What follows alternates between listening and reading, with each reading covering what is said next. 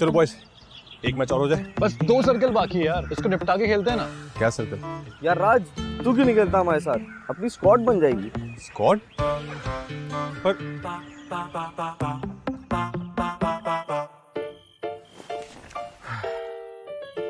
पता नहीं यार, इसमें स्कोप है भी क्या? हाँ हाँ देखना भाई, 2x लगा हुआ है। 2x? तुझे चाहिए तो 6x मुझसे ले ले, मेरे पास एक्स्ट्रा है?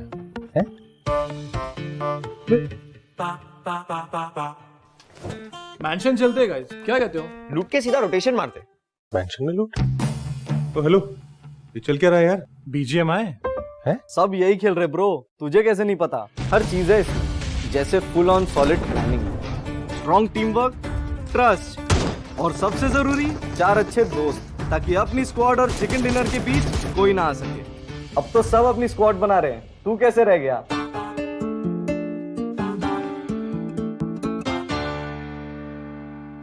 चल यार राज, अब एक मैच हो जाए। क्यों नहीं, अपनी स्क्वाड बना ले।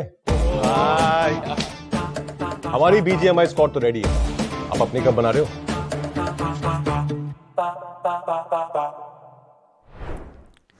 नमस्कार दोस्तों, आप सभी का स्वागत है आज के iQOO battleground mobile India pro series powered by Loco के प्रील्यूड सेगमेंट के अंदर, जहां पे हम बात करेंगे इन सभी टीमों के परफॉर्मेंसेस पे एंड चर्चा भी करेंगे आज कुछ स्पेशल गेस्ट के साथ। एंड फिलहाल के लिए मेरे साथ जुड़े हैं मेरे 2 अजीम दोस्त ओशन और आरका। कैसे आप?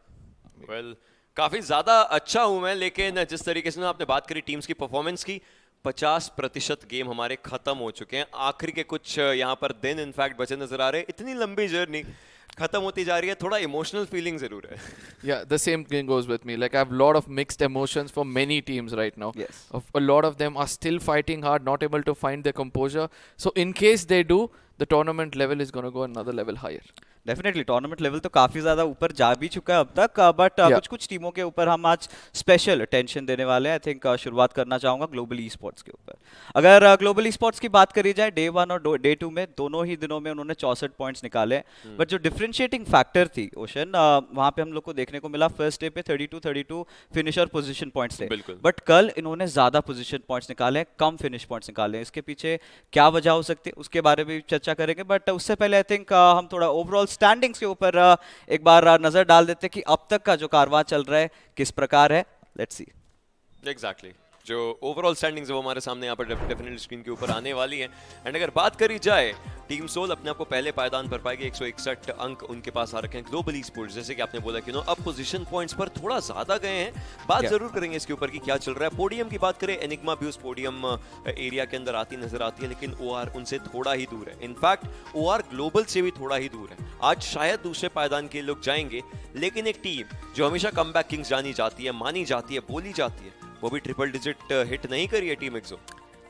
एंड ये एक घबराने की चिंता विषय हो चुकी है। ऑफ कोर्स टीम एक्सो की अगर बात करें, दोनों ही दिन में उनका डिसेंट प्रदर्शन रहा, but nothing really out of ordinary. What do you have to say about that, Arka? Somewhere the change of lineup every single time they come into Miramar, he's been living up to it according to me, right? Whenever Snacks comes in, he's been coming, performing the best of what he does throughout the game. But at the same time, I do feel that Sensei getting taken down every single time is something which might be hindering their performance. If that is sorted, I think they'll live up to that comeback king title. Of course, but उसके साथ हमारे साथ जुड़े और भी 8 teams जो कि फिलहाल काफ़ी ज़्यादा स्ट्रगल कर रही है। एंड उसमें से एक नाम ज़रूर रहेगा बिग ब्रदर ई स्पोर्ट्स का।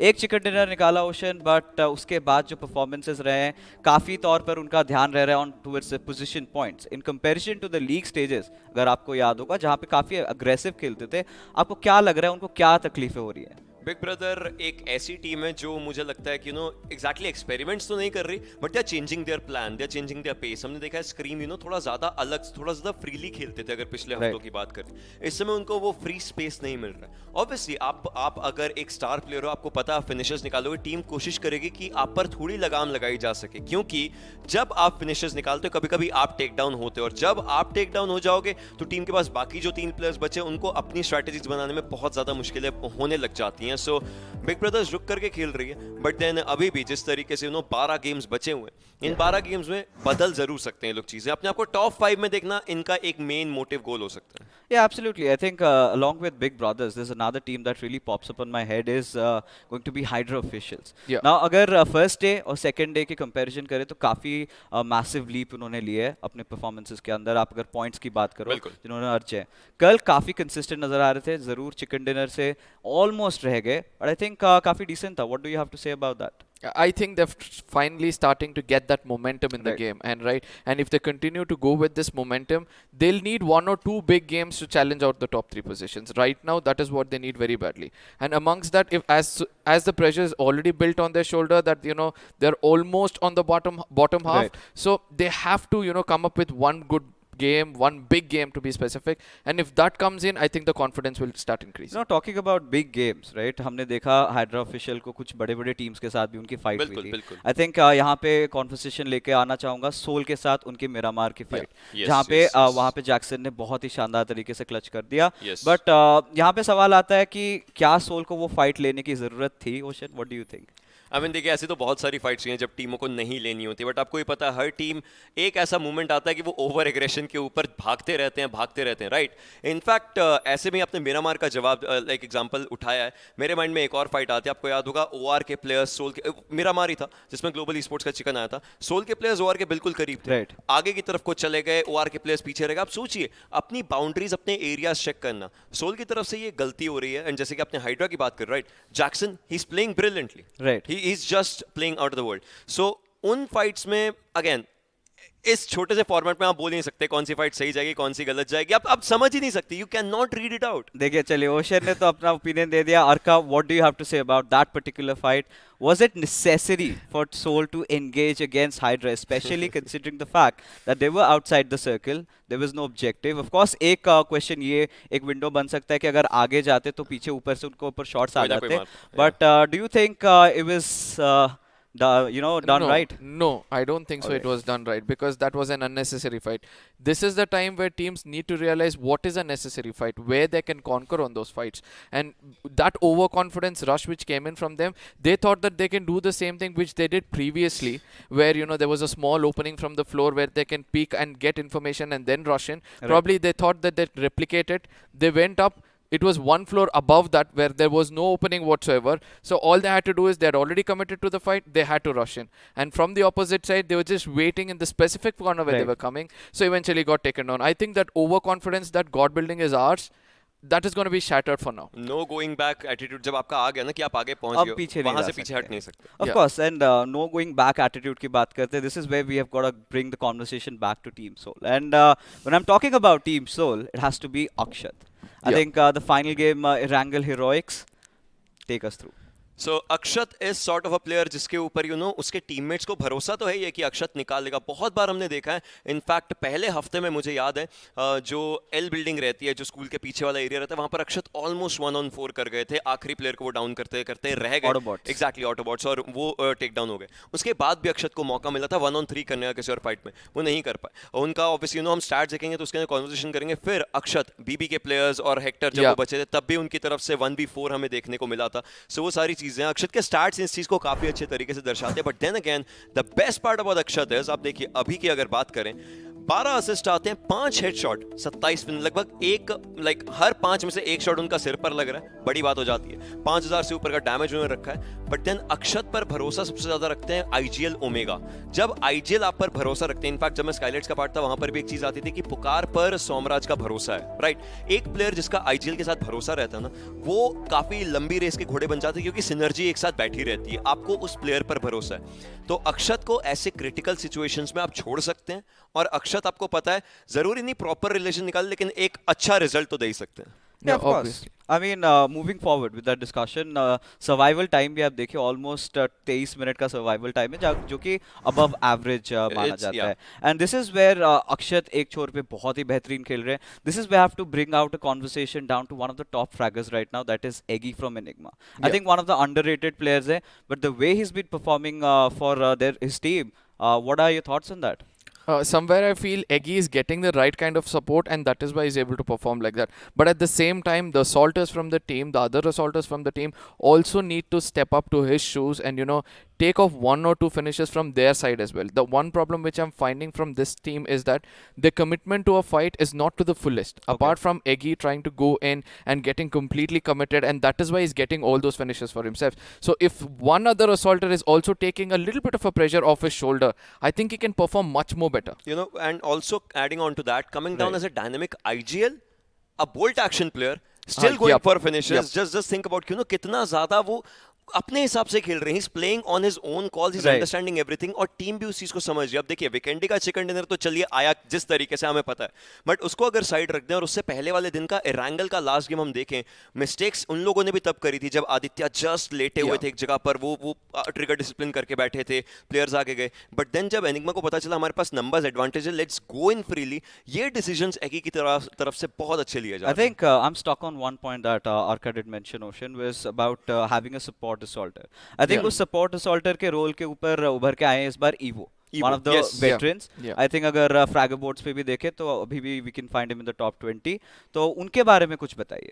So Evo has been there with his own experience, right? अगर टीम की बात करें, अवी Evo आपस में एक दूसरे पर भरोसा भी रखते हैं, उनको पता है सिनर्जी कैसे बनती है, and Evo is a player जो कि बहुत क्विक लर्नर है. अगर टीम के साथ है they understand कि टीम किस तरीके से चलेगी. He is very versatile with different teams and he understands what to deliver in the team. चलिए Evo की बात कर रहे तो I think वक्त आ चुका है उनके one of the former teammate के साथ भी बात करने के लिए, जो कि फिलहाल हमारे साथ जुड़ने वाले हैं. जी हाँ दोस्तों, मैं बात कर रहा हूँ टीम एक्स पार्क के स्काउट के बारे में, एंड थोड़ी देर में आई थिंक हमारे स्क्रीन के सामने रहने वाले हैं. लेट्स हैव अ कॉन्वर्सेशन, क्योंकि मैं खुद बहुत ज़्यादा एक्साइटेड हूँ because I am joining with him after a long time. So Scout, how are you feeling? Hi hi guys, कैसे आप लोग? हम तो बढ़िया है यार, आप बताओ. आप बताइए. यस मैं तो बढ़िया हूँ. आप थोड़े पतले लग रहे हो, जिम में जा रहे लगता है. जिम मतलब तो जा तो नहीं रहा हूँ अभी, थोड़ा सा प्लान्स है, आप ही से इंस्पिरेशन लिया है. आप ही थोड़ा सा पतले था, आप थोड़ा सा भी हेल्दी हो गए. But Scout, tell me about it. अभी आपका BMOC का सफ़र ख़त्म हुआ, देन अभी टीम एक चेंज के साथ गुजर रही है. तो यहाँ पे क्राइटेरिया आ जाता है प्लेयर सिलेक्शन का. तो जब भी आप एक प्लेयर को अपने टीम में लेते हो, what are the criterias that you look in for in that particular player? ये देखो, हर टीम की है ना अलग रिक्वायरमेंट रहती है. तो हमारी टीम में काम प्लेयर्स चाहिए थे, थोड़े से एक्सपीरियंस प्लेयर्स चाहिए थे, और मेनली आपके रोल्स के हिसाब से चाहिए. कि हमारी टीम ऑलरेडी एक आईजीएल एक सपोर्ट था, तो हम लोग को एक फ्रंट लाइन असॉल्टर चाहिए था और एक कंपोस्ट प्लेयर जैसे कि अक्षत है, उस टाइप का प्लेयर चाहिए. तो हम लोग ने उस रिक्वायरमेंट के हिसाब से प्लेयर्स पिक किए हैं. जी, काफी सही. एंड स्काउट, जिस तरीके से हमने देखा है कंपटीशन ना बहुत ज्यादा इंक्रीज हो रहा है काफी अच्छे तरीके से. इनफैक्ट BMPS के फाइनल्स तक कंपटीशन आया है, हर कोई ज्यादा टीम एक्स पार्क भी वापस से आया है, उसी तरीके से फोड़े जिस तरीके से वो नाम जो है वो काफी ज्यादा शाइन करता है. सो आई वांट टू नो कि टीम एक्स पार्क ऐसा क्या कर रही है इस बढ़ते कंपटीशन को देख करके, चेंजेस ऐसे किस तरीके से आने वाले हैं आगे के टाइम में? चेंजेस देखो यार, बहुत सिंपल चीज़ है, अपने ऊपर काम करना है. चेंजेस आप एक्सपेक्ट नहीं कर सकते कि नए प्लेयर ले रहे हो, उन लोग कुछ एकदम स्काई रॉकेट चीजें कर देंगे और आप बिल्कुल अच्छा खेलने लग जाओगे. आपको सेल्फ इंप्रूवमेंट करने की जरूरत है. तो हम लोग ने रियलाइज किया है, मैं और मावी हम दोनों लैक करते थे, हम लोग ने खुद पे सेल्फ वर्क करना स्टार्ट कर दिया. We are working hard and yes, आज के कंपटीशन के हिसाब से we have taken such players who are in the league. Yeah, and again, Nice. Scout, I have a question for you. You've been the aggressor. You're known for your aggression. You're known for your assaulting. Right now, there's so many talents which is coming up who's so good at assaulting and aggressing. Apart from the big names, name me one or two players who are standing out for you as an assaulter, leading the fight from the front. Obviously, as you said, one of the top fraggers, that's Eggy. I have been a fan of Eggy from a long time. I've been watching him from, I think, last few tournaments. Yeah. He's outstanding. He's outperforming everyone. बोलते हैं ना, जो sheer gun power जो बोलते हैं कि Right. force है, वो Eggy. And then you can say Scream from, I think he's from Big BB, I Brothers, guess. Yeah. Yeah, Yeah. Scream. He's also really good. ये दो players तो like they're excellent. तो scout यहाँ पे ना थोड़ा सा पर्सनल सवाल जवाब करते हैं. तो काफ़ी लोगों से सुनने आया कि you are one of the most professional creators and even a competitive players. 9 घंटे की कॉम्पिटिटिव स्क्रिम्स खेलते हो, फिर 4-4 5-5 घंटे की स्ट्रीमिंग करते हो, फिर उसके बाद brand shoots, endorsements. How do you manage burnout के साथ, कैसे डील करते हो आप? यार देखो, अभी लाइफ के आपके कुछ गोल्स होते हैं, ड्रीम्स रहते हैं. जी. हर बंदा मॉडल स्काउट नहीं बन सकता ना. फिर अगर हम लोग ये सोचेंगे कि भाई हम थक गए हैं और Right. ये करें, तो हम में और बाकी लोग में क्या फर्क रहेगा? जी. काफी ज्यादा एक सरल सटीक आंसर, बट देन एक बहुत बेसिक सा क्वेश्चन रहेगा। स्काउट, आपका इंटरव्यू बीजीएस के अंदर तो आपने बोला था कि आप एक तरीके से बहुत वोलेटाइल खेलना चाहते हैं, राइट? आप फ्रीली खेलना चाहते हैं। जो नए प्लेयर्स आते हैं उनको ये चीज जाननी चाहिए कि टेंशन ना हो, कोई आपके अगेंस्ट जा रहा है। आपको क्या लगता है किस तरीके से अब कंपटीशन इवॉल्व हो चुका है? बिकॉज ऐसा नहीं लगता जो भी नए प्लेयर्स आते हैं टेंशन वगैरह नहीं ले रहे हैं, तो आपको क्या लगता है क्या ऐसा फैक्टर है जो इन नए प्लेयर्स को ओवर पावर करवाता है अपनी कॉम्पिटिशन से? गुड क्वेश्चन यार जो डर वाला स्टेज था ना, जो मतलब डेथ ग्रुप बोलता हूँ, हाँ। वो था क्वालिफिकेशन। आप एक बार टॉप 16 में आके प्रॉपर फाइनल्स खेलते हो, पहला दिन की बात होती है यहाँ पे आपको थोड़ा स्ट्रेस रहता है कि अरे यार नया टूर्नामेंट है, फाइनल्स है, ये है वो है। जैसे एक दिन आप पुराने हो जाते हो टूर्नामेंट में, तो आप वो खुल जाते हो। नए प्लेयर्स कैसे है ना कि they have nothing to lose, they have everything to gain. वो आप अगर लास्ट भी आ रहे हो तो you are not losing anything, you are gaining experience. So नए प्लेयर को वही रहता है कि यार अब तो हम लोग को फाड़ना है, हम कुछ करेंगे तो हमारा ग्रोथ होगा, will grow as a player and as an individual. तो बस वही जो फैक्टर रहता है नए प्लेयर का कि भाई हमें फाड़ना है, वो फैक्टर बहुत इंपॉर्टेंट रहता है, वही उनको अलग करता है पुराने प्लेयर से। So confidence is the key. Thank you so much Scout, आप हमारे साथ जुड़े और आपने अपनी इनसाइट्स बताई, and we wish you all the best of luck for your future endeavours and hope to meet you soon. Thank you so much guys, nice talking to you after a long time. Bye bye. Likewise. तो ये था scout. I think जब भी scout के साथ बात करते हैं ये चीज काफी ज्यादा वोकल रहते हैं, right, about the new players, new talents, but उन्होंने बहुत ही एक अच्छी बात बताई अबाउट कॉन्फिडेंस, राइट? जब भी एक नया प्लेयर आता है, जो डेथ राउंड होता है वो खत्म करने के बाद it's all about how you are reacting to the situations. Now I think Arka, the questions comes down to you. You fairly recently new into the scenario. You've been seeing all these young bloods growing up. What have you loved about them the most? They play as if they have nothing to lose, and that's the best part of it all. They are not gonna let go until it's the final map of the day. Like for example UP50, they knew that they have to come and enjoy the game, and what did they do to make a name? I wouldn't call it a publicity stunt, but still, how do you gain experience? Go and challenge the king and try to learn from your mistakes when you do with the king, and the rest will follow on its own. And I do believe this is what the teams are doing.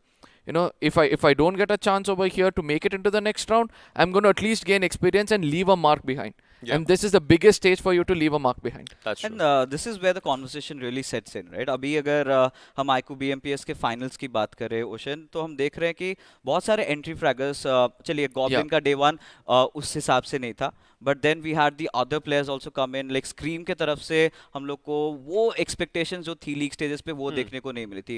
And you talking about a little bit of disappointments, I think यहाँ पे बात करनी पड़ेगी team एक्सो के बारे में, right? एक्सो का day 1 और डे 2 में ज्यादा अंक का फासला नहीं था, आई थिंक सिर्फ 2 पॉइंट्स का स्टेप अप था। तो what do you have to say about that? So talking about XO, right, XO की तरफ से अभी भी जब हम लोगों ने बात करी थी उन प्लेयर्स से पहले, जब वो चिकन डिनर्स लेते मल्टीपल हैट्रिक्स कर रहे थे, तब बात कर उन्होंने बोला कि नहीं अभी भी हम लोग अपनी गलतियों पर काम कर रहे हैं, गलतियों पर फोकस कर रहे हैं। बट इस समय वो एक बड़ी गलती कर गए, वो है कि अपने प्लेयर्स को उस तरीके से वर्सेटाइल नहीं बना सकना। हमने देखा कल के दिन का मेरा मार था, स्नैक्स आए, स्नैक्स ने आकर के फिनिशेस भी निकाले, which is a good thing, which is incredibly amazing. लेकिन अगर वो पहले रहते, वो पता रहता कि इमॉर्टल स्नैक्स का बीच में जो चीजें चल रही हैं उस चीज के अराउंड, तो वो कर सकते थे। But Exo, I still believe Exo can make a comeback, and if they have to, today has to be that one day. अभी नहीं तो कभी नहीं, तो ओशन ने बोल दिया। तो Arka, of course he told what he had to say, but आपसे पूछना चाहूंगा कि we have seen team XO perform through the league stages, right? Week 1 did not go the way they were planning, 17वें position पे थे, but suddenly week 2 पे they climb up to the 3rd spot. Now this is where we see the consistency set in, and हमने हमेशा बात करी है एक्सो के एजी गेम प्ले के बारे में। नाउ सडनली ग्रैंड फाइनल्स के अंदर they come in and they playing through out the centre, which is clearly not working out. What do you have to say on that? See, this is where I said, Sensei's big brain starts to work, and he needs to be in the game. Right. When rotating around, or let it be taking to a specific place, is not only giving a mental support for the players, but also that physical presence inside the game matters a lot, because everybody are in the center. You'll need another man to watch out for an angle which is that blind spot for you. So I do believe that he needs to stay alive, and in case Sensei stays alive and all 4 men are standing inside the 4th or the 5th circle, comeback kings, they're going to live up to it. Comeback Kings का तो पता नहीं, but हमारे साथ of course prediction king मौजूद है, ocean Sharma. जी। तो आप बता दीजिए, डे नंबर 3 है, क्या एक्सो के तरफ से आज वो हाँ। चिकन डिनर देखने को मिलेगा? चलिए हाँ, इन्होंने ऑलरेडी कह दिया है, अगर नहीं होता किसको कि message सवाल करना है। पूछने वाला कौन था? नहीं, जवाब देने वाला कौन था? देखिए बट मैं मेजी नहीं हूँ तो Yeah, मैं बोलूंगा exactly. हो That सकता is है। where I was मेजी तो coming. काली जुबान लगा के जाते हैं उनके बारे में, बट आप अपने आप को कहते हो कि आप प्रेडिक्शन किंग हो, आप जोन Exo will get a chicken dinner. Exo will get a chicken dinner, आज इन्होंने बता दिया। बट यहाँ पे ऑफ कोर्स एक्सो की जब बात करते हैं, let's get back to the issues that they having, right? Yeah. This comes with the changes in the roster, right? Multiple changes कर रहे हैं, कभी इमॉर्टल आ रहे हैं, कभी Yeah. स्नैक्स आ रहे हैं, बट फाइनली कल स्नैक्स ने डिलीवर किया। I am impressed, Yeah. But Exactly. nonetheless nothing taken away, immortal hasn't been too shabby either. What is your take on that? No, this is where I would like to say that Sensei exactly knows which map में कौन आना चाहिए, and the every time the substitution is Snacks happening. happens, Yeah, yeah. exactly. And every time Snacks is coming in the map of Miramar, he's actually leading the team. Like when you see that face cam of his, ना वो चिल्ला रहा है, वो बोल रहा है कि you get take over here, you take over here, and वो कर रहा है, वो information दे रहा है. His experience is also coming into play over there. And somewhere I feel, finally they found that puzzle, the big puzzle fitting in a perfect spot. But Have they? But exactly, somewhere I feel, you know, in the adding map on- of Miramar, yes. So moving on with this to that, have they, इसी चीज के ऊपर बात आती है, कल का weekend ही Right. उतरे, Sensei was done, Yep. Just उतरती, What's this फियर्स weekend? अलग उतरे, Yes. वो ही वाज डन। सो इनका जो ड्रॉप्स के अराउंड जो मूवमेंट्स हो रही हैं, बिकॉज सेंसे न्यू कि वो जहां उतर रहे हैं वो सोल का ड्रॉप है, एक Yeah. अकेला प्लेयर उतर रहा है वहां पर, पैराशूट्स उनको खुलते दिख चुके हैं, कोई मूवमेंट नहीं, रुक चुके हैं। सो this is where they are changing everything, and immortal की जैसे आपने बात करी, right? I remember जब उन लोगों का यहाँ पर इंटरव्यूज लिए गए थे जो कि ऑफिशियल esports चैनल पर डले थे, तो immortal snacks side by side बैठे थे, उन दोनों ने एक चीज बोली थी, हमें जिस रोल के लिए जब बुलाया जाएगा हम वो डिलीवर करना चाहते हैं, because at the end it's a team game. But somehow I feel first day and the second day they kind of forget that, like immortal की तरफ से इंडिविजुअल प्ले आया बहुत अच्छा, Right. बट वो टीम के अराउंड जेम अप नहीं हो पाया क्योंकि सेंसे डाउन हुए, फियर्स डाउन हुए, लाइक उन सब चीजों के कारण ये प्लेयर्स का भी थोड़ा सा दिक्कत आ रहा है। What did you have to say about that? No, the thing is that when it comes to the map of Vikendi, there's one player coming close to the drop location of Soul. I don't know, I might be wrong on this. I think they were also expecting the clash of two teams towards the side of Winery, and that is why he came over there to gain information, probably get to know that if that is happening, how that can change over the course of I time. get it. Yeah, I get it, but at but the same time, yeah. the mistake is this. Now, everybody have to stick to the basics. Stay close to one another. Give me one example right now, apart from Global Esports in one map of Miramar. Show me one gameplay coming in from one team where they're having such a big split and still making it through in a map. A lot. OR day 1, 7C, Miramar, They did do 1-1-1-1 split. You talk Yes, about power grid splits. Soul, Western Ghatak. Western belt around that area. Ghatka, sorry. The reason why I got all right, Ghatak you is- said Ghatak, and I think it's time. Let's time, channel, yeah. let's manifest all that power. क्योंकि हमारे साथ जुड़े हैं और दो special guest, जी हाँ दोस्तों, Jonathan and घातक फ्रॉम टीम गॉडलाइक, एंड उनसे भी बात करेंगे आपके ऑनगोइंग iQOO BMPS के टीम्स के परफॉर्मेंसेस के बारे में। तो जॉनी एंड घातक, पहले जॉनी आपसे पूछना चाहूंगा, कैसे हैं आप? व्हाट्स अप ब्रो, कैसे हो ओशन?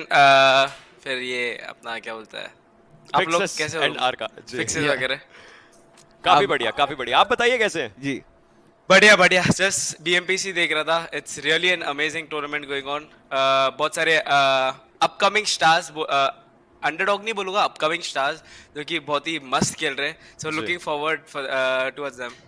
घातक भाई, आप कैसे हैं? एकदम बढ़िया। आप सुनाओ, फिक्सेस भाई कैसे हो? ओशन भाई, आरती भाई कैसे हो? काफी बढ़िया। We're all good. We're all good. So, Johnny, आपसे सबसे इम्पोर्टेंट सवाल रहा है, आप इतने सारे टूर्नामेंट्स पे आप MVP रह चुके हो, आप देख रहे हो क्लोजली इन टीम्स को मॉनिटर कर रहे हो, ऐसा एक प्लेयर, मतलब बड़े नामों के अलावा एक प्लेयर जिसने आपको बहुत ही ज्यादा इम्प्रेस किया हो? सो लाइक मैं एक नहीं बोलना चाहूंगा, लाइक ठीक है, मैंने बताइए। देखा कि बहुत सारे लाइक अपकमिंग स्टार्स, Right. वापस से बोलूंगा कि जी। उनको ये नहीं बोलूंगा कि अंडरडॉग्स नहीं बोलूंगा, अपकमिंग स्टार्स बोलूंगा। लाइक बहुत सारे हो गए, लाइक ये FS का ये देखो 47 बहुत मस्त खेल रहा है वो। 47, yes. फिर और भी बहुत सारे हैं, बीबी का तो स्ट्रीक भी अच्छा चल रहा है। हाँ, फिर जी। ये सब लोग भी बहुत अच्छा खेल। सो आई होप सो, अभी 2 दिन बाकी है राइट, सो नीचे वाली स्क्वाड फुल बूम करके ऊपर आके कुछ दिखाए। I mean, and yeah. Upcoming stars वाले लोग। They definitely can and घातक कल क्रॉन्टन आए थे, हमने उनसे भी इस चीज़ के अराउंड एक क्वेश्चन पूछा था, वो ये था कि जो गॉडलाइक है राइट, अभी वो किस तरीके से प्लान कर रहे हैं फर्दर टूर्नामेंट्स के लिए, बिकॉज कंपटीशन का लेवल जो है डेफिनेटली काफ़ी अलग तरीके से काफ़ी तेज पेस में चेंज होता नजर आ रहा है. सो मैं आपसे जानना चाहता हूँ, क्योंकि उन्होंने बोला था कि घातक भाई काफ़ी चीज़ें यहाँ पर देख रहे हैं, क्लोजली अंडरस्टैंड करने की कोशिश कर रहे हैं, तो आपसे जानना चाहता हूँ कि कंपटीशन के अराउंड गॉडलाइक किस तरीके से खुद को चेंज कर रही है. मतलब मैंने जितना ऑब्जर्व किया है ना, एक स्टार्टिंग से लेकर अभी तक, पहले एक टाइम था जो टाइम पे जिस टीम के पास गन पावर अच्छा था वो डोमिनेट करता था. ठीक है, अभी सीन ऐसा हुआ है कि ऑलमोस्ट 70 to 80% लॉबी में बहुत सारी टीम्स ऐसी है जो गन पावर एक अच्छा लेके चल रही है. ठीक है, तो अभी सब लोगों को सबसे इंपॉर्टेंट चीज है कि स्ट्रैटेजीज बनाना और टीम कोऑर्डिनेशन, सिनर्जी, ये सारी चीजों के ऊपर जो भी टीम एकदम ढंग से वर्क करेगी वो टीम डोमिनेट करेगी. बिल्कुल. Yes, my question. Yeah, please. जितना मैं ऑब्जर्व कर रहा हूँ, लाइक बहुत सारी टीम्स मैंने ऑब्जर्व किए, बहुत सारे नए लोगों का एडिशन हुआ, नए प्लेयर्स का एडिशन हुआ है, नए एनालिस्ट कोचेस का एडिशन हुआ है. फॉर एग्जांपल सोल को पकड़ लो, जैसे कि अमित भाई वहां पे चले गए. फॉर एग्जांपल ओआर की टीम देखो आप, सेमीफाइनल्स में उन लोगों ने जो क्लाइम किया, मतलब कहीं लग नहीं रहा था मतलब पहले 2 वीक्स में कि ओआर ऐसे सडनली ऊपर चली जाएगी. ओआर ने भी बहुत अच्छा क्लाइम किया, एक्सो ने भी बहुत अच्छा क्लाइम किया, क्योंकि एक्सो का भी मैंने देखा था फर्स्ट वीक में इतना अच्छा नहीं गया था, फर्स्ट 1-2 वीक में, बट बाद में उन लोगों ने भी अच्छा क्लाइम किया. एंड आई होप कि आज सेम मोटिवेशन और जो कॉन्फिडेंस उन लोगों का था सेमीज में, वही कॉन्फिडेंस के साथ सेम आज सारी की सारी टीम्स खेले. एफएस ने भी बहुत अच्छा खेला. और रही बात अपना बीबी, जो वीकेंड का मैच था फर्स्ट डे का, मतलब उन लोगों ने जो तबाही मचाई थी ना उनके ड्रॉप पे, वाह मजा आ गया था. Nice. Yeah, my question is for Johnny again. Johnny, being an assaulter, okay, you know how much it takes for you to lead the fight. It's all about the frontal battles and everything else. But there is also pressure which comes in from the other side. How do you deal with the pressure? Like, there are newcomers who are coming in. They would want to know that as an assaulter, how do you deal the pressure of a situation where you already have more than one person taken out and you have to shift from assaulter to something else? Or is it necessary, or do you stay as an assaulter? And what's your suggestion for the new teams who are doing this?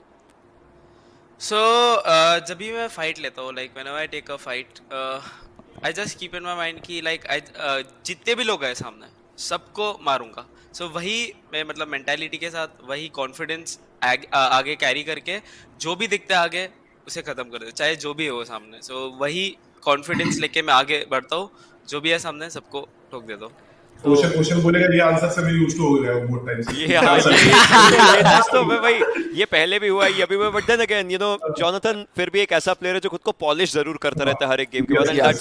That's a very good thing to be honest. But then again of course Ghatak भाई, आपसे last एक सवाल जरूर पूछना चाहूंगा कि आपका message क्या रहने वाला है जो टीम्स अभी बॉटम 8 में या फिर ग्लोबल ई-स्पोर्ट्स अभी सोल को चेज कर रही है, how should they approach today's evening? मैंने जितना भी अभी पॉइंट टेबल में रीड कर रहा हूँ ना, जो बॉटम की 5 या 6 टीम्स है, उन लोगों के पास देखो अभी कम टाइम है. ठीक है, जीतना तो ऐसा नहीं बोल सकता मैं इम्पॉसिबल है, बट थोड़ा मुश्किल है उनके लिए. तो उन लोगों ने उनका एक इम्पैक्ट डालने की कोशिश करनी चाहिए टूर्नामेंट में. उनके पास 2 दिन है.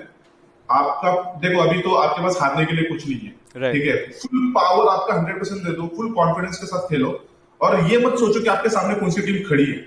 अब मैं जितना भी देखता हूँ ना यार, 4-5 साल के मेरे एक्सपीरियंस में एक चीज ऑब्जर्व की है, लोगों को सामने वाली टीम जब देखते हैं ना कि भाई ये गॉडलाइक है, ये सोल है, ये टीएसएम है, तो वो थोड़ा सा पैनिक हो जाते हैं. ये पैनिक होने वाली सिचुएशन है नहीं, वो आपके जैसे प्लेयर्स ही है. आपने अगर मेहनत की है, उन लोगों ने भी मेहनत की है, आपको किसने बेटर मेहनत की है ना, वो दिखाने का वहीं पे मौका रहता है. वहां पे तुम दिखाओ, वहां पे तुम तोड़ो.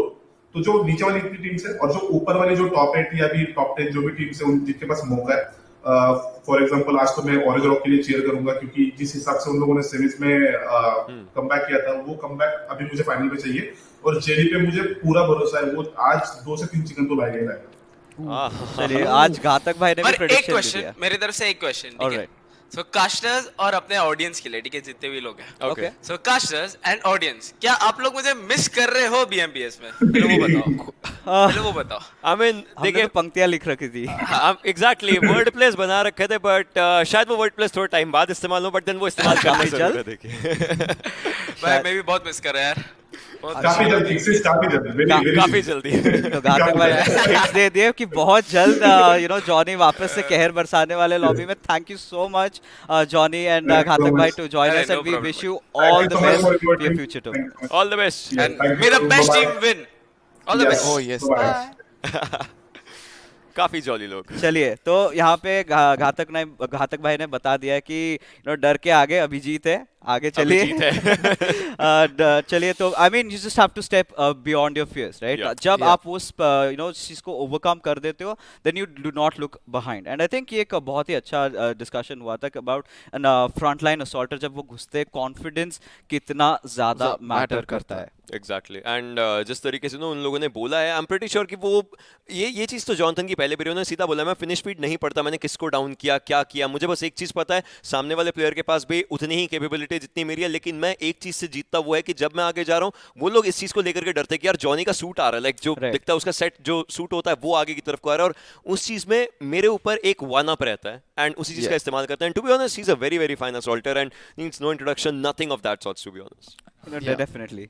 बट फिलहाल के लिए दोस्तों ये जो कॉन्वर्सेशन था बहुत ही बेहतरीन था. और भी बहुत सारी चीज़ों के बारे में हम बात करेंगे. हमारे साथ जुड़ेंगे और दो बहुत ही ज़्यादा स्पेशल लोग जो अपनी राय बताने वाले हैं. तब तक के लिए आप इस शो का मज़ा लेते रहिए and will be just back right after this.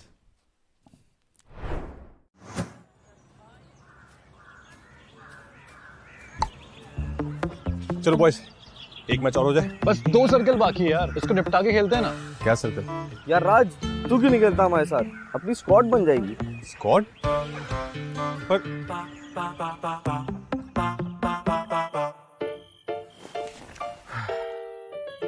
पता नहीं यार इसमें स्कोप है भी क्या. हाँ हाँ देखना भाई, 2x लगा हुआ है. 2x? तुझे चाहिए तो 6x मुझसे ले ले, मेरे पास एक्स्ट्रा है.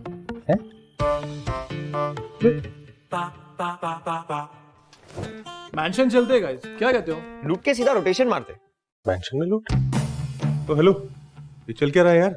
BGMI है? सब यही खेल रहे ब्रो, तुझे कैसे नहीं पता? हर चीज है इसमें, जैसे full on solid planning, strong team work, trust और सबसे जरूरी 4 अच्छे दोस्त, ताकि अपनी स्क्वाड और चिकन डिनर के बीच कोई ना आ सके.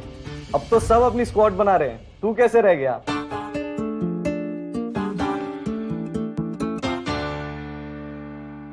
चल यार राज, अब एक मैच हो जाए.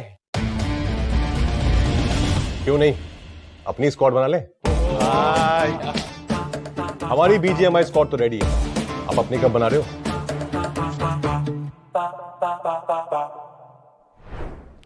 बीजीएमआई क्राफ्टन के एक छोटे से प्रोमो के बाद आप सबका वापस से एक बार फिर से यहाँ पर स्वागत है. मेरा नाम है ओशन, मेरे साथ है आर का, और अब दो काफी अच्छे गेस्ट यहाँ पर हमारे साथ जुड़ते नजर आने वाले हैं. Karan and Shyam from the Krafton team. Welcome. कैसे हैं आप करण?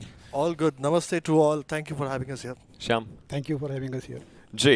एंड जिस तरीके से टूर्नामेंट्स और बहुत सारी चीज़ें यहाँ पर चली हैं, मेरे माइंड में एक सवाल हमेशा से आता है जो मैं पूछना चाहता था. अब तो खैर पूरा देश ही देख रहा है, उनके सामने पूछना यहाँ पर काफ़ी अच्छा रहेगा. देखिए, हमारे इकोसिस्टम में बहुत सारी चीज़ें होती हैं, प्लस माइनस चलता रहता है प्लेयर्स के बीच में, हर चीज़ के बीच में. सो मैं आपसे जानना चाहता हूँ करण कि जो ये चीज़ें चलती हैं, क्या ये ई स्पोर्ट्स के इकोसिस्टम के लिए अच्छी हैं, कैसी हैं, किस तरीके से एज क्राफ्टन पीपल आप इन चीज़ों को देखते हैं? फर्स्टली कंट्रोवर्सीज क्रिएट करना कास्टर्स का काम अब रियलाइज हो रहा है हमें स्ट्रीम पे. Thank you. But in full honesty जो प्लेयर्स कंपटीशन की बात करते हैं, when they talk about the competitions amongst themselves, जो एक राइवलरी एक फैंस अपने टीम के लिए, अपनी फेवरेट टीम के लिए क्रिएट कर लेती है, वो बहुत एक्साइटिंग होती है. अगर आप ट्रेडिशनल स्पोर्ट्स भी देखें या फुटबॉल देखें या क्रिकेट देखें, सेम चीज़ वहाँ पे भी होती है. आप अपने बेस्ट फेवरेट टीम को सपोर्ट करते हैं, फैंस फॉलो करते हैं, एंड वो राइवलरी ऑटोमेटिकली क्रिएट हो जाती है. The biggest rivalries in the history of traditional sports थी नहीं कभी. Players आपस में बैठ के खाना खाते थे, मजाक मस्ती करते थे, they were invited and they used to interact. तो ये चीज़ें इंडियन ई स्पोर्ट्स इकोसिस्टम के लिए बहुत सही है, बट वो नेगेटिव तरीके से ना चले जाए is something that we have to be careful about. But this is healthy. I mean, it definitely is. My question for you is, you've been on the creative side of all these things, right? What is the role of a creative team when it comes to an esports tournament altogether? For example, this tournament. What is the role that a creative teams has to bring in on board? Okay, so whenever we plan for any tournament, सबसे पहले तो होता है कि we need to design a logo of the tournament, so that's identity of any tournament, right? जी then we have to work for the key visuals, right? Okay. आपने देखा होगा कि ओपन चैलेंज और प्रो सीरीज में काफ़ी difference है in terms हाँ ऑफ जी। कलर्स, हाँ जी। राइट? हाँ. So then we have to work on the promos like videos, teasers, trailers. So overall graphic design and video editing to 3D modeling, 3D texturing and everything. जी Yeah. So we have to plan for that. Just like the face of the whole tournament. They Exactly. create the Yes. face itself. I mean at the end वही चीज यहाँ पर like audience उससे कहीं ना कहीं समझती है कि टूर्नामेंट कितना ज्यादा मैसिव हो रहा है, कितना ज्यादा Correct. बढ़िया होता है। एंड इसी चीज के लिए इसका एक फॉलोअप सवाल रहने वाला है, वो ये रहेगा कि क्या क्या स्किल सेट्स आपको लगता है इन्वॉल्व होते हैं जब कंटेंट क्रिएशन इस पूरी चीजों की क्रिएशन में जाता है? क्या क्या स्किल सेट्स लग सकते हैं? तो इसके लिए सबसे पहले तो graphic design, 3D modelling, texturing, animation, हाँ वीडियो एडिटिंग, हाँ राइट? सो ये सब चीज़ों का मिक्सचर होता है। तो कोई भी हमको अगर कोई भी आर्ट फॉर्म अगर क्रिएट करना है तो these things are very important.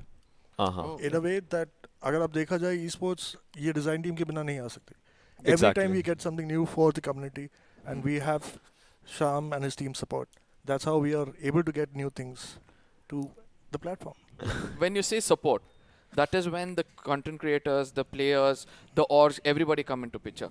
How much support do you need of them, or what role do they play when it comes to a growth of a game?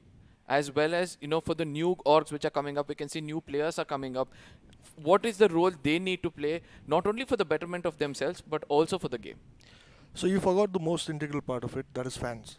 Yes. So when fans, players, content creators, as well as teams, organizations are investing their time and money towards the game, it's always good for us. It's just not us who are doing different things or trying different things. We are always watching. अगर कोई सोच रहा है कि मैंने आज game चालू किया या कोई नया कास्टर या कंटेंट क्रिएटर सोच रहा है कि हमने ये चीज़ की हुई है, हम कर रहे हैं, शायद कोई देखे नहीं, but we have seen Ocean when उसके चैनल पे 20 जन वॉच कर रहे होते हैं। जी We've seen you where you were just talking to yourself.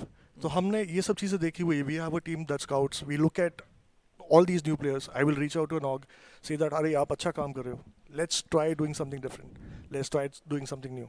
Yeah. So जो भी वो try कर रहे हैं, if it works out, हम भी वो चीज़ follow करने की बात करते हैं. And if it's good for the ecosystem, we even adapt to it. that's really nice. And एक अलग सा सवाल रहता है, लोग टीम्स को कहीं ना कहीं थोड़ा बहुत बाइफरकेट करते हैं, ये T1 टीम्स हो गई, ये T2 टीम्स हो गई, वो सब चीज़ें। अब उसका एक क्राइटेरिया या कुछ क्या कोई ऑफिशियल लिस्ट कभी बनती नजर आएगी कि नहीं इन टीम्स को आप T1 बोल सकते हैं ऑन द बेसिस ऑफ कि ये टूर्नामेंट था, ये था वो, लाइक अगर कोई क्राफ्टन की साइड से कभी आ सके तो क्या क्या चीज़ें रह सकती है और कब तक शायद देखने को मिल सके या कुछ?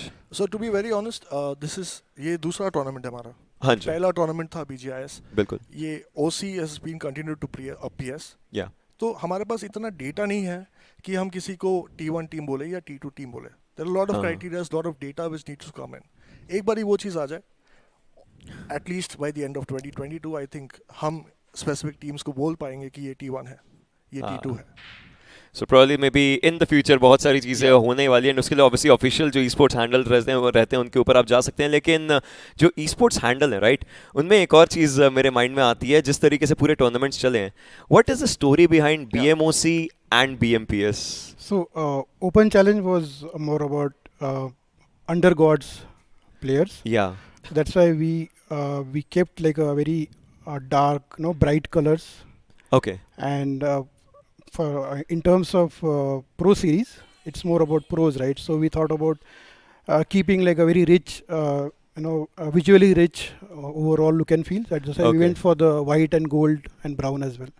ओके सो इट्स लाइक शुरुआत हुई थी एग्जैक्टली आप टॉप पर रहते भाई, जब शुरुआत हुई थी तो आपने बोला है कि हर चीज़ को चैलेंज कीजिए, अपना नाम बनाइए धीरे धीरे, एंड जब हम प्रोज बन चुके हैं तो वो इतना ज़्यादा यहाँ पर बेहतरीन है कि लगता है कि वो जो गोल्डन कलर्स हैं वो यहाँ पर शोकेस होते हैं, and I am pretty sure जो टूर्नामेंट का जो प्रेस्टिजियसनेस है वो इन चीज़ों के द्वारा काफ़ी अच्छा शो होता है। The team that stage on the back lines वो यहाँ पर हमारे सामने, जो बैकबोन है पूरे ई स्पोर्ट्स की वो यहाँ पर हमारे सामने, and well I am pretty sure ये जो टूर्नामेंट रहेगा।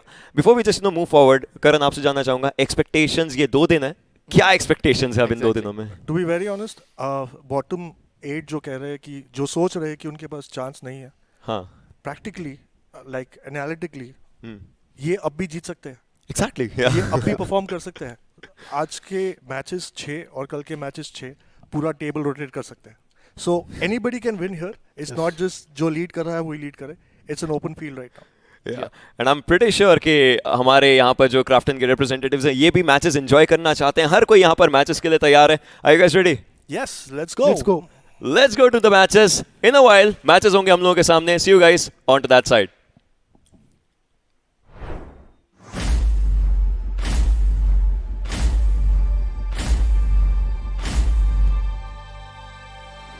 We are in it to realize our dreams, to kindle our passion for the game, to tend to our spirit of adventure, to fortify our emotions, to prove that we are the best through our actions. We are in it for all. We are in it to win. We are in it to be crowned the new champions.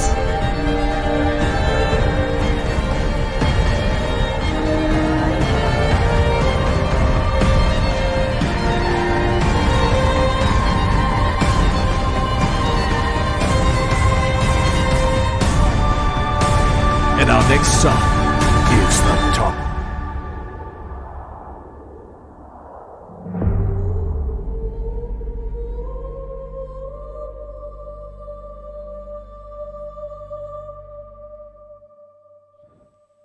Hello and welcome to the iQOO Battlegrounds Mobile India Pro Series powered by Loco. My name is Angat Singh Chehal. I go by XP or the Experiment depending on your mood.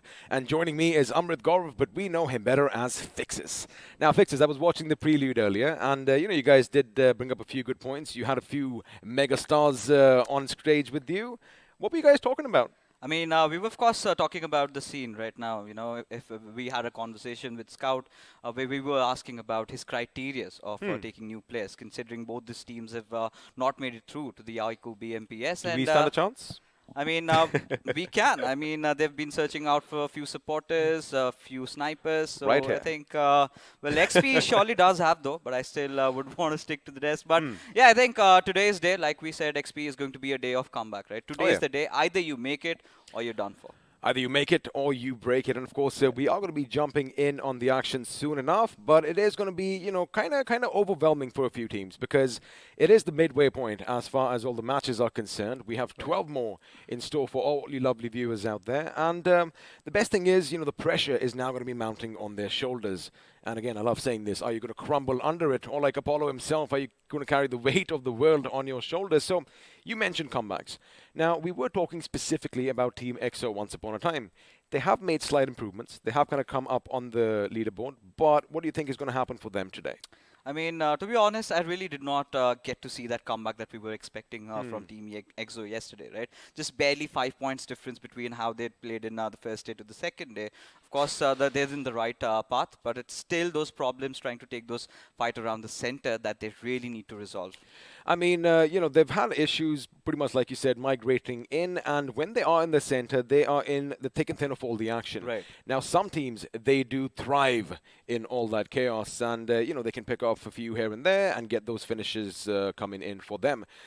But with Team EXO, it's like sometimes they have a bit too much on their plate at times, and of course, that's the pressure that is on players. Now, amongst all this pressure, like we love saying, either you are still a lump of coal, or all that pressure is going to make you a diamond because, well, we are going to have a look and see who was the player of the day as far as day 2 is concerned. And although Fixes and I might have a little bit of an idea, it was indeed Goblin from Team Soul itself. Oh, of course. I mean, the way this lad has been playing does deserve that 1 lakh rupees prize pool. We're talking about the day 2, and I think he had a pretty much instrumental role to play in the success of Team Soul yesterday. And I think Team Soul, they've ever been picking up pace. So the first they did collect 81 points. Yesterday as well was somewhere around 80. So they've been on the right track. All they've got to do is have a few more consistent games, and by the end of the evening, if the difference still persists around 50 to 60 points, I think it's too early and rightfully to be calling them out as the champions. I mean, that is what consistency is, right? 81 points on day 1, 80 points on day 2. I mean, you can't get any better than that. Right. But the question is now for them, we were kind of just speculating yesterday that maybe the team at the bottom who, well, again, I wouldn't say they don't have anything to lose, because if they have a good day today, maybe they can put all their eggs in one basket tomorrow and, probably have a great show. But it is still there for the taking. Now, Team Seoul, for them to make it, teams like Team Seoul, teams like Global Esports, Enigma Gaming, they're going to have a bad day today. Oh yeah, they certainly have to. But what I would really want is a comeback story coming in from Global Esports to challenge Team Seoul for the top spot. Well, that's the beauty of this competition, and none of this would have been possible without BGMI Crofton and, of course, our lovely sponsors iQOO and Loco. So once before we start the show, let's have a look and see how to slay your dragons.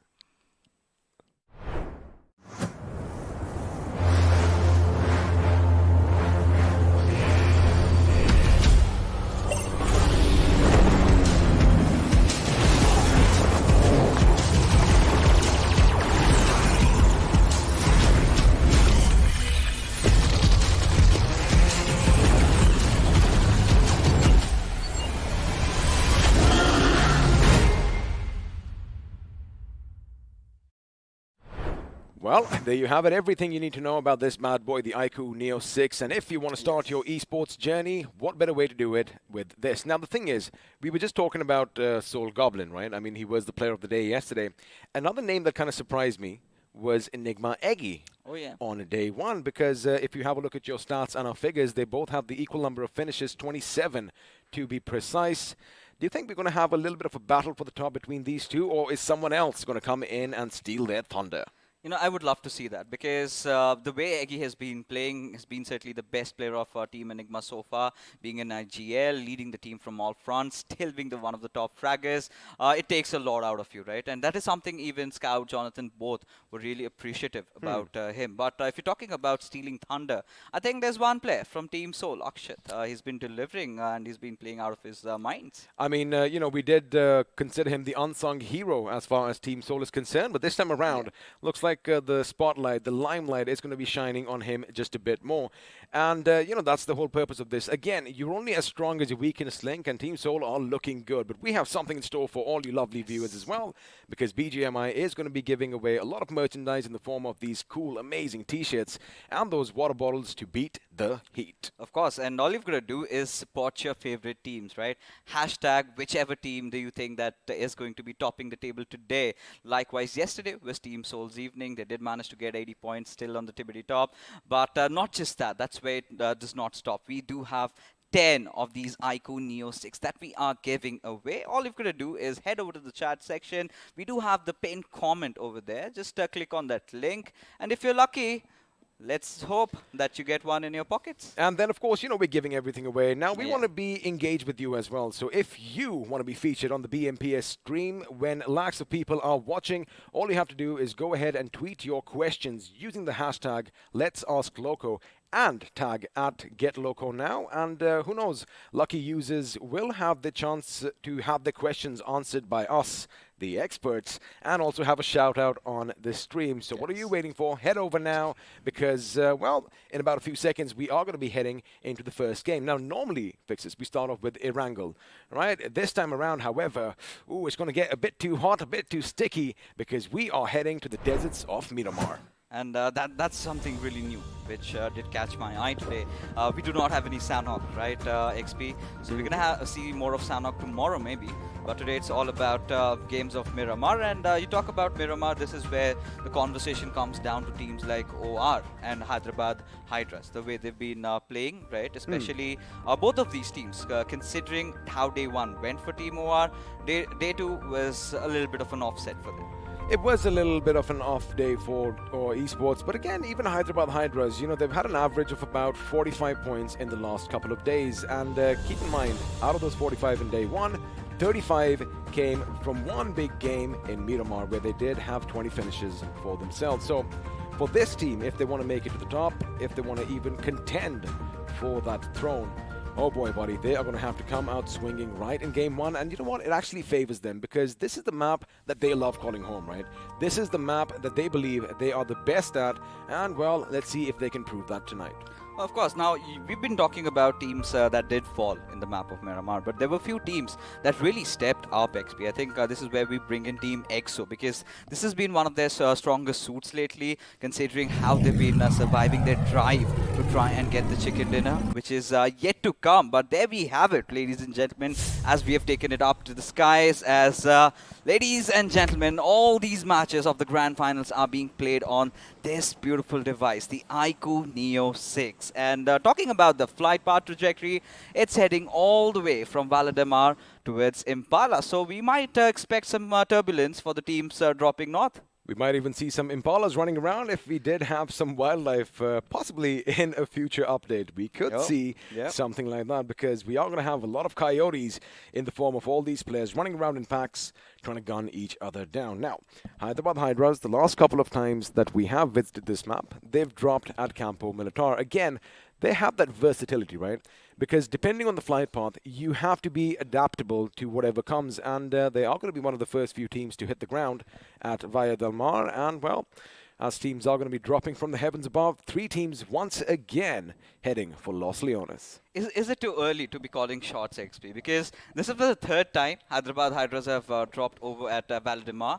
And the 2 times they've dropped before, they've always managed to secure a chicken dinner. So, do you think it's coming for them? Well, I mean, as far as the grand finals go, however, the first chicken dinner that they did have, that massive 35-point game, did come when they did drop at Campo Militar, but looks like their gamble has paid off, because the circle is going to have a little bit of a western shift towards it. And there you have it, Team Sol. Already have a pistol. In fact, they do see the enemy nearby, but nothing is going to be stopping them as they make their way to their preferred drop spots. Now, we just had a look at the map fixes. For teams that want to go a bit up north, and I have 2 teams in mind. One of them is going to be Enigma Gaming. They love dropping their Hacienda del Patron. And another team loves calling it its home as well. Are we going to expect any clashes early on? Or, because, you know, if I just think about it, in Miramar, we've always seen somebody get knocked out a bit early, and then there's nothing happening for the next 10, 12 minutes. I think it's too early to call it, because honestly, right now, nothing else is happening.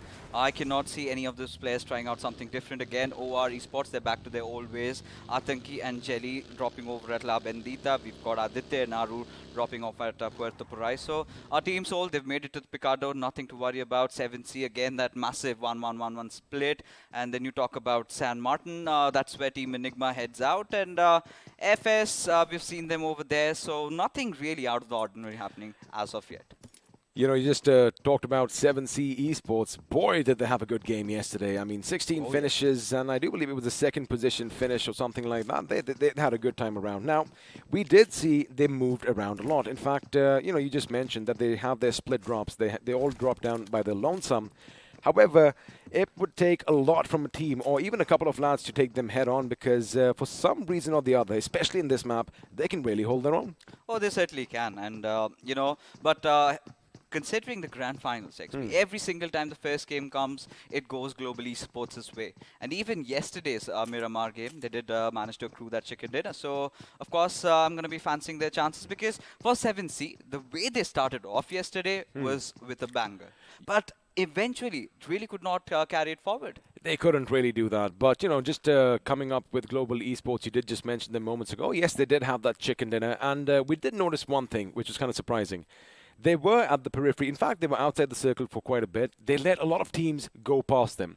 They held their trigger discipline and pretty much caught them off guard as they were clashing with other teams in the circle itself. They come up from behind and boom, you know, just smack them out of this game, as a result of which their position was something that, you know, they would have been really happy about, keeping all 4 members alive till the end and just picking off all the remnants of the other teams one by one. Not a high fragging game for them.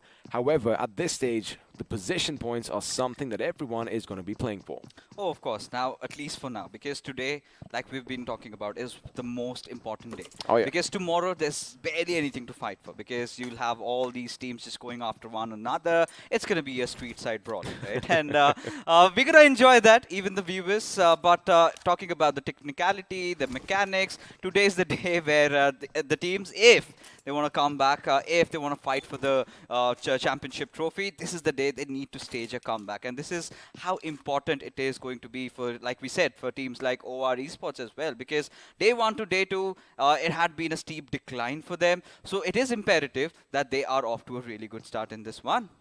OR Esports, of course, in the 4th position if you talk about the overall standings, with 114 points for themselves. Not too far off from Team Soul. About 35 to 40 points is the deficit over there. Now, it is possible if they have a good couple of games, even one game, that, it gets that little momentum in their favor. They have that little bit of a confidence boost. However, if boys like Jelly go down early, which has been the case, in fact, on day 2, every single time OR Esports goes in for a little bit of a scuffle, if Jelly goes down, it does seem like they start falling and toppling over like dominoes, one after the other. And this man on your screens, Arthanki. Boy, oh boy, can he hold his own. He can hold down the fort, because more often than not, Fixes, he's hold his own. He can hold down the fort, because more often than not, Fixes, he's the last man standing for his team. Oh, he has done that time and again. And maybe if it comes down to getting that lone survivor title, I think it could be a competition between maybe Athanki or maybe Akshat for how these two lads have been playing. But for OR Esports, it's very important that they make it to the center of the circle early on with 4 of their players alive. Now, yesterday's Miramar game also went the way they were almost wanting, but they'd get third-party between Team Soul and EXO. For now, as you can see, of course, Team FS does have that prime center position. And they've gotten capture over those hills. Team Soul, they're making a run for it. I believe Hector's the one scouting for their team right now. He is indeed, of course. He is a little further apart from his teammates, and looks like Akshat's going to get in the vehicle and follow his comrade as well. Now, what I did notice was the boys from Big Brother Esports. We did see them on the southwestern aspect of Los Leones, and now they're going to be coming up south of Minas del Valle, because it might just catch Global Esports off guard. And speaking of catching people off guard, First Blood is going to be coming in, and it's going to be Wixie from Nigma Galaxy who's going to be putting the fight up against Team Kinetic. Now, Team Kinetic do have one man down. They do have a few options of backing off, because at this point, if you have a look, Enigma Galaxy, they have the high ground, and well, they have all the advantages for themselves, and it looks like God is going to be the first one to move out, but there you have it, shots are going to be fired. However, perfectly done. This was that little bit of a bait and switch, because Bayo is going to get the better of him. And Dreams just gave his position away, but now God is in a precarious spot at this point. Now, Enigma Galaxy have to focus their entire attention in trying to get their fallen comrade back up. They need to get Wixie back to full life, and this is where MJ really needs to watch out, because Bio might take a leap of faith. He just almost blew himself up, and now he isn't even shooting back, because he was trying to tuck his tail and run away, but Bayo is going to make sure they get another member from Enigma Galaxy down, and boy, oh boy, how the tables turn. There you have it, a few shots off the AKM, and KU is going to make quick work of MJ. Now, they don't really have a lot of options. They are going to have to go on that left flank, and Dream's work is going to be cut out for him, because, well, as far as his team goes, it is a bit of a nightmare. I think so. At least for Nigma Galaxy, the way they wanted this fight to kind of get to themselves, they were the ones who were having the driver's seat till they let it all go away. But look at KU. He wants to aggress. At this point, he wants to get the better out of Apollo, because if he does that, maybe Team Nigma Galaxy are all done for. Now, they are going to be focusing over here. There you have it. KU is going to be brought down, caught out in the open, but that's what I was expecting. God from the other end does manage to lay down a few shots at Apollo's position. However, they aren't going to be deterred by that, as they are going to make a little bit of a right flank, and now Bayo's position is going to be in trouble elsewhere. Looks like Beast from BB is going to go down, because Hyderabad, the Hydras, Manti OP, well, just put a few shots in his head. Oh, indeed he did. But right now, getting back to this particular fight, it's sort of going up like a pendulum, right? This way, that way. And at this point, Bio is almost burning. Wixie, does he get the better out of him? One more shot, needs to connect. But it is Dreams who gets the final knock. Well, again, like you said, it was like a little bit of a pendulum. It was either going Nigma's way, then it went Kinetic's way, and now Kinetic, oh boy, they are not looking good. Down to one last man, and well, he does have God in his name. However, I wonder if he has any divinity. Wixie, you are playing a risky game, as he almost was pretty much, brought down by gravity itself. But now we have the map on our circle. All the teams pretty much vying for the center and those high spots in the zone. But have a look at OR Esports. Have a look at our Esports from El Azahar, buddy. They're coming down on the southern little migration path. Oh, of course. Now, for iEsports, this is a change that they've made, right? Yesterday, if you compare to how they were playing, they were making a very fast rotation inside the zone, and they used to always get caught off guard. And this is where, teams like Hydra, they have the center spot to themselves. The same goes with FS. We can see the players of Team Seoul also heading towards Monte Nuevo. But take a look at Team iQOO's position, just over those hills on the top in the northwestern side of Chumacera. I really feel they're just waiting for the curveball to hit, and once it does, they're going to make a shift. Well, let's see if that's going to be the case, because for now, it is possible that BB are going to be laying down lead in Hyderabad Hydra's direction. But again, we're going to have a look at the replay. There you have it. They went down one by one. Onyx with the first one, although he was in his element. I'm, of course, talking about that famous rock snake, if you know what I'm saying. But, he was brought down, and it did seem like, when Nigma Galaxy had two of the members down on their bloody knees, that, Team Kinetic could take advantage. Again, like I said, had they gone on that little bit of a left flank from their point of view, maybe they wouldn't have been caught out in the open as we see them right now. And speaking of getting caught out in the open, I wonder what Beast was doing there all by his lonesome. I think it's already 2 players down for Big Brother Esports, or maybe just one. I think the one finished that team Hyderabad Hydra scored over them, and there was a replay of that. But coming back to that fight that we just had, XP, I think Dreams had a very important role to play in that. Now, I have a question for you. All right. We did see Evert and making his debut in the grand finals, and here he is once again. I think he's been a good addition to the team. What are your thoughts as to his role? Oh, 100%. Considering, how they've got an extra addition, a little bit of a firepower added to their roster. A little bit of an little bit of an oomph that I think they were lacking. They were too much relied upon Crazy Soul, but there you go. Hellgott wants some redemption, but clearly did not connect any of those shots. He did not indeed. Now, Hyderabad Hydras are going to try and capture one of the hills, one of the high positions for themselves, because, well, that is where they have been most successful. As Ace Black is going to make sure he refuels that McLaren a little bit out of its element right now, but hey, you know what? With 4-wheel drive, it is not going to be that much of a problem. Now, Manti is going to be making a smoke screen to make sure that, their position isn't given away and he can be whiffed off to safety. But the problem is, buddy, they're going to be heading over to teams like INS. There you have it. Have a look at the map. In fact, it's going to be Maxi and Carry whose position is now going to be compromised as Crazy Soul is going in. But have a look at that. A grenade comes in perfectly timed, and Maxi is going to have a little bit of an advantage. The second one is already being cooked over as Joker decides to just flush him out of his cover as it decides to charge in, but in the wrong direction, making sure he spots Maxi off from his tail, takes shots at him, but finally connects. Oh my goodness, that was a little bit of an oopsie coming in. Now Carry is going to come in for some respite. Unfortunately, Maxi is going to be lost to the elements as well. He is going to be put 6 feet under. Hyderabad Hydras in a little bit of trouble. Of course, that first grenade was just perfect, but now in comes the cavalry. Manti with a grenade. He has an idea with the opponents are. He might just throw it over the building, and if it's going to be good, well, this is not going to find its mark at all. Now, what I'm concerned about, buddy, is Big Brother Esports. They are going to be listening. They are going to be looking from the vicinity, and, well, if they think the time is going to be right to strike, they might just come in for mopping up whatever's left. Hyderabad Hydras, they're in a whole world of trouble. Ace Black already spotted out. There you go. Joker opening it yet again. And this is the cue to push.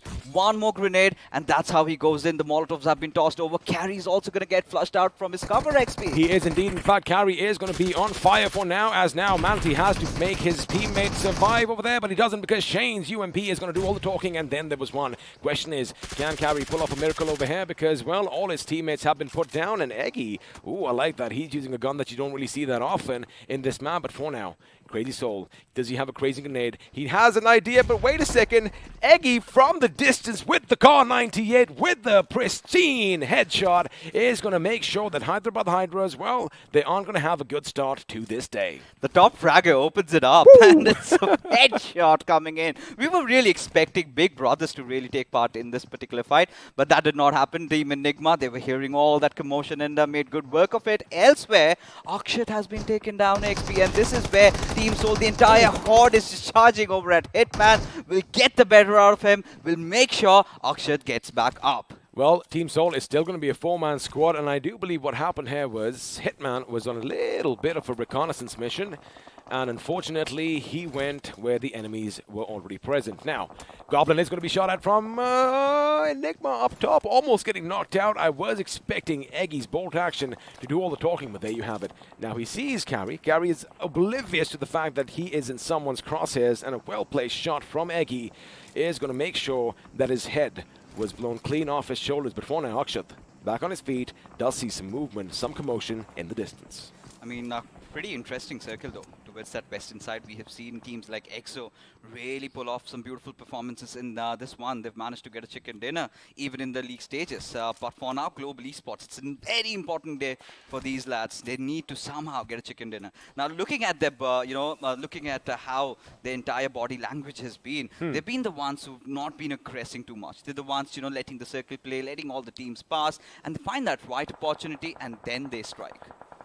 They do strike when the iron is hot, when the opportunity does present itself. And speaking of opportunity, OR Esports need a good game, and looks like they're going to try and keep our Esports at bay, as the Canary, well, has gone down onto its knees. But let's see if it can get back up and fly once again. There you have it. A massive smoke is going to come in. No, it's a grenade from Sensei. I thought maybe Jadu was going to do something, but have a look at the trajectory. They are going to make sure they use that height to their advantage. Now, OR's Aru, he realizes, whoa, buddy, it's not just us over here. Another team has come in and pretty much, try to finish or steal my finish. They're going to reposition themselves and make sure they have the map, well, to their advantage. Of course, you want to have that little high ground here in Miramar, right? But it is a hit or a miss situation. And speaking of hit or misses, a lot of fights are going to be breaking out at any moment. Comes with its own shortcomings, right? Jelly trying to get that higher ground, eventually gets picked off, but this is where OR Esports somehow have to deal against the wrath of Global Esports, who are rampaging through all that bullet, and somehow Aditya makes it out alive, but the same cannot really be said for Aru. That is, of course, true, but what kind of just got me by surprise was that the boys from Esports 1 WS are falling one by one outside the place, and I'm going to hold on to the top because Scream is going to be up close and personal with all the action. Now he's got a mini in his hands, and well, he was taken out from elsewhere. Again, a little bit of miscommunication coming in because they were obviously just, focusing on the boys from OR Esports, but Global, from the other hand, are going to be a little bit of a thorn in their sides. Helgard does spot the enemy. Aditya is going to come under fire. That UMP is going to do all the talking, but he's always to his right. Yes, he does. In fact, he is going to connect his shots, gets a knock, and now he's got to go for the big man himself. It's going to be a one-on-one situation over here. Helgard doesn't get the better of Atanki, almost getting the thing, but oh my goodness, he ran out of bullets, and now he's going to have to retreat. What a misfortune. How unlucky could he get in that particular situation? But Team Big Brothers, both of these teams over here, they were kind of trying to have that little bit of a higher ground, but OR need to realize, Ataki needs to understand that it could be Global Esports that could play the final nail in the coffin. Somehow still surviving though, but look at the meds, does not have any. He doesn't have any meds, but what I did notice in the kill feed was Enigma is going ballistic with that Car 98, popping heads left, right, and shoulder as well. Explicit is going to find themselves in a tricky situation once again. Now, we did see K47 get a knockoff on the boys, but Omega is going to be taken down again, possibly from the same lad. No, it's going to be Hydra's Jackson that's going to be joining the fray as well. Now, Hector and Goblin, they do have a decent position for themselves, but it looks like all might just be lost for Omega because, well, you don't want to leave your position right now and go and fight the enemy right at the doorstep. And speaking of right at the doorsteps, Enigma Galaxy going up against Global Esports, but in comes Ronnie. He's going to be the first one. He's just going to use the smoke against them. He drives past them. He could be taken down, but Knuckle is going to be instrumental over here. He's going to go and Scream. Scream's thrown to the beans. Ronnie comes in from the right,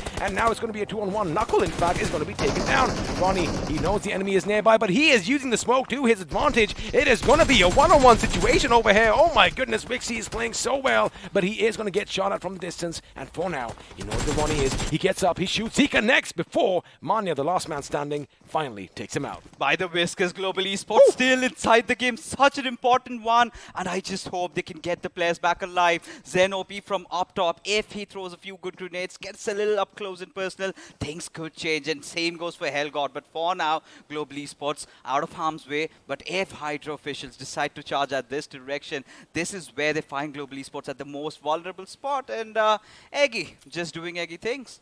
boom! There goes the bullet, and well, like I said, that head was pretty much just blown to smithereen. But have a look at this, Wixie.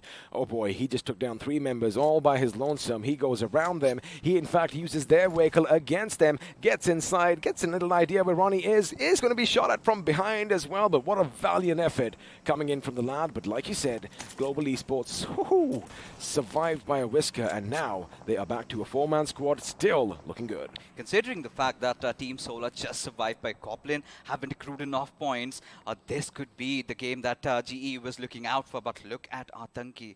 He knows there's someone right beside him. It has to be Bajwa from Esports Wala WSF. But the big question is, does he shoot? Because the moment he does that, he gives his position away, and Big Brother could make a good work out of him. Speaking of Bajwa and his teammates, now what did kind of catch me off guard, you know, I was explaining like, what's happening? 3 of the members went outside down to the play zone. I wonder what was happening. Now, what I expected, what the thought that came to my mind was maybe Bajwa is going to have a massive amount of first aids in his bag. I wonder if that's going to be the situation, because if he does pop his head over that little ravine, well, he could be taken out by one of the boys from OR Esports. Not one of the boys, the only man from OR Esports, Athanki, who we just said earlier, is the lone survivor yet again. And speaking of lone survivors, Goblin making his way into the circle. In fact, he might just be heading into a little bit of trouble. He is probably going to be shot at from both directions, but for now, he is still safe. Oh, now Global Esports, they realize someone's overhead. They're going to be happy with that finish because, well, the leaders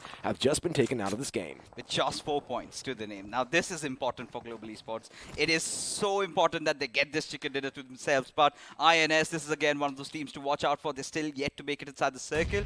But taking a look at Atanki, he's still going to take his chances, lobbing a few grenades over. If that connects, could get the better out of Scream or maybe Hellgod, but all he gets is nothing.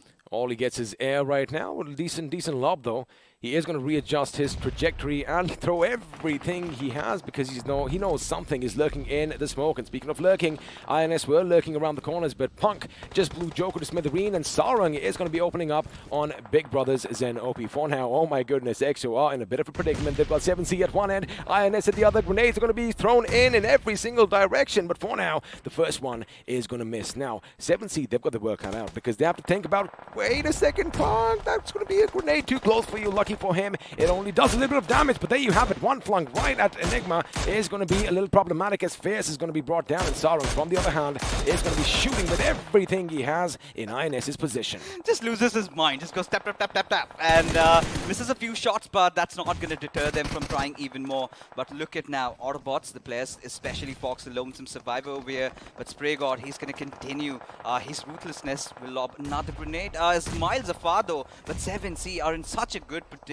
position to contest in this particular game. Well, the thing is, they are going to have to make quick work of everything around them now. Against all odds, once again, Fierce and Punk are the last 2 members standing for their team, and grenades are going to be coming in from every side. There you have it. This could be it. Punk could be in the world of trouble, and with that, Team XO are going to be wiped off the map of Miramar. But now, 7C Esports' work is still not cut out. They now have to take the fight straight to INS. Elsewhere, speaking of fights, it's going to be Global Esports' Knuckle who is brought down, and Avi is going to be taking some much-needed cover behind those vehicles. His teammate crawling slowly and surely towards himself. Rex, you don't want to hit the deck every single time because, buddy, Joker can still see you.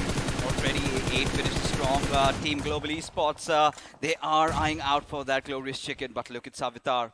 Maybe on a 1v1 collision against Evert as the Molotovs come in, gets flushed out as Savitar goes to charge in. But before that even happens, Evert gets burnt to crisp. Look at Sarang's position though.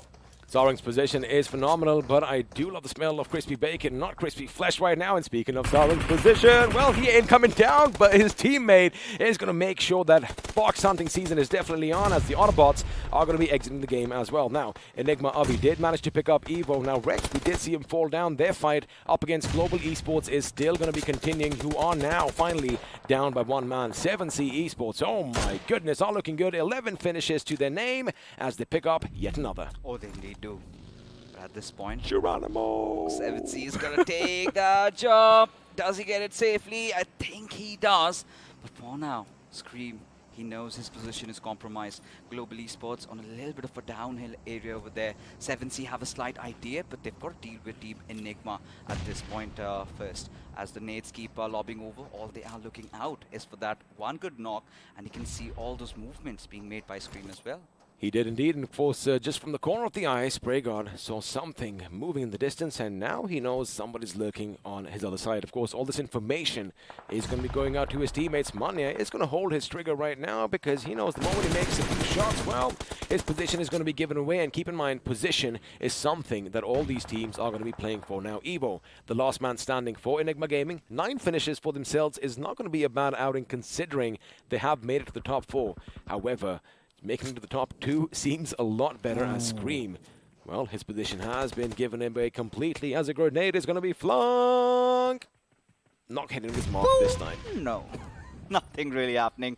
Scream somehow, a little bit happy, has made it to the top 4. But for now, he needs to survive. Sarang is going to continue this onslaught of grenades. You know, the barrage just keep on going as, needs to take it easy. But I love the smokes coming out. But elsewhere, Nakul gets the better out of Spraygard. Now, considering they're outside the circle, now this could be a deal breaker for Team Enigma. It could be a deal breaker as well because, Enigma's position could be contested by Global Esports as well. Now, Global Esports did just get one of the knocks on the members of 7C, if I'm not wrong. They're going to have to move in a bit harder and a bit strong because, well, speaking of them, Manya is going to be brought down to his knees and Savitar is going to make sure, well, he does go and meet his maker. Spraygard with the final nail in the coffin. Now, Global Esports survived by 2 members. Oh, that is precision shooting coming in from Joker as Savitar is going to have to take some much needed cover. In the meantime, Evo not moving a muscle, not batting an eyelid. Not just Evo, also Scream, still surviving. 2 lonesome players out there for Team Enigma, but there you go. Nakul opens it up again, Sarang, and this is the cue where teams, Global Esports, have to somehow make it inside the circle. They just cannot be lying down around because either ways they're going to be picked off one by one. Now, suddenly, they're reduced to just 1 player. Just 1 player, and 7C Esports, they are looking good as Savitar is going to make sure he gets the right idea where the enemy is. 14 finishes for themselves, 4 members still alive, and all they have to do is pick everybody off one by one as Joker is going to try and make it in. He can't see all the commotion in front of them. In fact, I do believe Aladdin has spotted him as well. Now, he is going to be a rattlesnake trying to snake his way, but speaking of Aladdin, well, looks like the Geno is going to be with him, and Evo is going to make it to the top 3 again. He is not going to, well, give any 2 cents over here because he's now made it to the top 2, and now he's out in the blue with a couple of first aids to himself. This is good thinking on the lad's part. Oh, indeed it is. But this is where we already know 7C, they are going to have their hands on that chicken, right? They know. That they were waiting out for. There you have it. Have to spot it in, though. But now Evo is going to get a little overexcited. Maybe go for the finish. Does not get it as 7C Esports get the first chicken dinner of the evening. I do think they finally did get that final finish as well, which means they outdid themselves yesterday. The first chicken dinner, of course, as we are going to be heading into the post-match segment powered by Loco and a few fist bumps coming over there. I love these reactions, right? Because they've been so close, yet so far away. But finally, with the chicken dinner, they outdid themselves yesterday. 32 points to their name. Well, of course. Now, as we take a look at the point standings, right? This is what teams like Enigma wanted. Get a little bit of consistency. Global Esports, considering how they make it, how they made it inside the circle and what they did later on. That is where I was kind of a little bit left off because I still feel they're kind of missing out on that natural element, right? The flair that they have. They never really shy away from fights, but now you can see that a little bit of a hesitancy, a little bit of a reluctancy coming in from their side, I think, which is hindering them from getting that chicken. Now, I mean, they were kind of in a precarious situation because they didn't really have a lot to work with except for their smokes. All the vehicles were disabled, and that one fight up against, I do believe, just correct me if I'm wrong, when, Vixie almost took all of them out, Nigma Galaxy, that little fight, well, like you said, they were saved by a whisker, like a drowning man needs a straw. Somebody did give them that little straw, but, it is what it is, and they couldn't really make anything out of it from that point. But now, let's have a look and see which man is going to be crowned the iQOO MVP. It is going to be Rex himself from Enigma Gaming. 5 finishes, 8 points of damage. All right, I mean, for Team Enigma, another perfect game, right? They've never been eyeing out for those juicy chickens, but they've been consistent, and Rex has been on the top of it. I was somewhere down the line expecting Eggy to be here in the top 5 leaders, but, well, it's all right. It's all right. I know you've got a little bit of an affinity towards those bolt action players, but Savitar, Sarang, Spraygard, everybody was so instrumental in 7C getting that chicken dinner, and mind you, they did manage to get 17 finishes to their name. They did, of course. That is a phenomenal start for them as far as Dame 3 is concerned. Now let's have a look at a few more facts and a few more figures as the match summary is coming up. And well, it's not going to be Eggy who has the longest distance in meters as far as finishes are concerned. It's going to be his teammate Rex. Oh, indeed, it will be. And I think a little bit higher than the average amount of healings that we've got. Just a little bit. But 2 grenade finishes kind of takes me back a little bit, considering we did get to see so many grenade knocks, but the follow-ups, those finishes were, of course, with the ARs. But yeah, considering, like we were talking about Global Esports, we're going to discuss more about that. But now let's take a look at the FT graph and see how the damage numbers have been for all these teams. Pretty much expecting skyscrapers coming out of Team Enigma. 7C Global Esports not far behind. Not far behind. In fact, 7C is going to be leading the charge with 2,627 points of damage, which of course makes sense considering they have 17 finishes for themselves. Enigma, as we said, had a good game. Of course, that second position coming in at the end, which is going to be instrumental for their rise in the overall leaderboard. And, well, 9 finishes are going to add to that as well. Now, Global Esports, we did see them, fight squad after squad, which they did win. Of course, Manya was the one who was instrumental in making sure the boys survived for as long as it did. But now, let's have a look and see what this does to the overall standings as well. Team Soul are still going to be the kings of the hill for now with 165 points, and looks like 7C Esports nestling in the 7th position. Indeed, they did. But, we're talking about the top 3, right? The distance has started reducing. Now, it was almost so much yesterday, around 30 points. Now, it has been reduced to just mere 20 at this point, because Global Esports, again, a very consistent game. Same goes for Team Enigma. Team Soul, mind you, again, was not off to a good start. And this is where they really need to start to understand the fact, if they do not come out swinging in the game of Erangel, things could go awry for them. You did mean not after a good start today, right? Because I was just thinking, boy, they started the grand finals with back-to-back chicken dinners, but again, they have that consistency, and one game isn't really going to be a detrimental effect on them, because we still have 5 more in the day, and chances are they're going to come and showcase something brilliant. Now, let's have a look at page number 2, and, well, Team EXO are going to be slipping down from page 1, only getting, I do believe, let me just make sure my facts and figures are correct, well, 3 points from this game. Just 3 points. Now, we've been talking about it, right? This was one of the circles that EXO really loves to play. And they did manage to take the center eventually, but were again outnumbered, right? It was just 2 players surviving. I think it was Punk and Fierce that did whatever that they could. Sensei and I think Immortal Snacks, either ways, been picked off. Did not really quite help them. But coming back to the discussion about, Global Esports and the little reluctancy, right? This is where it comes down, because you know how good these boys are with the trades. Now, what could have been done? Now, you were out of vehicles, you were immobilized. They could have sent a few players ahead, and Manya could have provided cover fire from the backlines. Had that happened, things could have been completely different. It's about taking chances. So the only thing was they would just pinch it in. So, we're going to come back to that in a few seconds, because once again, a massive shout out to BJY Crofton for giving us this wonderful game, and our sponsors iQOO and Loco, which means you know what time it is. Once again, let's have a look and see how to slay your dragon.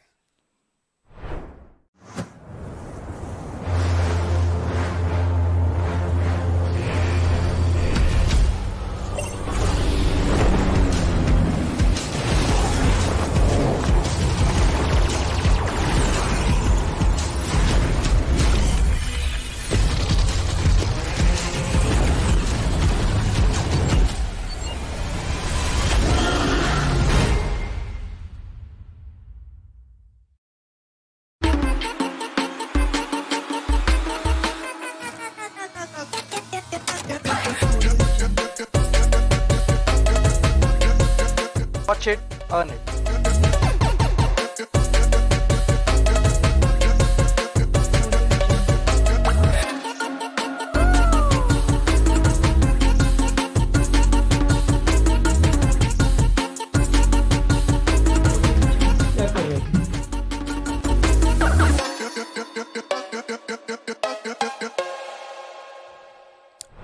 Watch, stream, play, repeat. That's the Loco mantra, and that's the mantra we pretty much live by as well. And if you want to start your esports journey, well, what are you waiting for? Oh, I see. You want to get yourselves one of these. Well, they certainly do, and what a way to start their journey, like you said, right?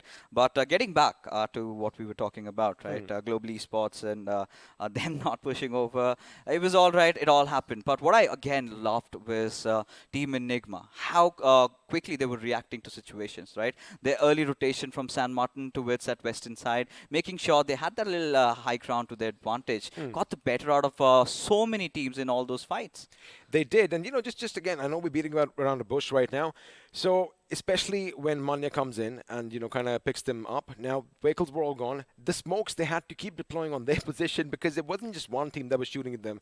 It was teams from all around them who were pretty much just giving everything they had in their position. Because we're going to see this once again. The highlights are going to be popping up on your screens. So once more, let's relive all the action. It all begun here, right? Now, Nigma Galaxy going after Team Kinetic. And like we say, it was sort of a pendulum swinging around. Sometimes we felt they were in control, sometimes they were in control. Eventually, Enigma Galaxy came out through. But Team INS, XP, I love this little bit of an aggression, a little bit of a commitment from their side. They realized that they need to rack up those finish points. In Hyderabad, Hydras, I do not know what on earth has gone wrong with them. I don't know, buddy. It's something, maybe it's the confidence that is a bit shaky. Like, you did mention in Miramar, they have dropped down in their position via Del Mar so many times, and they always take that similar rotation.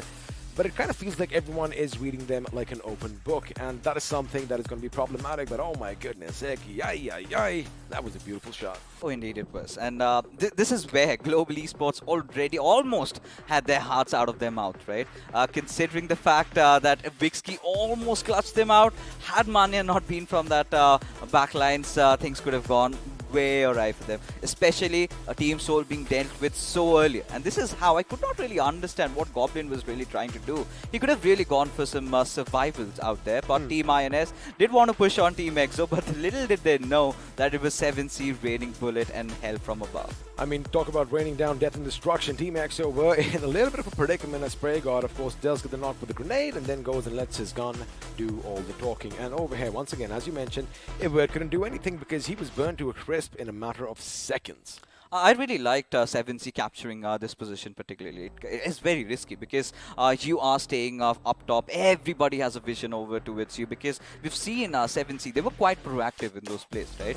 They were not shying away. They were not. It's not about letting the other teams fight. They were going after the teams, and it comes with its own risks, right? There were chances that they could have been shot at. There were instances also, even if you remember, Savita just barely by mere margins managed to live. Did have his first hit to patch himself up. But this is where the discussion really comes down to another team called Team OR. But I think we're going to talk about them just a little bit later because we have something that XP has got to say. Alrighty, well, I'm going to be focusing on Enigma Gaming, of course, as well, because, they did have to move quite a bit to come into the final circle. 7C Esports, they kind of had a lucky day as well, because, they dropped nearby. El Pozo and the surrounding areas is where they love dropping down, and they did move in. And, well, let's start things off with, I believe you want me to start off with Enigma Gaming. Now, there you have it. That's where they dropped off, and I'm just going to quickly go over a couple of things over here. Now, this is where they normally love dropping, San Martin. We thought we might have a little bit of a kerfuffle as far as Hacienda del Patron is concerned, but this time they let Nigma Galaxy do the thing over here. Now, I'm just going to have a quick look at the drop spots because, again, it's a scattered formation, right? And then they all have to move in ever so slowly towards the end. Now, this position, the hill coverage. There you go. This position right over here. Keep in mind, they also go down into the valley right over here and, make sure that they basically have a little bit of, loot for themselves. But the problem is, those hills were pretty much taken over by a lot of the enemies nearby. And, well, let's just have a look at what the other boys were doing because their positioning, again, like I said, was just pristine. This is going to be Avi coming in and making sure they have all the cover over there. And finally, well, the coffins were laid down right down below. Again, Evo's position, they were all pincered in, right? Yeah. So you couldn't really do anything, but it was something that I am going to be happy about. Now, I do want to show you something else, but for now, we're just going to stick to this. And, Enigma Gaming, not a difficult move into the circle, but the thing is, again, it's that hill control. that kind of worked out for them. Absolutely. That's where they got those finishes. I do believe 9 finishes to be exact. And I like the way they kept rotating back and forth, because they did have enemies around them at all ends. And same goes for 7C, right? We would have loved to show if we had enough time over there. But I love what they're doing in Miramar.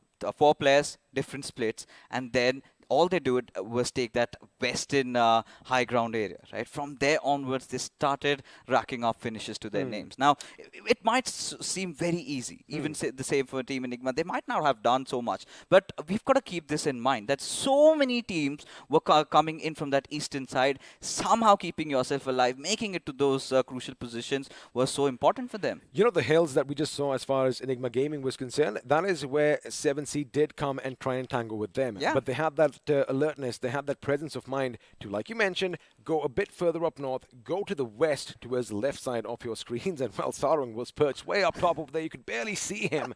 And from his little bird's nest, he was just raining down death and destruction. Like you mentioned, almost getting knocked out, but he had that buggy.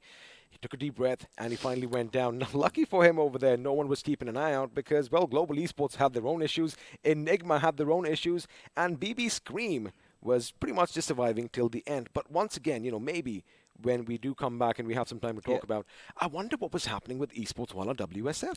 I really do not know, because 3 of their players being taken down. But more than that, by the blue zone. By the blue zone. That is where it all panned down. But, you know, I really want to talk about OR Esports. Now, OR Esports really tried to pull off something like Team 7C did, and they weren't really successful, especially considering how arduous path for 7C was it, because there were so many teams. But they were the ones who came down south, tried to take it above, but again got sandwiched XP. They did, but it was mostly, you know, between a rock and a hard place, but it was mostly the rock that was doing all the damage, and that rock was Global Esports, who, again, they had the compounds for themselves, and it was pretty much open season, and right? Big Brothers. Because one by one, they just kept driving past them, and one by one, they kept falling down. And that is where, as you mentioned, Big Brother finally Scream goes in and, well, tries to seal the deal, but does get taken out by Global Esports instead. Arthunki, once again, man, the lone survivor. I'm pretty sure we might as well just give him that mantle, because every single time, as far as OR Esports is concerned, it's Arthunki who's left standing last. And this is where Team OR Esports really need to understand that their intention of trying to take the center early on is clearly not working out, right? We've seen them in the league stages have a similar style of play like Team EXO, somehow feeling the heat. And this is where, you know, trying to experiment around a few things is clearly not working. Speaking of experimenting, well, we are going to be heading into the pre-match segment powered by Loco, which means the experiment is now going to be saying bye-bye, and the studio is going to get a bit more brighter because the sun himself, Arca, is going to be sitting where I am. And this is what we've been talking about. I mean, of course, Arca will come in, shed some light about what really went on with all these teams. But yes, Arca, I mean, the first game of Miramar, we were expecting teams to make a comeback. Yes, Global Esports did it. Yes, Team Enigma are making a run for it. All of these vying out for that top spot. But 7C, that was a whammy. Again, the Vikings are back. Absolutely. I mean, I just love the way this time all 4 men were standing. It's always Spray God leading the front. I'm starting to get that, you know, they've come back to their senses. You know, it's been really long. I don't know why I'm feeling this. Probably you would agree on this.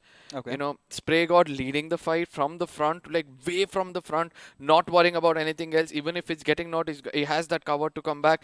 The rest of them are kind of spread around a 1v1-3 split, which is going on for them. And amazing work coming in from the side of 7C. Amazing work indeed. And that is how they started off their day-to-day as well. But right now, ladies and gentlemen, this is one amazing phone that you cannot have your eyes away from. Yes, I'm talking about the iQOO Neo 6 and our sponsor.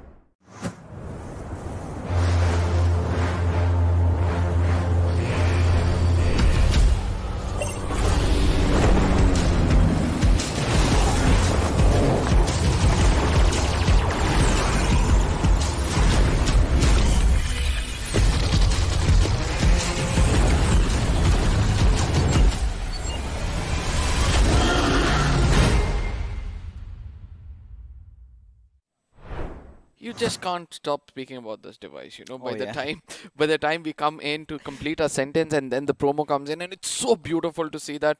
No regrets whatsoever from our side. But still, yes, you know, the map of Miramar has been so amazing for so many teams, as you said. At one point of time, when Joker took that trade, I was expecting the side of G to actually go in for a rotation, probably towards the side of Enigma or probably towards the side of Scream, because they had better control over that place. But yeah, what are your final thoughts on the map of Miramar? Like, We'll talk about that, you know, about the final thoughts, but we do have some changes over here. Of course, Max coming in instead of Apollo. Now, I'm starting to wonder if that was the right decision to make, because Apollo is one of those instrumental players in Enigma Galaxy's success so far. Now, you've been watching all the matches and you've been loving us. Time to give something back away to you. Yes, we're talking about the merch giveaway that we're having, and yes, support your favorite teams, whoever you think is going to be topping the charts today. Hashtag that team's name, and well, if you're lucky, 50 winners can get your hands on those cool t-shirts and the zippers. Now, let's not forget that 10 of these beauties are also on the giveaway, ladies and gentlemen. There's going to be a pinned comment, which is going to be there in the chat. Do not forget to click on that. And that will lead you to a specific page, which will, again, in turn lead you to the YouTube channel as well as the Instagram handle of Battlegrounds Mobile Esports channel, if I'm not wrong. And over there, you're going to subscribe and follow. Come back to the specific link, and over there, fill your name and your address, and there you have a lot of chances of getting this beauty. Now, we've got a lot of young minds in the chat now who are very intrigued about, you know, what's happening. So this is a chance. You can ask us your question at the rate hashtag Let's Ask Loco on Twitter, and ask your questions tagging at Get Loco now. And if you're lucky, a shout out from our side, and we're going to be answering your questions. But it is time right now for a wrangle, Arca, as we take a look at the abandoned church. Now, this is going to be such an important game considering the sort of a narrative that we're having right now. Our team, Global Esports, they're off to a good start. Enigma Gaming, they're also in the race, just 4 points shy from Team GE. But this is where Team Soul is suddenly starting to feel the heat. Now, we expected this, right? Suddenly that one or the other team is going to take the pressure off their shoulder or probably face the heat, because the others, they have nothing to lose. They want to give it all into the faces of the enemies, and that is where Team Soul is kind of failing it. But let's not forget that in the map of Erangel, they were the people who dominate this map. They have the highest average when it comes to the map of Erangel. So hopefully we'll be seeing some retaliation coming in from their side, as the flight path will be coming on our screens anytime soon. Before we all jump into the map of Erangel, quickly, which place do you want the circle to form in? I mean, military base.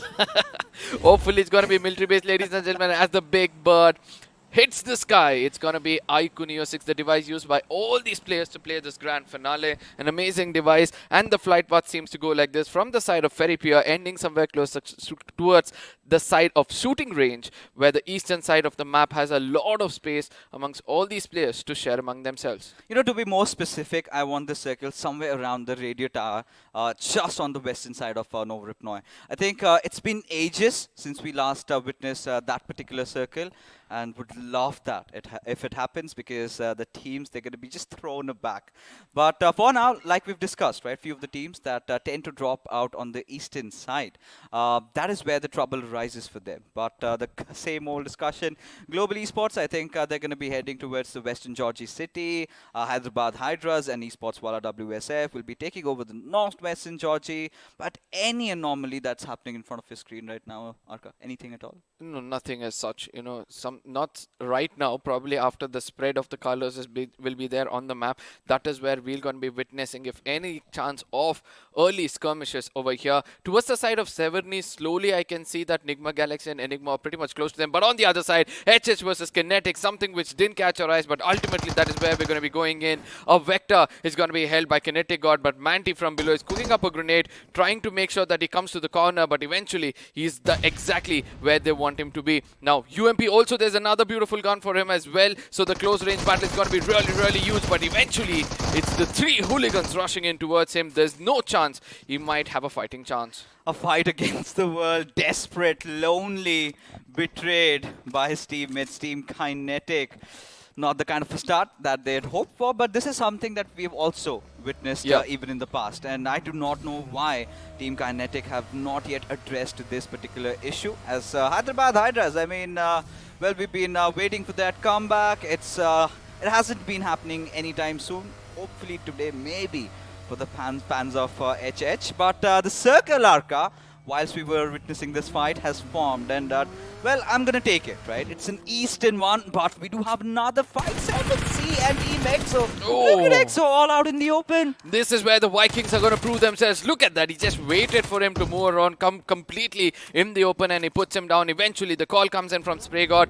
Let's just head back into the car and move away. Probably retaliation might be coming in from the other side. A brand new 7C altogether we are witnessing over here. Now, this again did come to... Oh, look at Snacks. Look at Snacks. He's scared. He knows that if he makes any movement, he could have been shot at, but somehow he'd survive. But for Team EXO, of course, their ideal drop location is going to be the Milta city, and they wanted to get over there, considering how the flight path trajectory was, did not find the vehicles.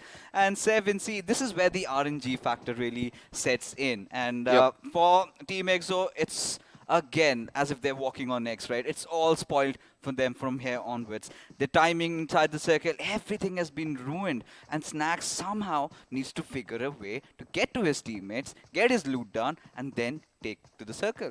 Now, Snacks in the map of Erangel, that is something which I was not expecting, right? So, eventually we know that Immortal being over here has always given a little bit of a chance for them, but eventually we are able to see that Snacks is also able to give his inputs as an experienced player, and you did see the composure when there was an assault coming in against them. He was just there hiding it out, making sure he doesn't move a muscle, but still composed to move around. We still have Sensei standing, so let's see whether the IGL will do something different to take his team forward from here on. Now, what I see different is coming in from Team Enigma. These quick adaptations, considering how they try to take those places around the mansion and shelter area. Now, they're going to have their work cut out looting around the western side of Stalber. But for Team OR Esports, I mean, they fall from day number 1. They were sitting at the second position, but slowly but surely they're losing the grip. And if they do not get a chicken dinner today, then there's going to be nothing to really fight for tomorrow. At the same time, I saw Aditya take a huge yawn. It's like he just woke up and he's all getting refreshed at this point of time. The first one was a warm-up, so we can expect them to actually pick it up. Let's not forget that when we saw in the prelude, the name of Jelly was taken up predominantly telling that, you know, if that man is over there, he'll take the team forward. A winner-winner chicken dinner coming from the side of OR is inevitable today. So let's see whether they're going to live up to the expectations, or will that build up pressure over their shoulder? I mean, in the grand finals, anything can happen. They're all fighting for glory and also for that trophy just on the bottom right of our screen. And of course, the games are being played on the iQOO Neo 6, ladies and gentlemen. But for OR Esports, I mean, they've got a monumental task ahead. And Ghatak did, of course, did claim that they're going to be getting 2 chicken dinners today. So 2 chicken dinners is maybe a little overwhelming for Team OR, considering how they are right now. But Team Hydra, not a really good start to the day has it been in Miramar. What do you have to say about that? I was expecting them to actually perform in the map of Miramar, right? Because we have seen that in the previous games as well. They have kind of put up an average of 5 to 6 points, which they're actually trying to now bring it up, cope up in this specific map. I know the pressure is going to be built up just a little because the position they're holding right now is the 10th position. From 14 to 10 after the second day, I do believe it was a very good one. But again, the momentum needs to be maintained every single time they're playing, every single day they're playing. So I just hope that, you know, they find the momentum exactly in this specific map, because after 4 more maps are done, just imagine you're going to be left out with just 6 for the grand finals. Oh yeah, and they need to know the reverse countdown is up right now. Yep. You barely have, 11 more games remaining, and in that you have to do whatever that is necessary. And for Team EXO, they've already been cornered against the wall, and this is where their true metal gets tested today. For Team Enigma, though, they've been trying out something new. We really hope that it works. For Global Esports, now, they're again late to the party. They're making sure they get the best of the loots. They've been more defensive than offensive, playing a style of play that they've not really acclimatized themselves, but I think they're doing pretty decent. No, Enigma, right? They're thinking out of the box at this point of time. They want to retain the top 3 position so that they might have a fighting chance just in case it goes until the final moments or the final map of the grand finals itself. So I do believe they're thinking everything right at this point of time. They're prioritizing the circle. They know the rotation from Stolba to inside of the island, the southern part or the middle part of the island is much more easier due to the vast land above Yasnaya. But coming back over here, Team Soul. Oh yeah, Team Soul are again a 2-2 split. Now this is where they're starting to feel the heat a little bit, right? Yeah. Rotated pretty early on from Gatkat, got their loot done. Hector lately has been the one going out for those soirees across the map, trying to search out for good avenues to set camp. And if he does manage to find that, then that could be all that Team Soul wanted. And we know how good they are while they play from the center.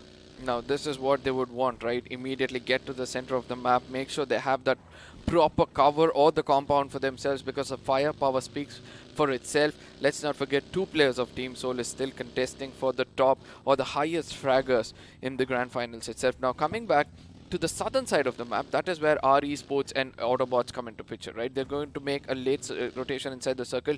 Comparatively to the other maps, RE is taking an early rotation this time. Do you think that's going to work out for them? They've done that in the past, in the few initial days, and clearly hasn't worked out. We've seen that always get survived by maybe just one of their players. But hoping so that nothing really goes astray for them. But RE is one of those teams that have kind of slowly started to rule them out from this tournament. The way they've been performing haven't really made their presence felt. Just barring that one game of Miramar or a few games of Vikendi where Jadoo was really exceptional. The other players, however, haven't really stepped up. Maybe on few occasions, Rockstar did come out swinging, but that was pretty much it, as the circle does implode on itself. And Team Hydra, they find themselves at the heart of the zone. Now this is where they would want to hold that hard compound over there, not let go of anybody, try to create a no-man zone or a no-entry zone, because eventually keeping your enemies at the bay is going to be the biggest priority for all these teams, as everybody wants to play at the center of the circle. Or on the other side, again getting shot from the side of FS. Or Esports on the other side, I just hope this one map they get a winner chicken dinner, because that is where the momentum actually builds up for them. Being one of the strongest contenders, you need not take so much of pressure, right? But ultimately, one good winner chicken dinner, we all know how much it can change in the boot camp itself. Oh, it certainly can do a lot. Just playing around the volcano area, and I really love this spot. You get that little bit of a split, one player inside the compound. They've got their basics right. It's so difficult to push over a team who's got this position. But we've also seen in the past that FS loves to hold that northern jungle region as well. But an MG3 lies right in front of Aditya. It's sort of enticing, sort of alluring him. Just come and get me, what I can do. And we've seen Aditya shredding his opponents once he gets his hands on this beautiful gun. Now, at the same time, they're being careful, and I believe that Jelly is going to tell them, just be careful, do not become a little greedy. Let it be for finishes, let it be for the kind of farming you're having, until and unless you have that space to breathe, until and unless you have that space to go around. That is the only time you're going to move. As on the western side of the map, we can see HH is coming pretty close to the side of WSF, and that is where the next action can take place, as EXO still waiting it out for the next circle. Oh, indeed. EXO pretty much late this time to the circle. They've learned from their mistakes, right? They're going to try and play out the way they've been accustomed to in the past. But for Team INS, the loose cannons of this tournament, we really come in expecting the unexpected from these lads. And the last fight against Hyderabad Hydras in that Miramar, that little push was impressive. But taking a look at the zone right now, like we've already discussed, Esports Wala WSF making some really good movements, but they really need to watch out, because there's a team in red, and I'm starting to wonder who could that possibly be. Is it Team Kinetic? Yeah, that is Team Kinetic, right? Their rotation somehow has helped them reach over here, but let's not forget that they're also not having such a great time in the tournament, but kind of trying to build up momentum as well. And it's going to be Onyx starting to spray down the side of WSF. This is where I say you need to strike fear in the hearts of the enemy so that they stay at bay and not come in closer and create fear in the hearts itself. We know that God got taken down from the initial itself. So 3 men standing holding one hard compound will have a lot of work to do. Oh, they certainly have their works cut out, right?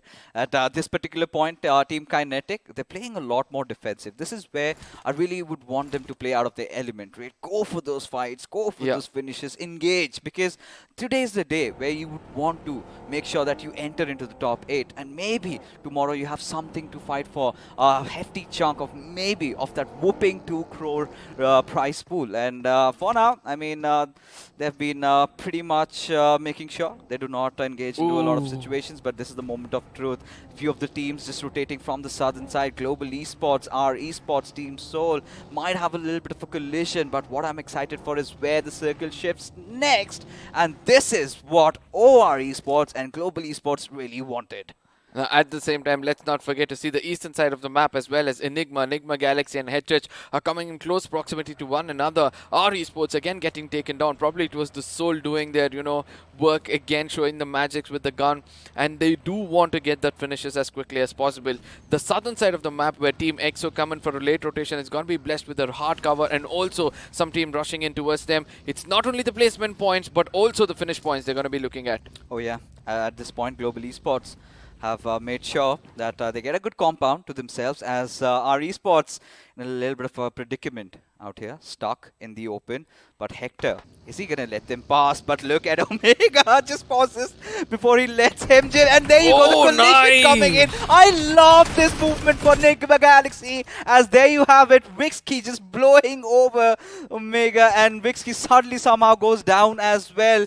Team Soul in a whole world of trouble already. Now we saw that Omega also got taken down. It's going to be BB's play over here, the third party from far away, where they could pick up the finish of Wixky. But at the same time, let's not forget that MJ is already over there. But amazing work, being the person who's going to be daring and coming in. You need to take this risk, right? At this point of time, Team Soul, we can see that there's some fear that has been coming in over the shoulder, and that's actually eating them up. The doubts, the fear is starting to creep in. Team Soul, they're hurt, they're injured. At the same time, they're angry. They want redemption, but they will get it as the time does come, as Team Enigma decides to charge in at the players of Team Global Esports. Ronnie isolated from his squad as Evo steps out right into the open onto the crosshairs of Knuckle, as he gets the work cut out, as Eggy wants to fight it out against Ronnie. Gets a beautiful trade over here as he gets the finish, as Team Enigma look for a squad wipe. Now this is where a 3v3 fight, it's going to be very, very fair, but Autobotz from far away can be the, people who could be a blessing in disguise for either one of them. Oh, very good grenade coming in from the side of Global. Does a heavy damage for the side of Rex, but ultimately he's going to be healing up to his fullest potential. Eggy pretty much closed Joker's grenade. Could this be the trade? Yes, it is. A straight grenade into the face of Eggy. Now the pressure builds up in the bootcamp of Enigma. Will they go in for the revival, as a lot of smokes is going to be covering it up? The grenade projectile from the side of GE will matter a lot. Indeed it will. Global Esports have somehow recuperated in this particular situation. Now at this point, Global Esports need to realize they need to retreat a little bit, because Team Enigma, they're also being shot from afar. Now Global Esports also have to get themselves in covers. Look at them just squandering around like cockroaches over here, but somehow they've managed to get themselves into safety. It is chaos throughout the lobby, ladies and gentlemen, and Hyderabad Hydras again in a very precarious situation. 2 of their players already taken down, and Evert is going to ensure that they fall. No, at the same time, he has a revival also, which has to be successful. But on the other side, it's going to be Hedges doing the gatekeeping, right? They want to take down the side of INS. Redemption is going to be written all over the map at this point of time, as teams inside the circle wants to pick up all those finishes, as Team INS slowly towards the side of Shelter find a perfect spot for themselves. But HH, are they inside the Shelter? Maybe we'll see. We'll talk about that, because there's so much happening right now. OR Esports, this is the game that they've been waiting out for. In it, the way they've positioned themselves this time, finally getting the center. Global Esports also in a good position. Did lose out on Ronnie, but still need to make sure that they have a good game. But for Team Soul, now they've got to deal against the boys from Big Brother and a few shots, but now they've got to make a run inside the circle with so many teams entering from the eastern side. It is going to be such a monumental task for these guys to survive in such a situation. At the same time, Fierce is going to be very, very close to the circle. Right now, BBs are coming close to him.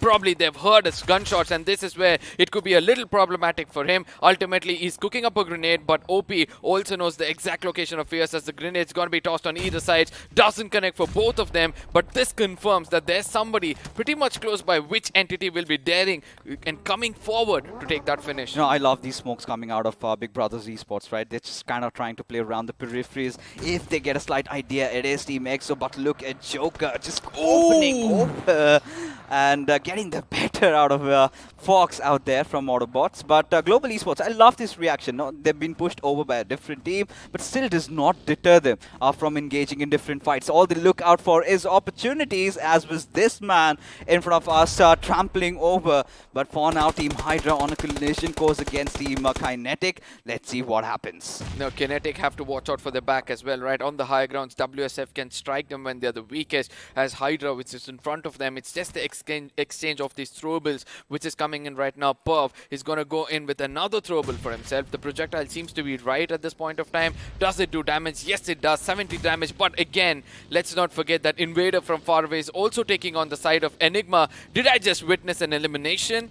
Oh, Vixky, I do not know how many explosions would he survive, but finally puts an end up to his misery. But now, Team Hydra official, they have all their 4 players alive, trying to get inside the circle. Hyderabad Hydras is who they are chasing. After 2 Hydras in the same direction, they realize that there's someone on their backlines. Enigma Galaxy right on their left. Team Hydra need to make the perfect call-outs at this point if they need to survive, because even Hellgod can spot them from afar, but has deployed all those smokes, and I do not understand. Do they want to get inside the circle, or do they want to pick a fight over here? I do believe that they want to clear off their way and then make it inside the circle. Probably they could see over the horizon. There's nobody right now who's been scoping towards them. So they have a vague idea about it, or probably waiting out for the team in the further to actually make that move. But ultimately, once they realize that's not going to happen, that is where they're going to pick up the vehicles and start rotating around inside the circle, coming into the crosshairs of Ace Black, who's just going to be patient at this point of time. Composure is going to be the key, as Nigma Galaxy also comes out, and that is where he's going to get detected, taken down. The confirmation will be coming in seconds. Hyderabad Hydras, despite all odds, are somehow fighting, battling their way out, but the explosion comes in from Pav, and well, Ace Black does not have time to worry about that, as Jackson will be taking him down. Both of them being dealt with, as Hyderabad Hydras have again got to a very early elimination, this time after 15 spot. Now, Enigma Gaming also going out at the 16th spot with just 1 finish for themselves. That is also very, very bad. Team So left out with just 1 man standing with 2 finishes. He'll also have a hard time. I don't know who he is, but I'm waiting to see whether it's Akshat, because that man has a lot of potential for himself. All I can see is Goblin, I believe, on the western side, just beside the players of 7C. But Global Esports, they have that perfect compound. Again, another chance to kind of diminish that gap between them and Team Soul. And if they get a chicken dinner out of this one, there you go, there you go. Global Esports have read that, as Fierce gets the better out of Beast, as Queen gets taken down from Joker. This is the perfect time for Team EXO to strike, as Zen OP almost getting caught out. There he goes, Fierce living up to his name, making some really beautiful plays as Team EXO contest for the center. Now at the same time, it's going to be WSF versus the side of FS, as 47 is again opening up with Hitman. Clear them out. Karan is going to be the last man standing behind the rock. It's not going to be easy, as Praise is going to come in towards him.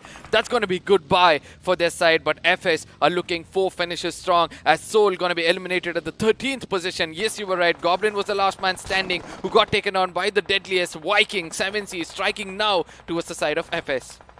But for now, FS have been one of the consistent bunch. This time, they're going to be playing with fire, as GE, capitalizing on all those finishes, will also spot out the players of Team EXO from afar. Might just go for a spray in right now. Knuckle just holding on to his triggers. I do not know how on earth Parv is still alive. Fierce realizes there is a pesky bugger right beside him, and this is where maybe they could get the finish. Team EXO playing it in the corners. GE also in the other corner, but right to the dead center of the map. That is where we have RD Sports, but on the other side, 7Cs, the Vikings again rush in. They're going to be let on loose as they finish off another squad for themselves. Finishes after finishes. 7Cs are looking 5 finishes strong, but they've lost Sarang, and from now on, they have to be a bit more careful with all those frontal battles they take. They certainly have to look at Jadoo, the way he's positioned himself just on the back seat of that buggy, getting that little elevated position, maybe spot out the players of Team FS as Explicit comes from a different angle. Rockstar has well spotted him above. There he goes, takes a few shots at him, nothing really connects. If he can blow that vehicle, still Explicit does have that armor over there saving him, but look at Rockstar being shot from elsewhere. Can he survive the onslaught? Where does it come from? It indeed comes from the back lines. Yes, it's going to be Team EXO from behind who are also trying to touch them out. But let's not forget, FS also with the high ground are taking complete advantage of what's happening over here. Inside the circle lies just one team,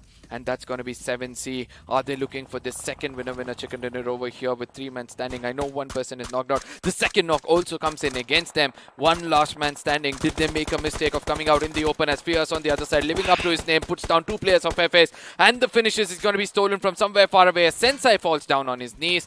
Let's see how much more can Team EXO contribute for the others. You know, this is where Team OR really tend to thrive, right? This is the point where they really need to commit in for the push. But all they have to look out for is Team EXO from far afar. And Aladdin, the lonesome player surviving from 7C, did take it too much on their plate, and now they're being shot from every possible direction. But OR Esports at this point need to commit, need to somehow get inside the circle, need to find that perfect spot to try and defend themselves. Now, this little hesitancy is what I'm talking about. 3 players already down. You need to push in, get the better out of Aladdin. Now, at the same time, Team OR needs to clear off their left side as pixels are going to be visible over there, and exactly that is where the crosshairs are going to be. Aditya is trying to shoot him down. Still, the leg is visible. Still not able to connect, but finally one bullet connects, and Aladdin will make the mistake of moving around and eventually gets taken down.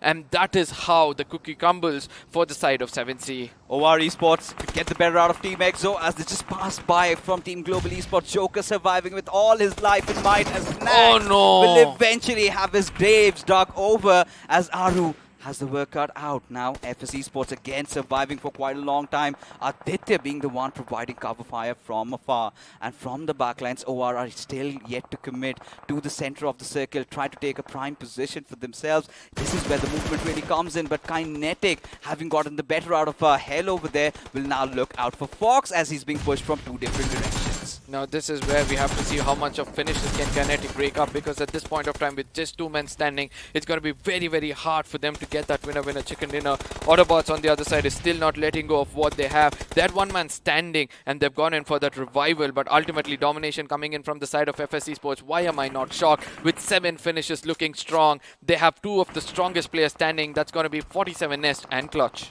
At this point, Global Esports, my mind's stuck over those players. The kind of storyline they're having still survived with just 1. And 8 finishes to their name, and now they're just being pummeled over with all those Molotovs going in. Atanki might just throw in a grenade, not in the right direction though, but Jelly gets the better out of Fox as Autobots have been thwarted out from the lobby. As OR, this could be the game that they were looking out for. Oh, probably it is at this point of time. 4 men standing around. Look at the minimap. They have the complete real estate under their control. They have teams just right in front of them. 1 man holding the dead center of the circle.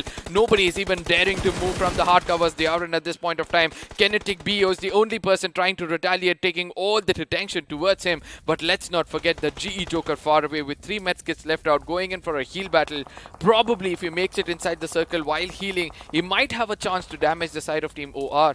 All that matters for this lad is try to get those position points. Maybe if I could get a top 3, that's 10 plus 8, 18 points, enough to topple over Team Soul.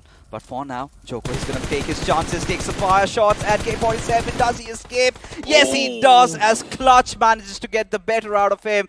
But K47, he's knocked out. Clutch cannot get that revive considering the zone is starting to close in as OR Esports just 1 step closer to the victory. Now at the same time, BO is continuously giving out his location, right? So that is where at least 2 players of Team OR is going to be looking out for an Atanki. puts an end for that player. The last man standing from the side of Team FS somehow has reached to his teammate. Is going to be picking him up as quickly as possible, but we know how hard it is to go in for a 2v4 clutch at this point of time, with OR having the zone control for themselves. But still, Ataki gets taken down as Clutch is trying to do all the hard work to take the players down. Smokes are going to be deployed as a smoke trail is going to be coming in from the side of Clutch. But for now, Clutch has to make a run, gets spotted by Aru and Aditya both. There you go.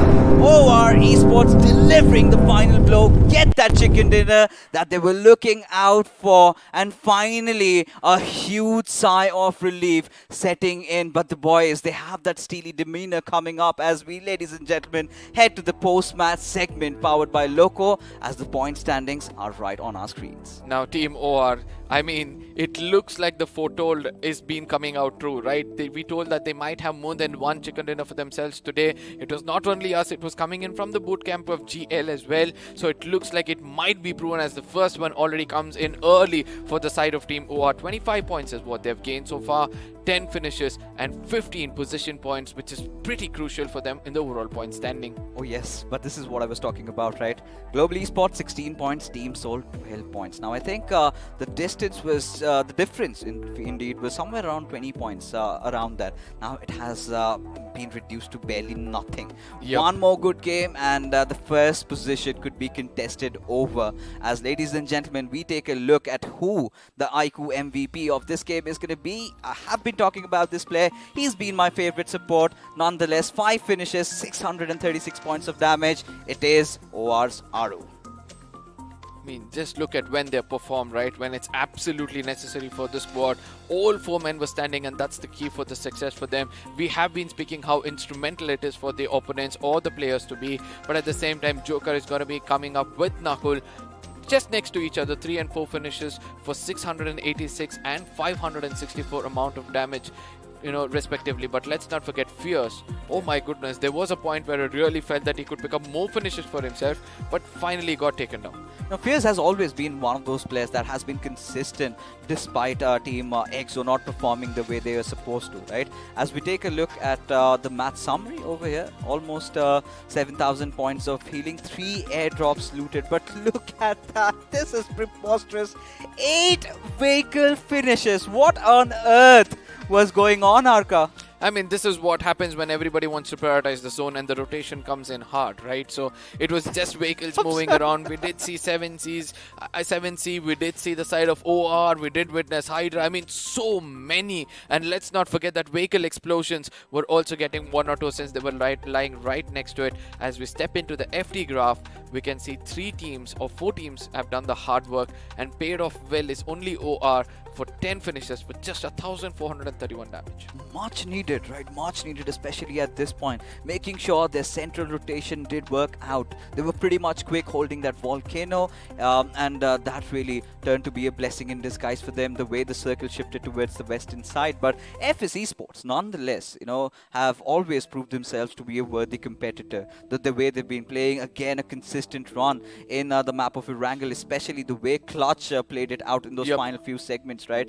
Getting the better out of Joker, denying him that third position, the luxury over there. But despite all odds, this is what I was talking about. Mere 7 points is the difference. Now, Team Soul, 2 back-to-back bad performances. Enigma Gaming could not make a lot out of it in this particular game as well. All I have to say is that let's look at the side of OR at this point of time, right? The most important one for them. Just probably 27 points away from the top spot shows that another one winner chicken dinner. They might just hit the top of the table with just 1 chicken dinner. This is where they stand. But the bottom of the table, where things absolutely went wrong for 2 teams specifically, one is going to be the side of WSF and other is going to be the side of R Esports. Same can be even said for Hyderabad Hydras. They're looking so lost. I do not understand what's going wrong in their department.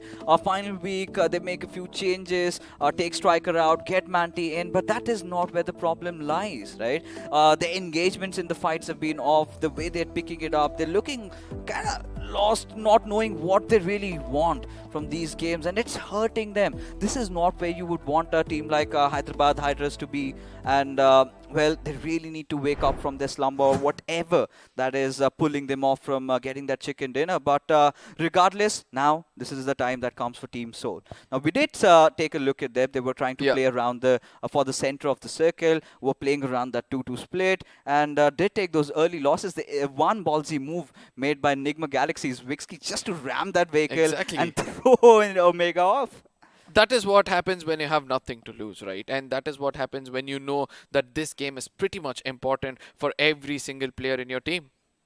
Of course, I mean, such an important game, and Team Soul really need to wake up to their senses. But this is where we have to talk about this beautiful phone, iQOO Neo 6. As our sponsors, iQOO have a very special message for you guys just about now on how to slay a dragon.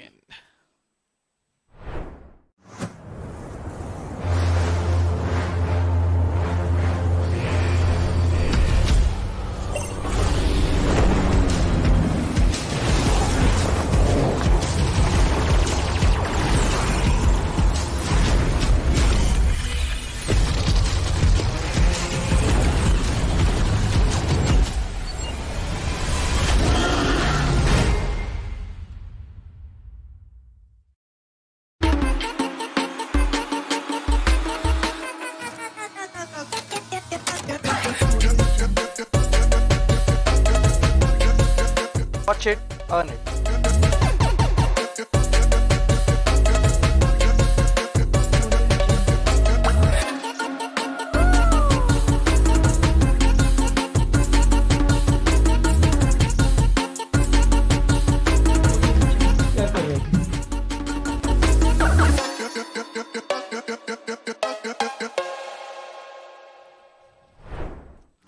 Well, I mean, what do we say? Watch, stream, play, repeat. Let's not forget earn. Yeah, I was just getting them. But yeah, while you are at it, you know, if you feel that you're good at streaming, you might as well start your streaming career on Loco. How do you do that? Of course, with this beautiful device right in my hands, the iQOO Neo 6. Yes, this beauty with that kind of cool it has in it. I mean, I know the cooling system is like literally the best out of all those devices out there because of the spread it has around the motherboard itself.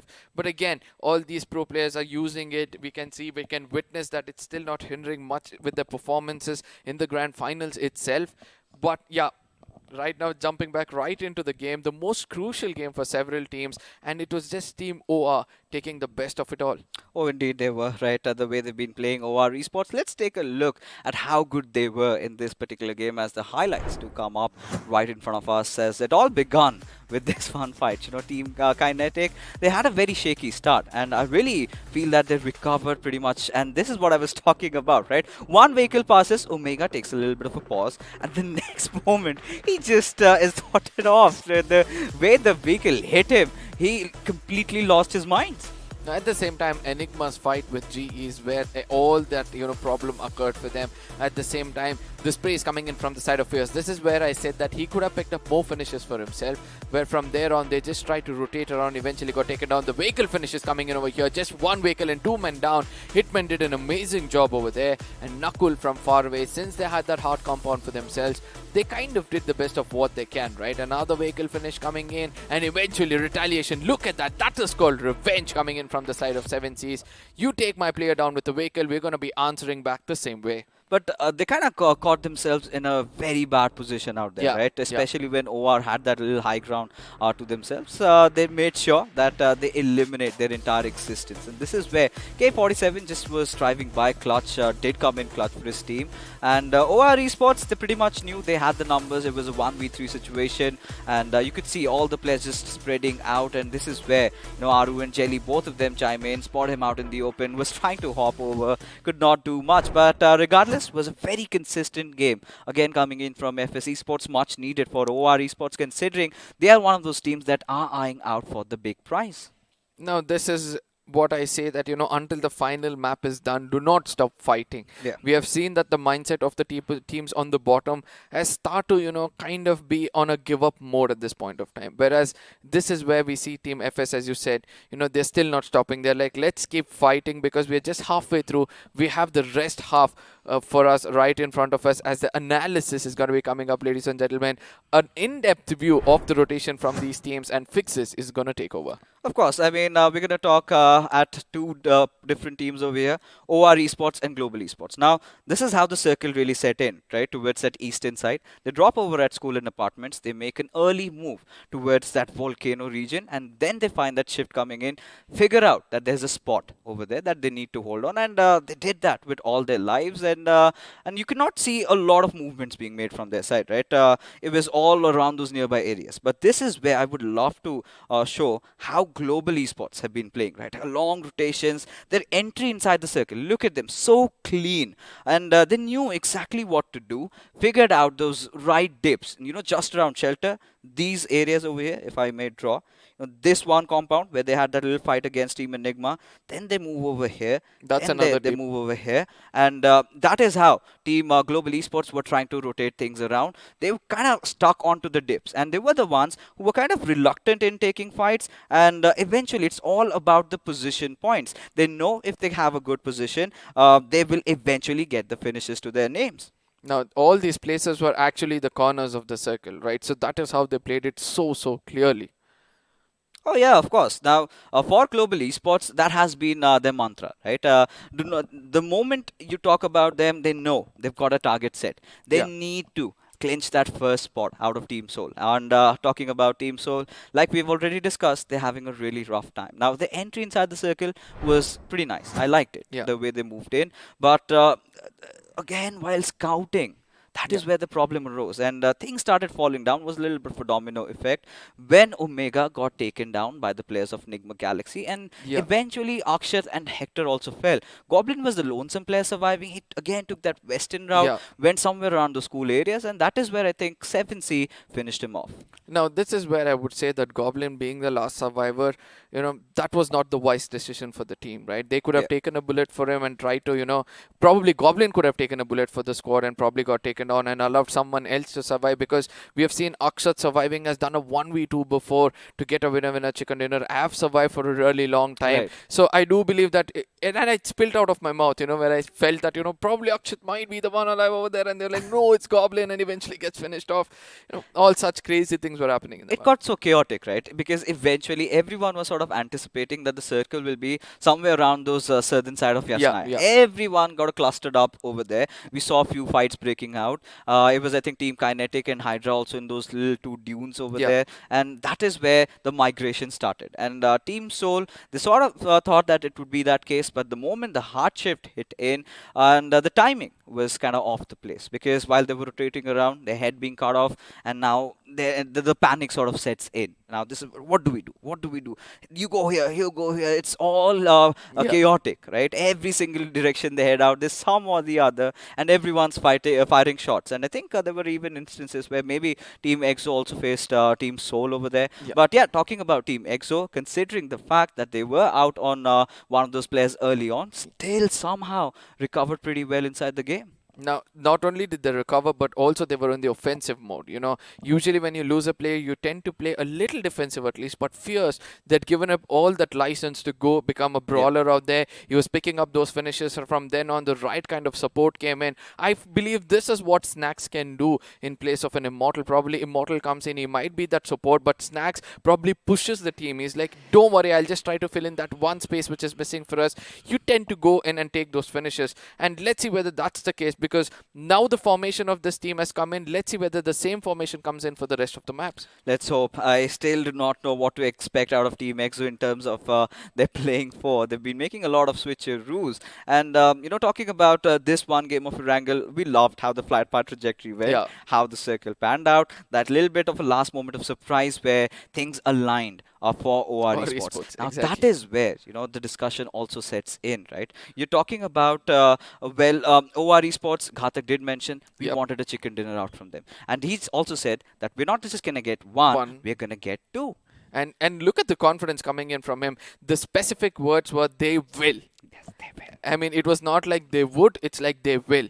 And that shows the confidence they have in the IGL. Jelly. And ultimately, Jelly thought out of the box. He was not the person, who was standing back over there. He was not the person rushing in. He was rather holding it out until the final circle came in and took his team aboard. But at the same time, let's not forget that right now, we'll be stepping into the pre-match segment powered by Loco as the next matchup comes in. Fixers is going to be leaving the desk as another bass voice. The big man is going to be hitting the desk. But until then, let's look at the matchup of which two teams will be fighting it out in the cold tundras, as it's going to be Hyderabad Hydras, Team Kinetic, WSF, Esports, FS, 7C, ORBBE, Nigma, GE Soul, INS, Hydra, EXO, GE, EG, as well as ATZ. I mean, I know Well it's the done, same buddy. name. You took all the names over there. Yeah, I was just checking my memory whether I was good with all these teams. Oh, you got them.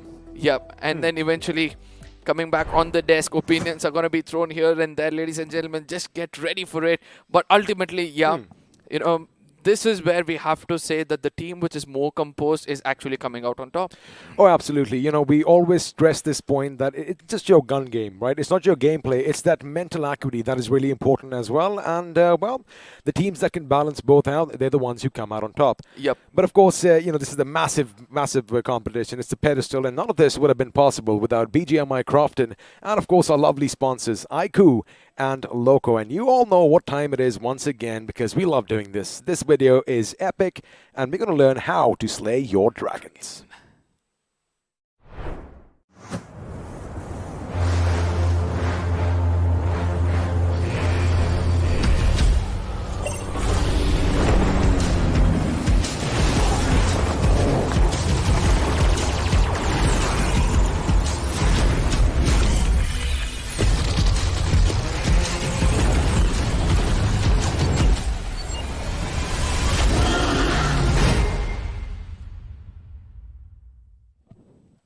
Well, let me tell you one thing, all you lovely viewers out there, because you probably got it by now that all the players in this competition, Arca, are playing on the iQOO Neo 6. And when you have 90, not 19, 90. I remember my days, 20 FPS was something big.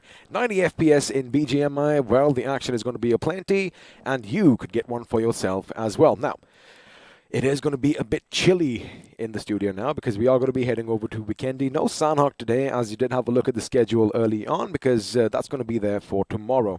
We thought that we'll give each and every player a little level playing field because, again, Miramar and Erangel are the most important maps. And speaking of a few changes, Striker is going to come in as carry. Well, he's going to be going out for the Hyderabad Hydras. Oh, again, Striker coming in shows that they're going to go offensive yet again from the side of Hyderabad Hydras. I mean, every time there's a roster change, that is where we look at who is coming in and what role is being replaced, right? Carry being the support going out, and suddenly you have another assaulter coming in. Well, I guess we're going to have to wait and find out because, of course, we all have some questions on our mind. And speaking of questions, looks like we are going to have one from Jinesh. But first of all, what's up? How's it going? And thank you for putting forth this question. Now, the question is, leaving out Team Seoul, EXO, GE, and Hyderabad Hydras, which team has impressed you throughout BMPS? And Arca, why don't you start this off? For me, the team which has impressed the most is going to be Team 7C as well as Team Enigma Gaming at this point of time. Because I know they are the big names, but we have been seeing the other bigger of the names getting out of the tournament, but still they survived, and right now they are still putting up a fight. And that fighting spirit is something which comes in front of my eyes right now. Well, of course, I'm going to answer that as well. But before that, we have a lovely message for all you viewers, because you can stand a chance to win some BGMI merchandise. I'm talking about those nice T-shirts and those water bottles to beat the heat. And all you have to do is follow the link, predict who's going to be on top as far as points is concerned, and, well, you could have that. But we are still not done there. We have 10 iQOO Neo 6s to give away as well. And, well, there's a message in the comments that they should probably look out for. Yeah, exactly. There's going to be a pinned comment in the comment section. Make sure you click on that link. And from there on, it's simple steps. You follow it and you'll have your hands on this beautiful device. But before we get into the game, which is the team which impressed you the most? Well, of course, coming back to Mr. Butt's question, I kind of feel like, since you said fighting spirit, I'm going to have a little bit of a soft spot for the boys from Punjab. It's going to be Esports Walla WSF, who really kind of impressed me throughout. And I do believe we can hear that on the stream right now. A little bit of I guess you were just trying to get my attention. I'm sorry I wasn't looking at you at this moment. But now, we do have Vikendi coming up. A little bit of a game changer sort of a map, but you know, again, it's all about practice, right? Because practice makes perfect. As before, all the death, destruction and carnage is going to visit this map. We're just going to sit back, relax and take you to church. Now, I know it's not a Sunday, but again, you know, it's always good to have your pious side, your piety tested just a little bit. But as what you see on your screens right now, looks like a few teams are going to be left in the wake of all that wreckage and carnage. And well, only one of them is going to make it to the skies, probably shooting off from the Cosmodrome. Now, this is where I want the final circle to be forming in, exactly inside this building, where people are going to be in each floor. Every team will choose their own floor, and then it's all going to be who's going to be peaking first, who's going to be dominating with the crosshairs. As ladies and gentlemen, we'll be stepping into the map of Vikendi, and the big bird is going to be hitting the air, and we can see that the island at this point of time, probably it's going to the complete eastern side of the map. It is, and of course, just a reminder, like we just said moments ago, the match is being played on the iQOO Neo 6 level playing field for all our players. Now, speaking of the playing path, we are going to be heading over the Vinery, and looks like two teams who we know love dropping down could be dropping down early and having a little bit of a skirmish. But I do believe that, you know, Hyderabad Hydras, they're going to hold on to the horses for now.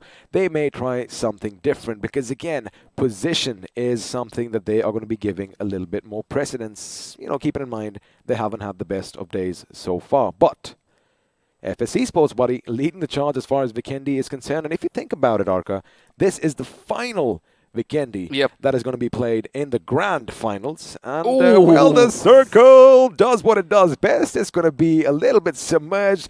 And I do believe this time, finally, we might just walk with the dinosaurs. I just hope so. I'm going to keep my fingers crossed. But few stats which kind of shocks everyone over here is look at the number of FS names coming up in the top 5 players of Vikendi. We have FS 7S and we have Clutch both getting 6-6 finishes for themselves. And let me tell you this, FS Esports gets an average of 19 points in the map of Vikendi compared to the others.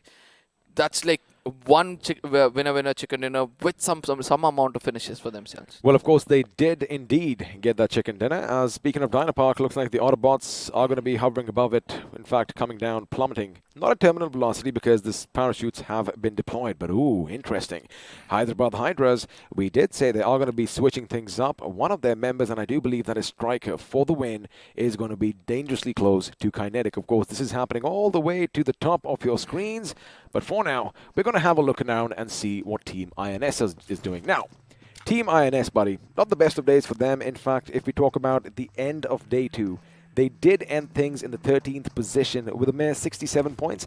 They did have a good start, though. I do remember day 1, first game, these guys racked up quite a few finishes, and things just seem to have fizzled out from there on then. But speaking of fizzling out, Esports, while Invader is going to be caught off guard, and looks like his teammate could be taken down as well, as Enigma Eggy is going to get the first blood in this game. Now, at the same time, let's not forget there's another gun on his shoulder, which is going to be the deadliest of it all. This man has turned out to be the best sniper in the tournament right now. If he can put down one more with that sniper, things can be so different. But still, a very wise decision. Shoot and scoot immediately. That's exactly, I think you read my mind, because you got to keep one thing in mind. Although Bajwa is going to make his escape, his teammates were nearby, pretty much on hand to make sure if he pops out and takes a few shots at his teammates' direction, well, looks like Tango and Karan could have given him a run for his money. But speaking of running, for now, Bajwa is going to try and make sure they head over to Krichas, if I'm not wrong, and loot to their heart's content. Now,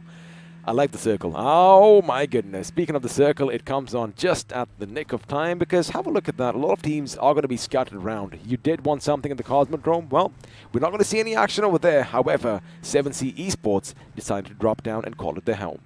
Now, this is where 7C is going to have a lot of farming for themselves, because that 2 places of Cosmodrome and its nearest place that's going to be Trevno is going to have so much of loot for these players. They're going to have their backs filled up and they're going to be making it inside the circle as quickly as possible. But let's not forget, the second team which performs the best in the map of Vikendi is the side of Team Hydra. They have an average of 17 points and they badly need those complete 17 points in this specific game. Having the control of the circle and still trying to rotate around a little bit closer to the center. What are your thoughts on the side of Hydra?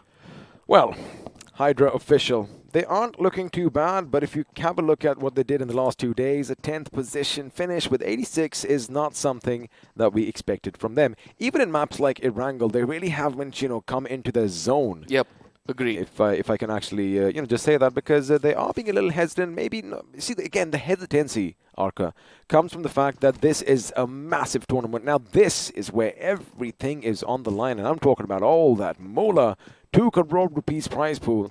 And, well, if you want to take the big chunk, you are going to have to take a few risks. You are going to have to be a bit more aggressive and, pretty much in the face of your opposition, which is something they haven't really been doing. So, yes, you might want to play for position points. Even in the last game, they had a good spot for themselves. However, they were being a bit hesitant and, well, they paid the price. Now, correct me if I'm wrong, and please pardon me if I'm wrong. Go for it. Yeah, pardon me if I'm wrong. I think this is the first official tournament where Team Hydra has come in as a squad and then, try to dominate over here and be at the top in the first ever, attempt coming in from their side. I just hope that I'm right with my stats over here. But at the same time, coming back into the circle, we're able to see that Team Soul has started to live their ways. They're going to be going to the dead center of the circle, towards the side of Dino Park. They want to live amongst the dragons. They want to live amongst the dinosaurs, I'm so sorry, where Team R Esports yet again come in close proximity with them. Close proximity indeed, but it looks like it's going to be Team Soul. Hector, who might be the first one to spot this vehicle moving in his direction. Now the thing is, if he does shoot, he is all by his lonesome, and that is where things could get a bit tricky. But speaking of lonesome, looks like Akshit is coming in. One of them just went flying out of the car as Canary does have his wings, and now Team Soul's Hector and Akshit could be in a little bit of trouble. Jadu is going to go from the right flank. In fact, Hero's going to be taken down first. They are going to be trading in right now. Hector is going to have a grenade thrown at him, but from the distance, it's going to be Goblin coming in and making sure he has that flank secure. And in the blink of an eye, our Esports' Canary is going to be left standing all by himself, but the car went whizzing past his head, and now the UMP is going to do all the damage. Ooh, Goblin is so dangerously close to be taken down as well. If he goes down, it could be a 2-on-1 situation, because have a look at what's happening inside. Hector has managed to pick up his teammate. Now, at the same time, Canary trying to do the best of what he can. A fire trap coming in for a defensive maneuver to make sure that, he's going to pick up his grenades, pick up his teammates. But at the same time, let's not forget that Goblin is not going to stop himself. He's just going to be rushing in. But from the top, they come, they strike, and they make sure they put an end for the side of our Esports, making a big mistake yet again, knocking at the doors of the beast and getting slayed. Well, they did come and knock, and they did try to huff and puff and blow it away. I wonder if you know what little child's book I'm talking about, but unfortunately the piggies inside said no, and the wolves were left at bay. Now the thing is, Goblin's position was instrumental, right? Because Jadu did go up on the right flank, but he did not check his periphery, and as a result of that, he got taken down, and I've got to give props to Canary. He did try his best. Unfortunately, yes, he might have made that little fire trap, but going in for the revive at that point was not possible. The right decision. Maybe he could have made his escape, but again, coulda, woulda, shoulda. At the same time, Team R Esports, right? All of them rushing in just one vehicle.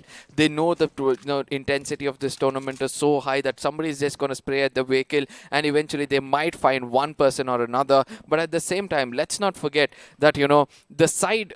I think Canary did see, or I'm sorry, not Canary, but we'll be looking at the highlights, the instant replay coming in, where Akshat was the person and Jadu over here. I think he did turn back and see that the vehicle is coming in, but still was overconfident over there as the vehicle jumps in style. That's going to be the Omega comes in, but Canary, with that quick moments, almost put down the second player, and if that had connected, I do believe he had a fighting chance against the side of Team Soul.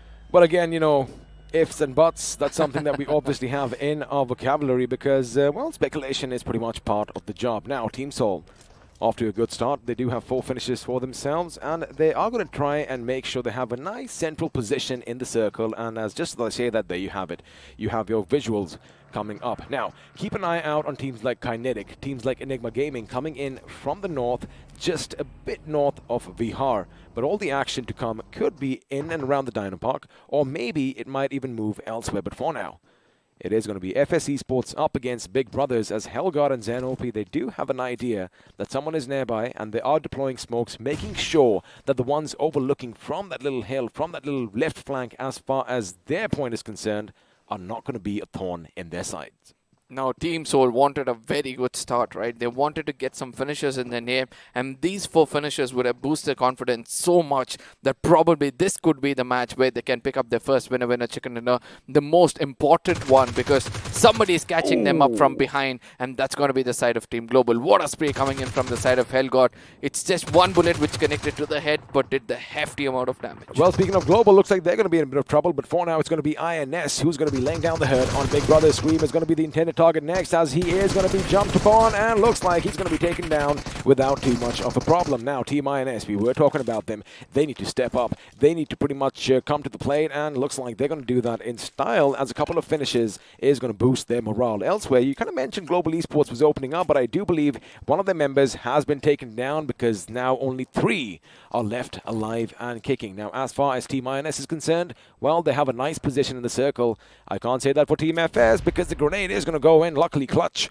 was not in the damage zone. No, at the same time, the second grenade probably placed perfectly over here. Did do a little bit of a damage, but that is going to be revealing the location of Xenope at this point of time. And I just love the way the opponents just put up that smoke, blocking that vision from him from where he can throw those grenades. But on the other side, 3 of them are going to be rushing in towards the side of Hellgod, who is healed up to his fullest potential. A grenade comes in as a defensive maneuver, still waiting it out to make sure that his teammates probably will come and give the backup when required. It's just one other man standing far away. That's Xenope. Well, let's see if Hellgod is going to send them to Hades itself, because Team INS are going to be coming up. Smokes are going to be deployed, but they're going to be coming up in full force now. The UMP is going to be shot at. In fact, he's going to be taken out from elsewhere. Xenope has a nice little angle from the other side, but Hellgod got out just a bit too quick, and well, he was taken down as a result of this. INS Joker making sure he lays down the hurt. Now, Xenope, oh boy, his work is cut out for him, because I do believe he's the last man standing for his team. And just as I say that, well, Joker once again lets that UMP sing, and another team is going to bite the dust. Now, they had it set, right? They wanted Xenope to have that off angle. Probably he should have waited for those grenades. He lofted all the grenades in his pocket over there, lost all the throwables possible, and then eventually when Xenope was damaging from far away, that is where one good grenade pitching into the faces would have been much more better for the side of Team INS. The late rotation coming in from the side of 7C as well as the side of Nick. I mean, I don't know about late, buddy. Have a look at them. They're still up in Trevno. Yeah, I think that, they know the plan, right? Of course, because they're going to be like, everybody are going to be the center. By the third circle, we see that the chaos is going to be striking in the map of Vikendi. So we'll come in late. We're going to enjoy the corners of the circle, which has been the most crucial thing for all those teams who have success so far. So eventually, they'll be having a very, very good time as they make it into the circle. Well, that's pretty much the name of the game. You do want to have a good time, even though the stakes are so high, because if you aren't having fun, well, what's the point of doing this? Now, FS Esports, their position is going to be a bit compromised, because the Green Goblin himself is trying to jump and get a little bit of a visual. Ooh, he might just jump over the wall right now. He wants that G36C to sing, and Clutch is going to be the intended target. However, he realized that at this moment, it is not the best decision.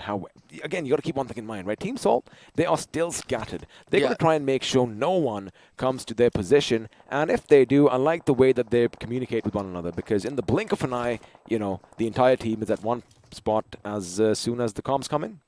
I just hope they do that again, because one rush coming in, because everybody wants the center of the circle.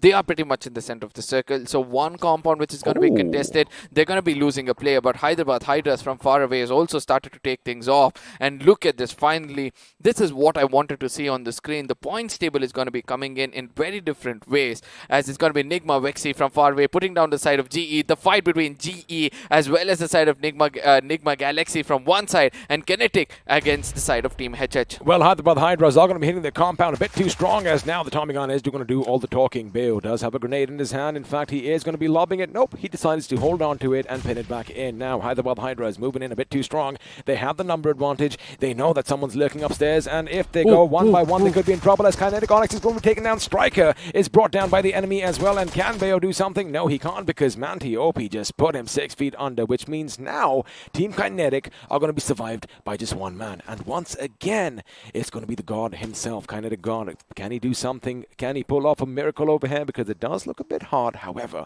if he does catch them off guard one by one, Ace Black and the boys could topple over like dominoes. At the same time, Ace Black is not I like doing the smile that mistake. on his face, though. Yeah. He's calm. Yeah, and that is what you need in this game, right? play the calm game and you're gonna have everything in your favor. But at the same time, look at him being very, very composed, not allowing the side of Team HS to know his exact location. I know eventually they're gonna be coming up in all looks and corners, finding him in a corner, but ultimately there might be some team trying to third party them and keeping them at bay. With all these angles for himself, Team HH probably is going to be heading in towards him. One good finish is what he'll be looking out for through those angles. He does take a player down. Eventually his location is going to be given away. It's going to be Ace Black again. 3x scope. Eventually, what a good angle to hold over there. I love the fact that he took cover a bit behind those steps over there, and even they were wondering, hey, wait a second, I see a door, but where are these shots coming from? Please go to the Dino Park. Well, I guess it's still going to be in play, but it might just shift towards the city or the town of Vihar. A nice little effort coming in from Kinetic God over there. He almost clipped 2 of their members, and the third took a massive chunk taken off from his HP as well. But for now, Hyderabad Hydras are still looking good. On the other hand, we do have that little stalemate still continuing between Enigma Gaming and the boys from Autobotz Esports. Now 7C, you did tell that they were way far away, right? Look at them where they've approached. They've almost come inside the circle. They made it outside the blue zone, so no damage from the zone itself. So once they make it inside the circle, probably towards the side of Vihar where nobody's going to be gatekeeping them, from there they'll start to assault as the Vikings knows exactly when to strike. Well, the Vikings, I love that you call them, because they were the sailors of the 7th back in the day. In fact, if everybody thinks that, Columbus discovered America, they were there long before.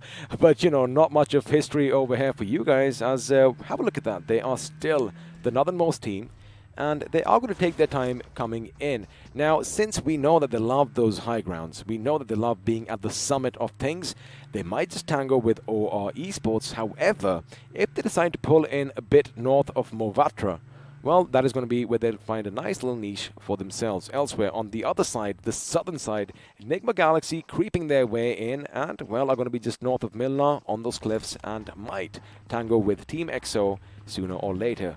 But again, where do you think the next action is going to come? I think it's going to be Enigma and Autobotz.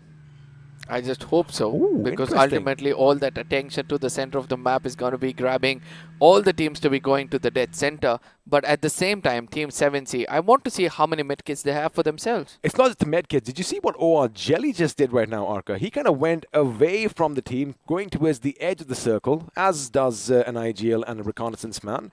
You got to scout out ahead, but he kind of anticipated that someone could be coming in from behind, and he made sure he got a little bit of a visual confirmation. And speaking of visual confirmations, Clutch might just see someone from Team INS.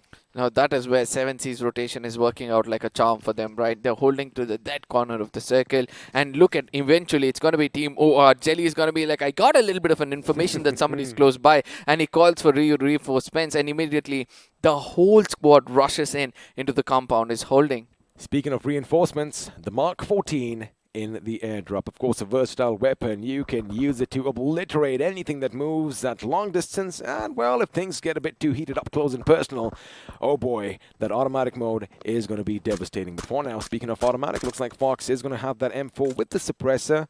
And he's just going to be shooting in the distance, making sure everything is calibrated. Now, Autobotz, pretty much in the center of all the action to come, do have a nice coverage as far as this little town is concerned. I am speaking of Movatra because, you want to make sure you cut off any angles, because most of the times, think about it, if someone is going to be rushing in on your position, right, they're going to be coming in a vehicle. And when you start shooting at the vehicle, normally, more often than not, panic sets in. That is where you strike fear in the hearts of the opponents, right? But at the same time, Global Esports is holding a very good ground. That's the last man standing. Ronnie wants to go toward the harbor place, and he's going to be hiding here for a really long time, hoping the circle is going to be shifting here yet again. The zone does shift in. It's going to be Dino Park still under contest, but let's not forget that after that, to the southern side of the map to be specific, there's a lot of hardcore points for all these teams, right? Team Soul at this point of time, just in case they do not regroup, probably that could be the beginning of the end for each of these players. It could be, and looks like Hyderabad Hydras might just be hitting Soul Omega's position, as Enigma, Evo, and the boys are going to be making their move a bit down south as well. Now, just on the left side of the D of Dino Park, that is where Hyderabad Hydras, the blue dots on your maps, on your screens right now, are going to be positioning themselves. and they might even take the attention of Soul Akshat. Now, again, we did kind of mention, right, if they fall down one by one, it's going to be problematic, but it looks like one of the boys from Hyderabad Hydras is going to be down on his bloodied knees, and all that snow is going to be just a bit red. And I do believe, I'm not too sure, it might have been Soul Omega who pushed them back. Now, this is what's important, right? They do have the compounds for themselves, but now they need to be on the move, and just a few random shots in the distance, making sure the enemy is kept at bay. Now that is what I call a no-go area, right? You need to create that with a circle like this. You need to have it over your shoulder, because ultimately if one team rushes in and you have a split like what Team Soul is having right now. Look at the mini-map. The next person you can see is way to the corner of the map itself. That's a long distance, and they need to make sure that they come in closer with one another. Hyderabad Hydras on the other side have a divided attention. One is going to be Enigma. The other one, obviously, the side of Soul Omega, who is kind of keeping them at bay. But again, C7C Sarang is going to be the one who will be entering towards the side of Bihar, where they can find GE Ronnie hiding behind those arbors. Could that be the place where G is going to get completely immobilized? Well, they could be crunched under all that pressure, because the Vikings 7C Esports are going to be heading in their direction, but I do believe one of them is going to be a bit out in the water, just making sure he is safe for now. Hyderabad Hydras, again, not an early exit for them this time, and maybe Vikendi is the map where they might do something, and we did see that substitution coming in, right? Yeah. And Striker is definitely making a little bit of a play. Now, Team Soul, if Omega does kind of get surrounded by Hyderabad Hydras at one end, Autobotz at the other, they could be going down one by one. But Goblin, at this point even, I was keeping an eye on the minimap. There you have it. He's going to be making sure that FS Esports do not budge up as the circle, hold on to your breaths, it's going to be closing in, and, well, it looks like Team Soul are going to be happy with this decision. Now, let's not forget that Team EXO as well have all 4 men standing, finally coming into the 5th circle. They're going to be looking forward to, capitalize on the manpower they have as they make it inside the circle, pretty much close to the side of Team Soul. GE over there, that's going to be Ronnie inside the waters, not going to be visible for the side of 7C, but in case he comes into the shoreline and Sarang is not going to watch his back, that is where he might get taken down. All these ifs and buts, as the circle is pretty much far away from the side of 7Cs, they need to find a compound for themselves just to make it inside the circle.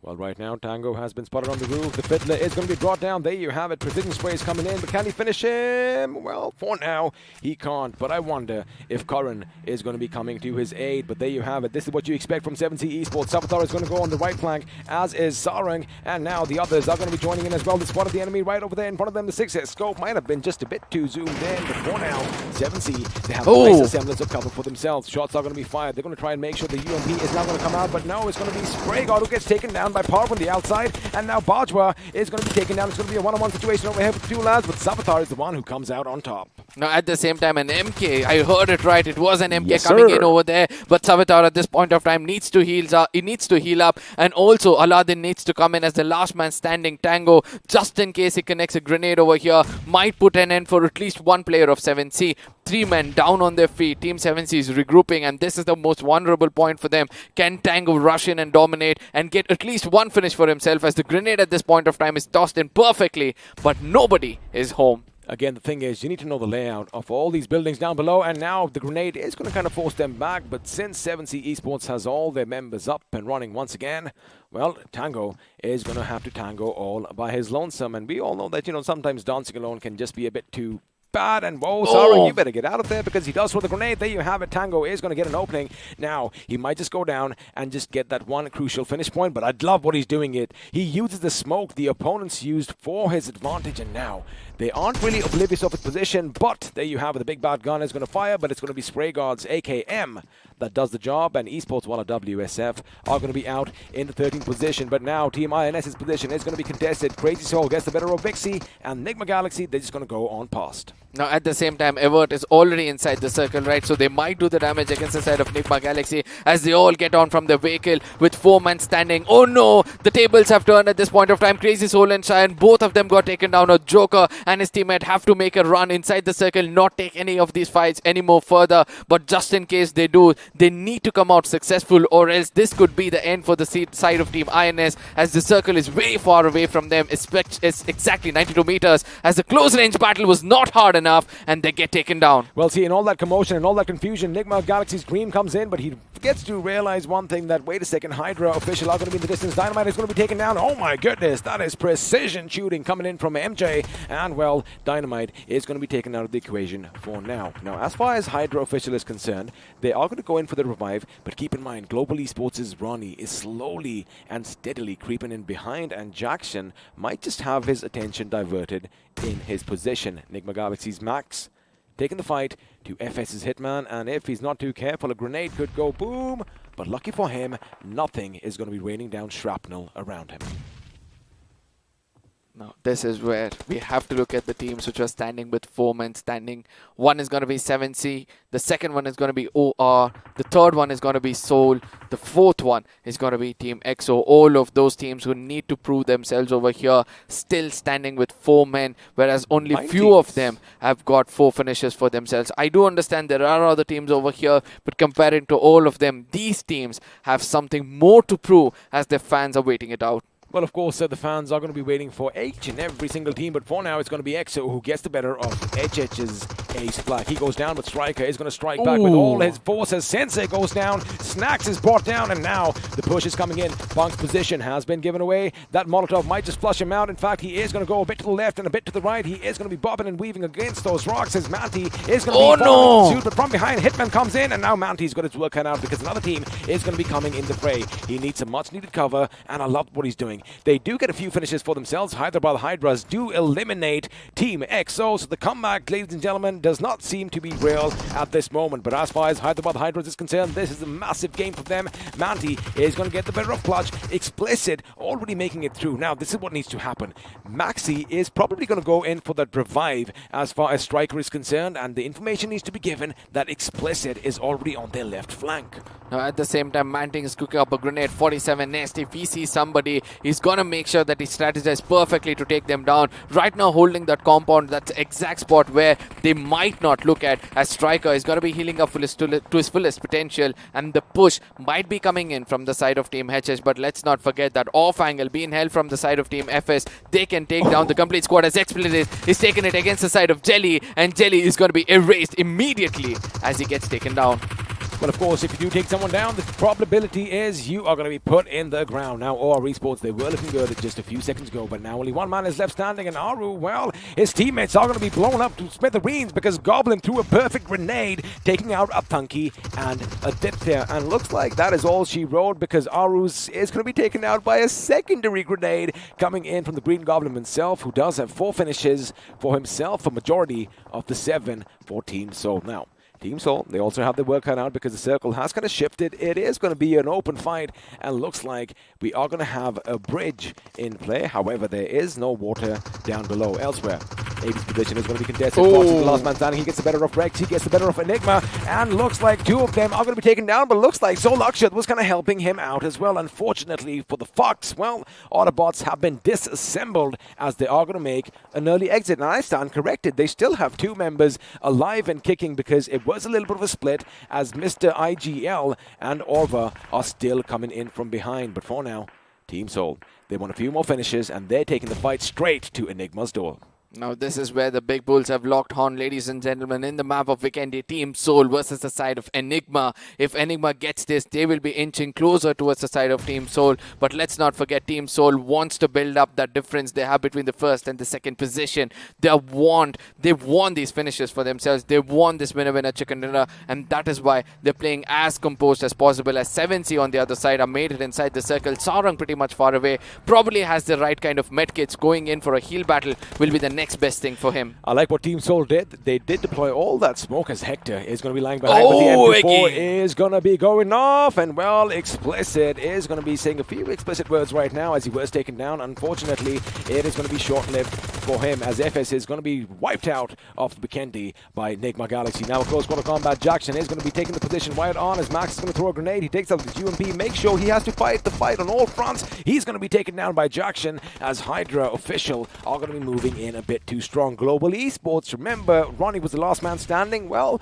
no longer, as he is going to be taken out as well. 7C Esports, on the other hand, they still have 3 members. They still have a good position, but I love what Soul did. And have a look at Jackson. The presence of mind, he is going to be shot at from other ends, but now we were talking about Orba, we were talking about Mr. IGL, and a little bit of an oopsie comes in. Can Rex make it to the circle? No, he cannot, because Spray God just sprayed him full of lead.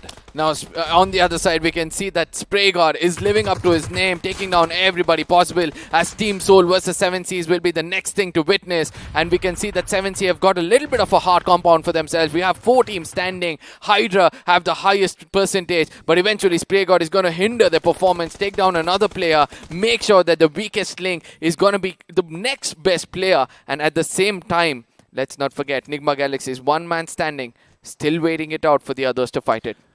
If that grenade goes boom, it is going to go boom, but it's going to be the vehicle that brings Parv down. And now the follow-up grenades are going to be pretty much precise because, well, the confirmation has come in that they are right there behind that little rock. Now Spray God is not going to be spraying lead, but he is going to be laying down some shrapnel in their direction, as it is imperative that they wipe out this team before they go in and fight the next, because otherwise they're going to be in a bit of a sandwich situation. Have a look at that. Soul, on the other hand, he does realize, oh my goodness, did the grenade just come? Yes, it did. Hydra Dynamite, it did fling some dynamite in his direction, and now on a sliver of HP, he doesn't have any first aids, but he definitely is going to patch himself up with those bandages. Now, at the same time, Savitar has a lot of job to do. Hydra have been recovering yet again, and they've recovered to the fullest. Have 3 men standing. They'll be pushing in, as Savitar at this point of time is going to be cooking up a grenade, making sure he gets a knock, puts the fear in the opponent's heart, so that it's going to be easy for him to go for a revival, as Team Soul decides to just wait it out, as the grenade is going to be lofted towards the side of Nigma Galaxy MJ. The circle is going to start eating them up, as Sarang has got 25 medkits for himself. He might heal it out until the final position. Oh, as expected, he's going to be staying in the back lines, as everybody else from 7C is going to be brought down. Savitar is going to be the last man standing, goes up against Zoro. The vehicle is going to blow up, and unfortunately it's going to be Zoro's UMP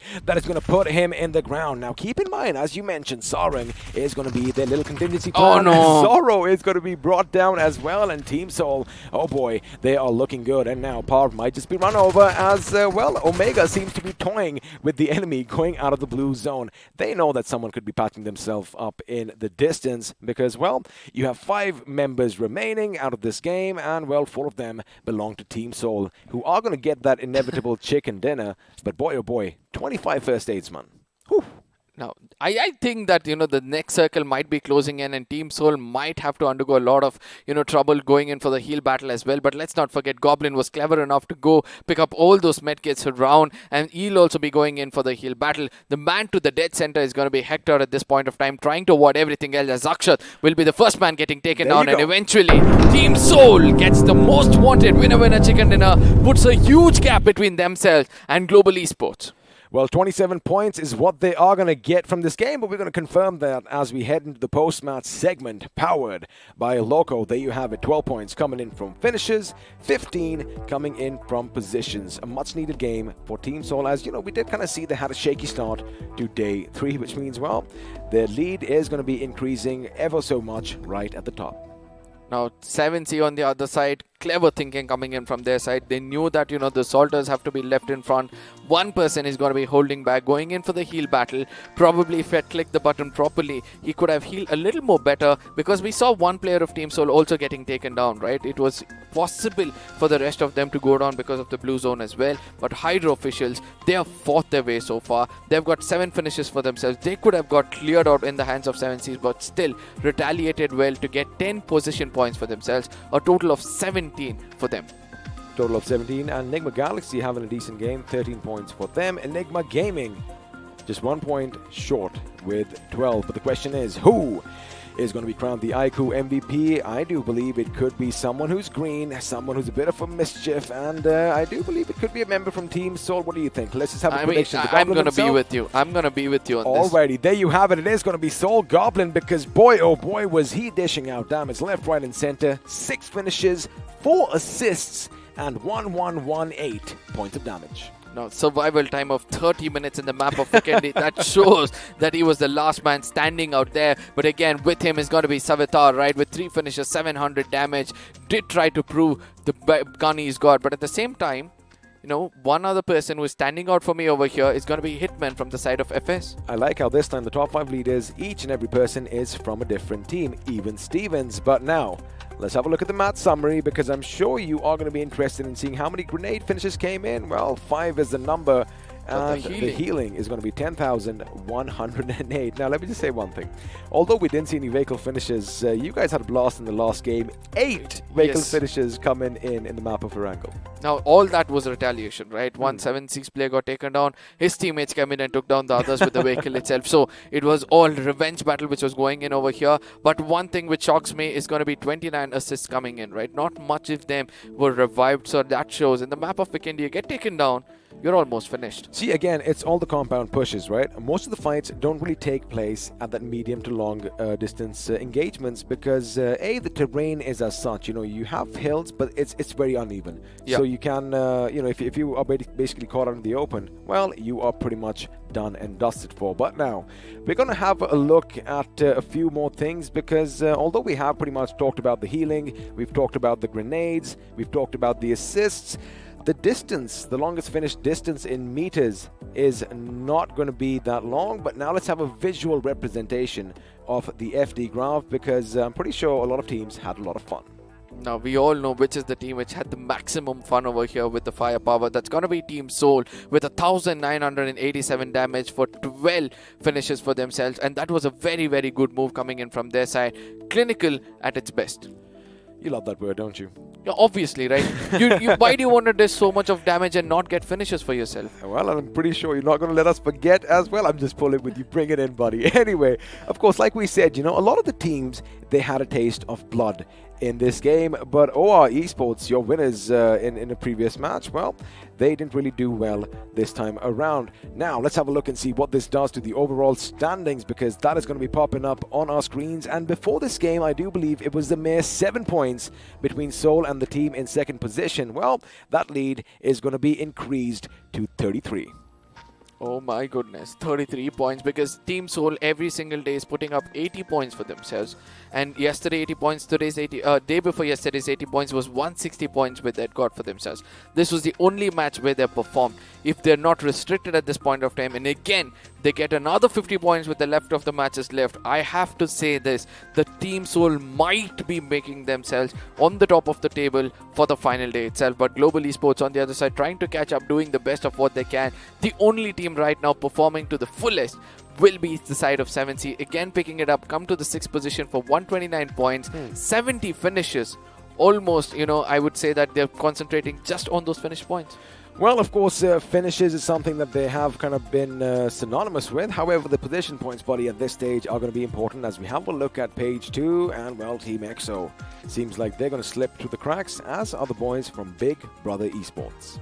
Oh yes, I mean Team EXO, we were expecting a comeback from them. Let's not forget that the Hyderabad Hydras were also known for their second and third day comebacks. Both of these have been restricted very, very badly, probably because of the playstyle which they're not able to adapt of trying to hold the center of the circle because of their late rotations. But again, Team INS, Kinetic, Esports Wala and R Esports, where I've already heard from fixes that we have to eliminate the side of R Esports of making it anywhere into the top of the table. Oh, that of course is pretty much fact at this point. Even Esports, Wala WSF and Team Kinetic, you know, you can't say, yes, oh my goodness, if you have a few good games. But again, that's not really possible at this stage. What they still can do, however, is still take the fight because they shouldn't lose hope because now each and every team is going to be walking away with a chunk of your 2 crore prize pool. But the question is, are you going to be content with 1 lakh or would you rather take 10? Because that is the beauty of this tournament. As we did mention, the biggest tournament in Indian history at this point. 2 crore, man, that's a lot. But of course, none of this would have been possible without BGMI Crofton and our lovely sponsors iQOO and Loco, which means once again, let's have a look at that video, which we all have come to love.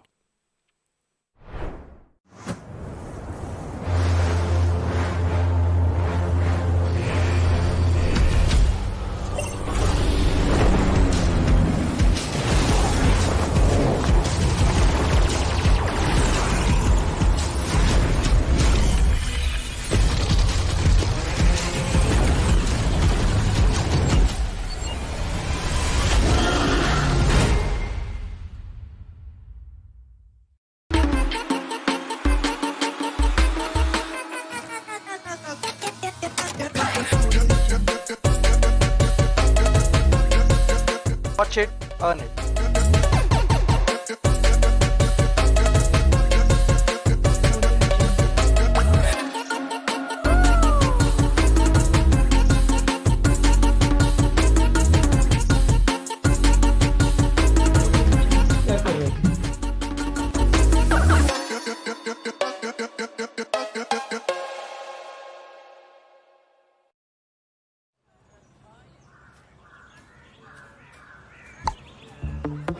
चलो boys, एक match और हो जाए। बस 2 circle बाकी है यार, इसको निपटा के खेलते हैं ना। क्या सर्कल? यार राज, तू क्यों नहीं खेलता हमारे साथ? अपनी स्क्वाड बन जाएगी। स्क्वाड? पर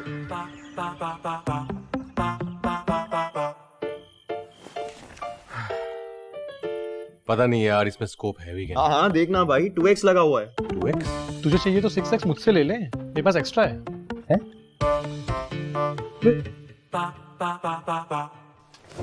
मैंशन चलते हैं गाइस, क्या कहते हो? लूट के सीधा रोटेशन मारते। मैंशन में लूट? तो हेलो, ये चल क्या रहा है यार? BGMI है? सब यही खेल रहे ब्रो, तुझे कैसे नहीं पता? हर चीज है इसमें, जैसे full on solid planning, strong team work, trust और सबसे जरूरी 4 अच्छे दोस्त, ताकि अपनी स्क्वाड और चिकन डिनर के बीच कोई ना आ सके। अब तो सब अपनी स्क्वाड बना रहे हैं, तू कैसे रह गया?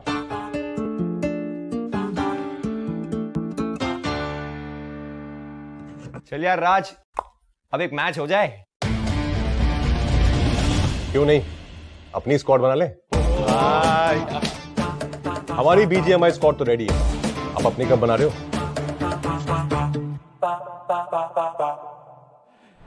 Man, I love how BGMI, has pretty much taken over our lives in a good way, because too much of a thing is also bad for you. Remember that, so you always need to play in moderation. Just a little PSA we love giving away. And if you do want to play, well, you better grab yourselves the iQOO Neo 6, because at this price, and even a few other competitors, it is the best device out there. But Arka, Vikendi, I had a good time. I'm sure you had a good time as well. And it was as expected. The first circle having that drastic little, appearance towards the west, but nothing too drastic after that.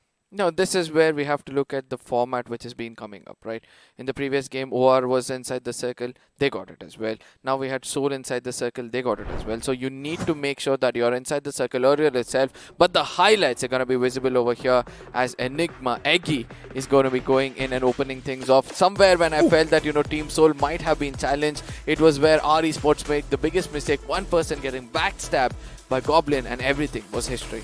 Again, this is something that our esports has done in the past, because if you remember in Vikendi of yesterday, they went up against Hyderabad Hydras into a pretty much like an ambush, right? And were shot at from every direction. So the reconnaissance is something that is up for debate, because sure, you want to have all 4 members, but right over here, I'm going to come back to my point. God, the way he took cover behind that little staircase, even though the door was blown up, was keeping the enemy guessing. Quickly coming back to our esports. Having that one vehicle, I guess it kind of makes sense, but again, they aren't really good at recon.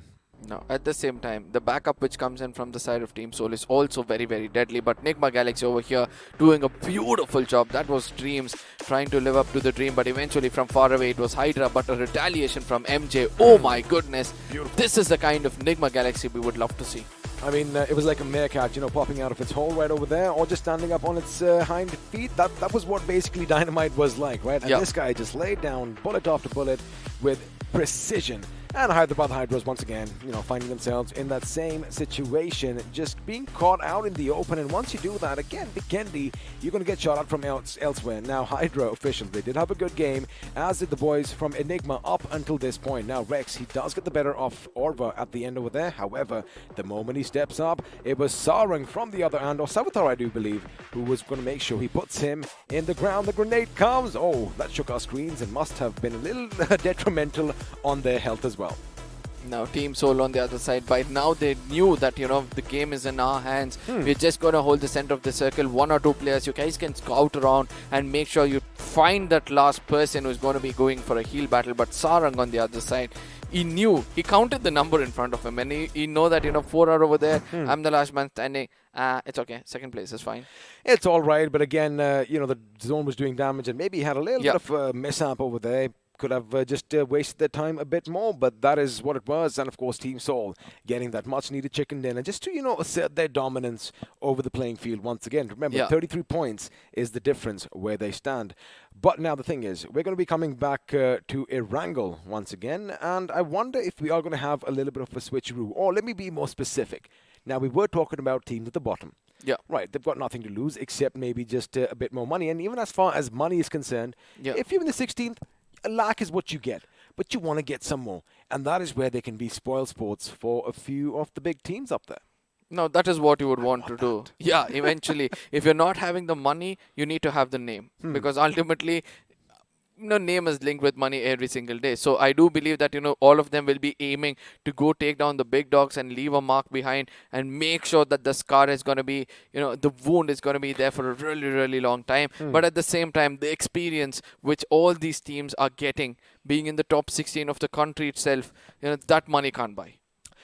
Of course, experience can't really be bought. You have to keep going through things. I mean, struggles and tribulations is what makes you a man or a woman. And the best thing is, this is, like we talk about, it's a massive pedestal, right? Yeah. And they have to take advantage of any opportunity that heads their way. And soon enough, well, they are going to have a few more games to take advantage of the opportunity, as we just mentioned. But I want to see some drama. I want to see some action. Now, Fixes is going to be coming in next. I'm pretty sure I'm going to ask him the same question. And he might just agree with me a little bit that some of the other teams might just be drop clashing a little bit. Because, again, what do they have to lose? You just said it. You have nothing to lose. Just make sure that you pick up some finish points, create history probably to have the highest number of finishes, play for those other cash prizes which are out there, the Salter, the Lone Ranger especially. Most of these teams are actually playing for those things as well. But ultimately, it's going to be coming back to the game itself. I mean, I know Team Soul has played really, really good in this game, but at the same time, what do you have to say about Team 7C? Rotating very late inside the circle and then playing into the corners? It was fine because, again, now we know why they rotated so late, because they made sure they looted every single house, every single compound on the way. And when you have about 35 first aids, oh boy, it takes a long time to use. I guess that's what happened at the end. I think he got a little bit bored just pressing that button at the same time. And, we're like, all right, we have 12 points from position. I think we're enough. But now we're going to be heading into the pre-match segment powered by Loco, which means the sun is going to leave us at this moment, and well, Fixes is going to be sitting where he is. But until he kind of just nestles in, well, you already have a look at all the teams that are going to be playing. But I like the fact it is going to be in Erangel. And, Fixes, I'm going to give you another few seconds. Are you good, buddy? We good to go? Oh, I am. Alrighty, so now the question that I was asking you. All right. What do you think is going to happen? Are we going to see some drop clashes? Are we going to see some fun? I mean, right now, well, no, maybe. Because it's going to all happen tomorrow. Let's leave something for tomorrow, XP. Because, like you said, this is exactly what the Soul Leavers really wanted, right? Because, it came from Believers and Soul. We've been waiting for their comeback.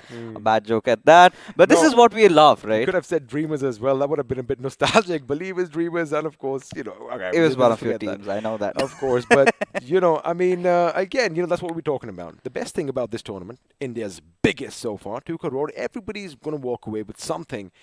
But just come on, guys, go in for a little bit more. But right now, we have to thank, of course, our lovely sponsors, iQOO and Loco, for making all of this happen. Let's have a look at that one video. Well, once again.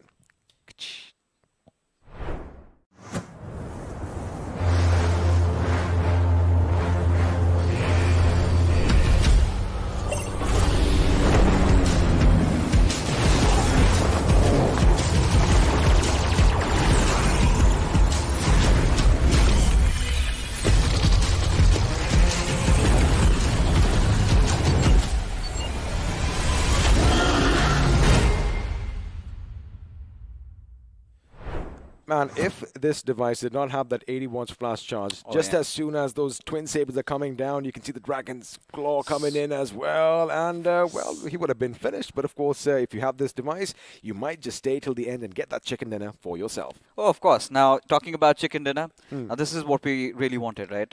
Global Esports were off to a really good start. Team Soul, they were falling down. And suddenly, they come out of nowhere, get a chicken dinner in an off map, which is not one of their best maps. They finally done it.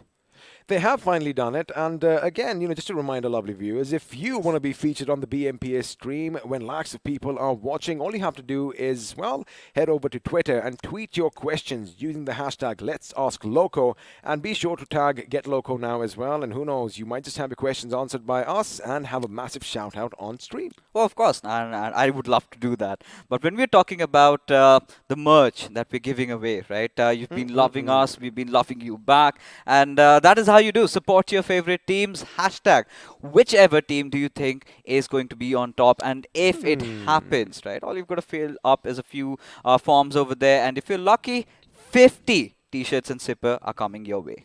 That is awesome. And, well, if Lady Luck isn't going to be with you on that, you can still try and get yourselves one of these, the iQOO Neo 6s. All you have to do is make sure you check the comment section, click that pinned comment, and, well, they'll guide you through the rest. Now, speaking of changes coming in, we do have a massive change. Apollo's coming back in, Max going back out.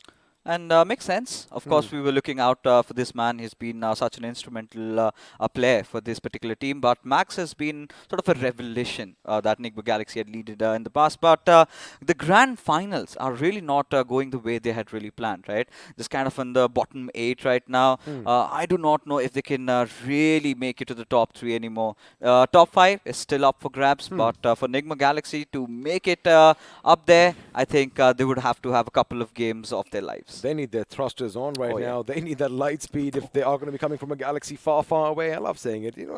Are you a big fan of the series? In a galaxy far, far away. But anyway, we're not going to talk about any wars right now. But the thing is, we are going to have a few wars breaking out, a few fights, a few battles in the map of Erangel. Now, sure, maybe I'm a dreamer. Maybe I'm thinking too much. Maybe I want some drama, which I'm sure all you watching at home want as well. That.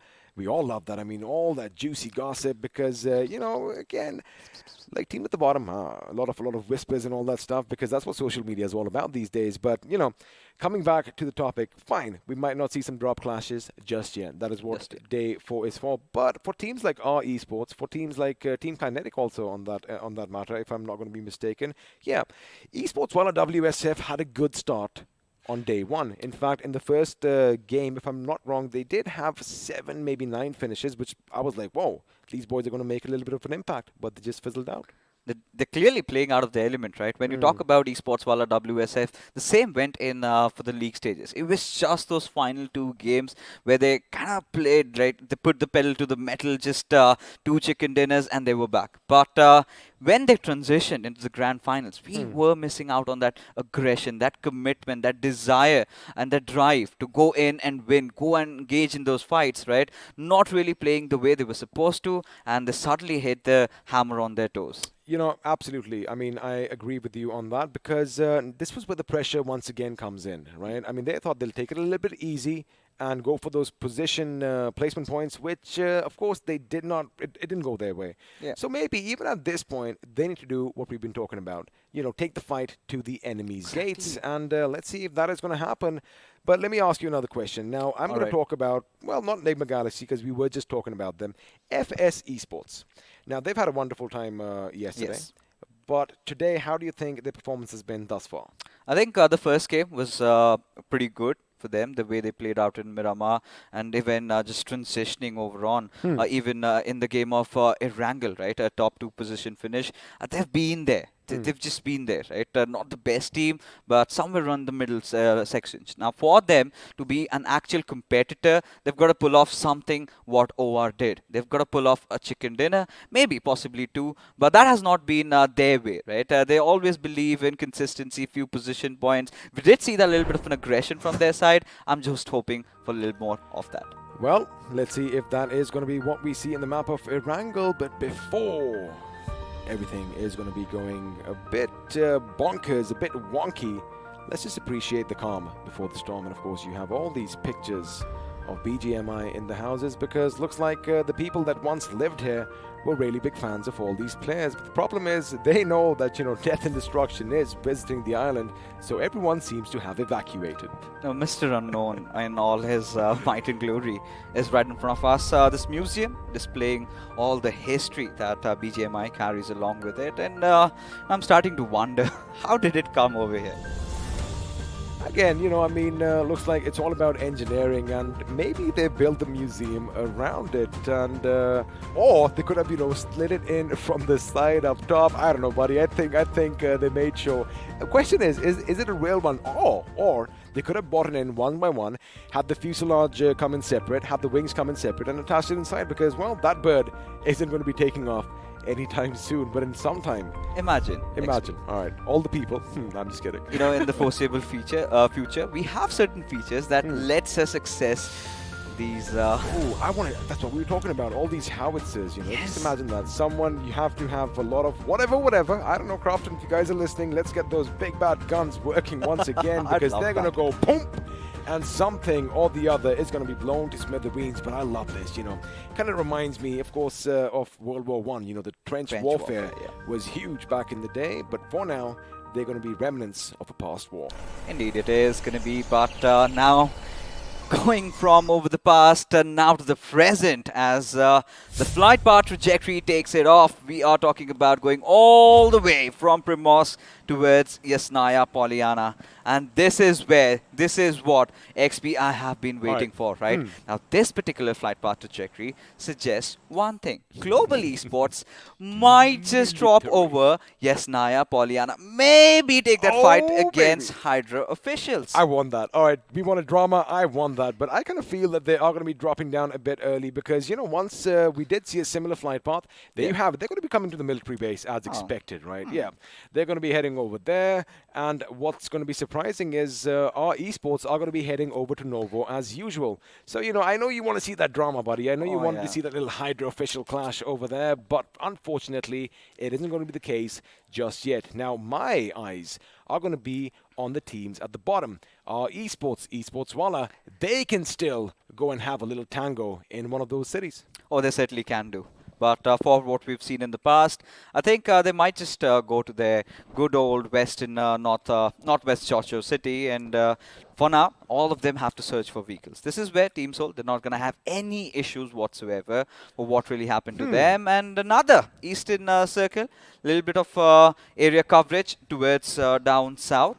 But for now, I mean, taking a look at Big Brother and Team EXO, both of them seem to have settled in. They do have settled in, because, again, this is something that these guys are comfortable with. Now, normally, buddy, you see 7C Esports where Big Brothers are right now, but this time around, looks like Pochinki is going to be their city. Of course, since a particular team who were pretty much covering their blind spots all the time is not in the tournament, that is where 7C have been heading. Now, I know you wanted that drama. I know you wanted Global Esports to be up there in Yasnaya, but at this moment, they're going to be calling military base, well, the main buildings, in fact, their home. And you know what? This is my favorite spot dropping down as well, because the amount of loot that you can get as an entire squad is just phenomenal. What's going to be really important for Global Esports is that they rotate pretty early, right? Get inside the circle, but what are their access paths? If Team INS decides to hold them off, this is where they can find themselves in a little bit of trouble, because I'm going to possibly eliminate the chances of them taking that Novo bridge, right? You've got a plethora of teams. It's Big Brothers, EXO, R Esports, everybody stationed over there. Speaking of Team INS, just to add to your point, I've wanted them to do something different, because now the circle isn't really, yes, it is just by the edge of the Western Bridge leading from the island. And oh my goodness, production, that was beautiful timing. I want them to be somewhere where OR Jelly is right now, somewhere around Potato Hill. Again, be in the thick and thin of all the action. Speaking of action, OR Esports, they are, again, in their favorite position. They're going to have the school. They're going to have the apartments all for themselves. I want to see something happening with FS. And have a look at what Hyderabad Hydras have done, fixes. They dropped late, knowing that if they went a bit early, say around Gutka, say around the ruins, chances of finding vehicles, A, will be a lot fewer, and B, they could be shot out of the sky like birds. Oh, of course. Now, this is where Hyderabad Hydras really need to step in, get their loot done, and then elope away, get themselves inside the circle. But something a little odd in front of me is OR's Jelly, right? Look at how quickly he went over around the Potato Hills. Now, I need to understand, why did he do that? Was he trying to fend off someone from taking control? Because what we've seen from ORS's side is that they love to take over those volcano areas, right? The L building, the places around that. And they did that in the last game, as a result of which they managed to get the chicken dinner. They did indeed. And, well, Ace Black on our screens. Now, He does have a lot of weight on his shoulders. They aren't really in the position that they want to be. And since, by the way, we're in Hyderabad, right? We've had the pleasure of meeting all these lads as well. And we know that they are in it to win it. However, just a question now. Yes, sure, there's a pressure. There's that mental pressure. There's a pressure to perform. There's your fans. Every little thing kind of adds up. What do you think is their game plan now? Because it isn't the Hyderabad Hydras that we are used to. Oh yeah, I mean, for Hyderabad, Hydras more than the fandom. I think it is themselves, like a little bit of a reality check, sort of starting to hit in. The prime players kind of losing out of form at the right moment. Now, we did see a few changes being made, right? Sometimes Striker comes in, sometimes Mante comes in, Maxi comes in. We are yet to find that solid playing four. And the same problem has been going on even with Team EXO. Now, this is where Team Hyderabad Hydras have really messed it up. They're in fights, the way they've been micromanaging their resources, the way they've been pushed over and still not being able to defend that, I think they've learned the lesson a really hard way. They have, but, you know, just speaking about, just adding to one of your points, the way they are pretty much eliminated at the end, right? It's always out in the open, and it's usually just not by one team, but multiple teams. So I wonder what comms are going to be going in as far as Ace Black is concerned, because sure, unless you don't have your vehicles for cover, like a makeshift fort or whatever, you know, before they even blow their vehicles up, they are blown to smithereens. So, again, I wonder what's happening on their point, and, well, you might have a little bit to add to that. I think similar things with what Team EXO are going through, right? Thing, yeah. I think, you know, these are the teams that we know, like we've been telling this time and again, they love playing around the edges. They did not really calculate how things were going to get intensified during the finals, right? They never practiced playing from the center. Now, whilst they're trying to do that, now the timings is very crucial. Every single time they enter inside the circle, it's a lot of teams around. Now, this is something that they have not done in the past, and now they're just getting the brunt of it. Well, of course, you know, trial and error is what we like calling it, and that is something that Team EXO is undergoing at this moment. However, something that isn't happening in this game is no one's taking any shots at one another, because in the grand finals, you know, we've seen a few mishaps happening early on, whether it be a little bit of those vehicular manslaughter, or, you know, unfortunately, people just getting caught out in the open, pretty much with their pants down as they don't have any weapons, and the other one picks one up for themselves. This time we're at the 6-minute 45-second mark, and not a single shot has been let loose. Now, this is where I need to pose a question to you, XP, because now we've been talking about teams targeting each other, right? Now, Team Seoul, Global Esports, they're at the top. They're one of the contenders to get it all. Now, we know that Hydra can play the spoil spot for Team Global Esports. But do you think there's going to be anyone in the lobby that could try and ruin Seoul's gameplay? Well, I don't know about that, because speaking of Team Seoul, they're making their transition into Gutka, and looks like they are in the fighting mood. They have that little spirit, and they might just catch OR Esports off guard. Of course, this is all speculation at this point, but I'm sure a few shots are going to be let loose, because they're going to try and take Potato Hill towards the side of the school and the apartments. There you have it. This is exactly what I was talking about. Perfect timing once again. I'm telling you, buddy, the feed that we are getting this time around is just sublime. But now, Seoul Esports, it does kind of seem like, you know, their position might have been given away because, you know, they might have seen a vehicle, but they are going in for those fights. They want to make sure they have that central position as expected. However, them out in the open fixes is a little bit of a cause of concern for me. Oh, of course, considering 7C, they're right on their tails, and even the players of Big Brothers right beside them. Now, this is where Team Seoul, they have to defend the center with all their might. A center which they even do not know is going to be theirs, because once the curveball hits, it could go possibly towards the eastern side, but from what we really have predicted, kind of goes a little towards the west, somewhere where Team Seoul ideally are, but you never know. You could just be thrown off. You could be. In fact, it might just go a little east towards the lumberyard as well, but that is going to be... I'd love that. I love that too, because, you know, there have been so many times, I'm pretty sure you'll agree with me, those stumps over there, I've confused them for people, you know, lying prone, and I've shot at it, given my position away, and boom, someone gets me from the side. But for now, as teams like Autobotz, Hyderabad Hydras, Esports Walla, and GE are going to make their way to the circle, I wonder where it's going to go. Imagine if it has a bit of a southern trend to it. Oh boy, that would be pretty entertaining. Talking about imagine Global Esports right now getting inside the circle and suddenly have a fight against Team Autobotz, right? Global Esports have been doing this time and again, and now the circle shifting towards the east. This is what we wanted. This is one of the games where teams like iQOO, teams like Enigma Galaxy can really have a good one. You know what I want to see? Of course, the lumberyard would be interesting. Oh, yeah. Or maybe just a bit to the north, we have that rock we like calling the Lion King Rock, just overlooking the prison. I want to see the end zone over there, but for now, Goblin might just let loose a few shots towards INS as he works position, and he is going to connect a few. However, he was just a bit too slow, but now Omega, he's going to be relayed the information. He whips out that 4X. He takes pop shots at Evert as well, but looks like Evert is going to be just a bit too evasive. Now, finally, Team INSS have decided that they need to move, but Eggy again! I think this is probably for the 5th or 6th time he's opened it up and certainly has attained the title of being the best sniper right now in the country. We have to have the replay coming up at some point or the other, because that Car 98 has been singing in every single match. And speaking of singing, Rockstar does get the better of Hellgard in another fight. And now, Eggy, he does lay down his crosses on Explicit's position. That buggy is going to come under fire, but unfortunately, nothing happening at this moment. But there you go, our Esports getting the better out of Hellgard, and there's no chance he's going to live. Oh, there you go, our Esports to all their mischievous ways. And XP, you asked for it, right? You wanted some teams to be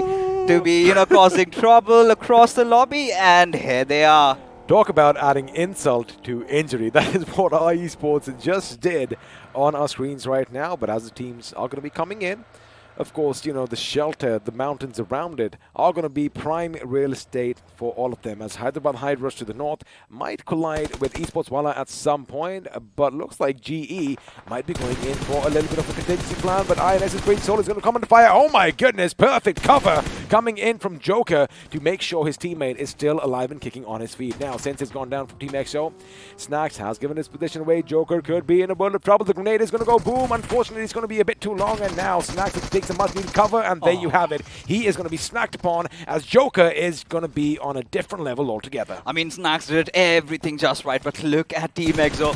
This is not them. They never really shy away from a fight, but they understand the gravity of the situation and will have to make a run for their lives. And this is how I want Team INS to play. Now, this is them in the natural groove, right? Getting the better out of the situation, rushing over at teams when they were least expecting it.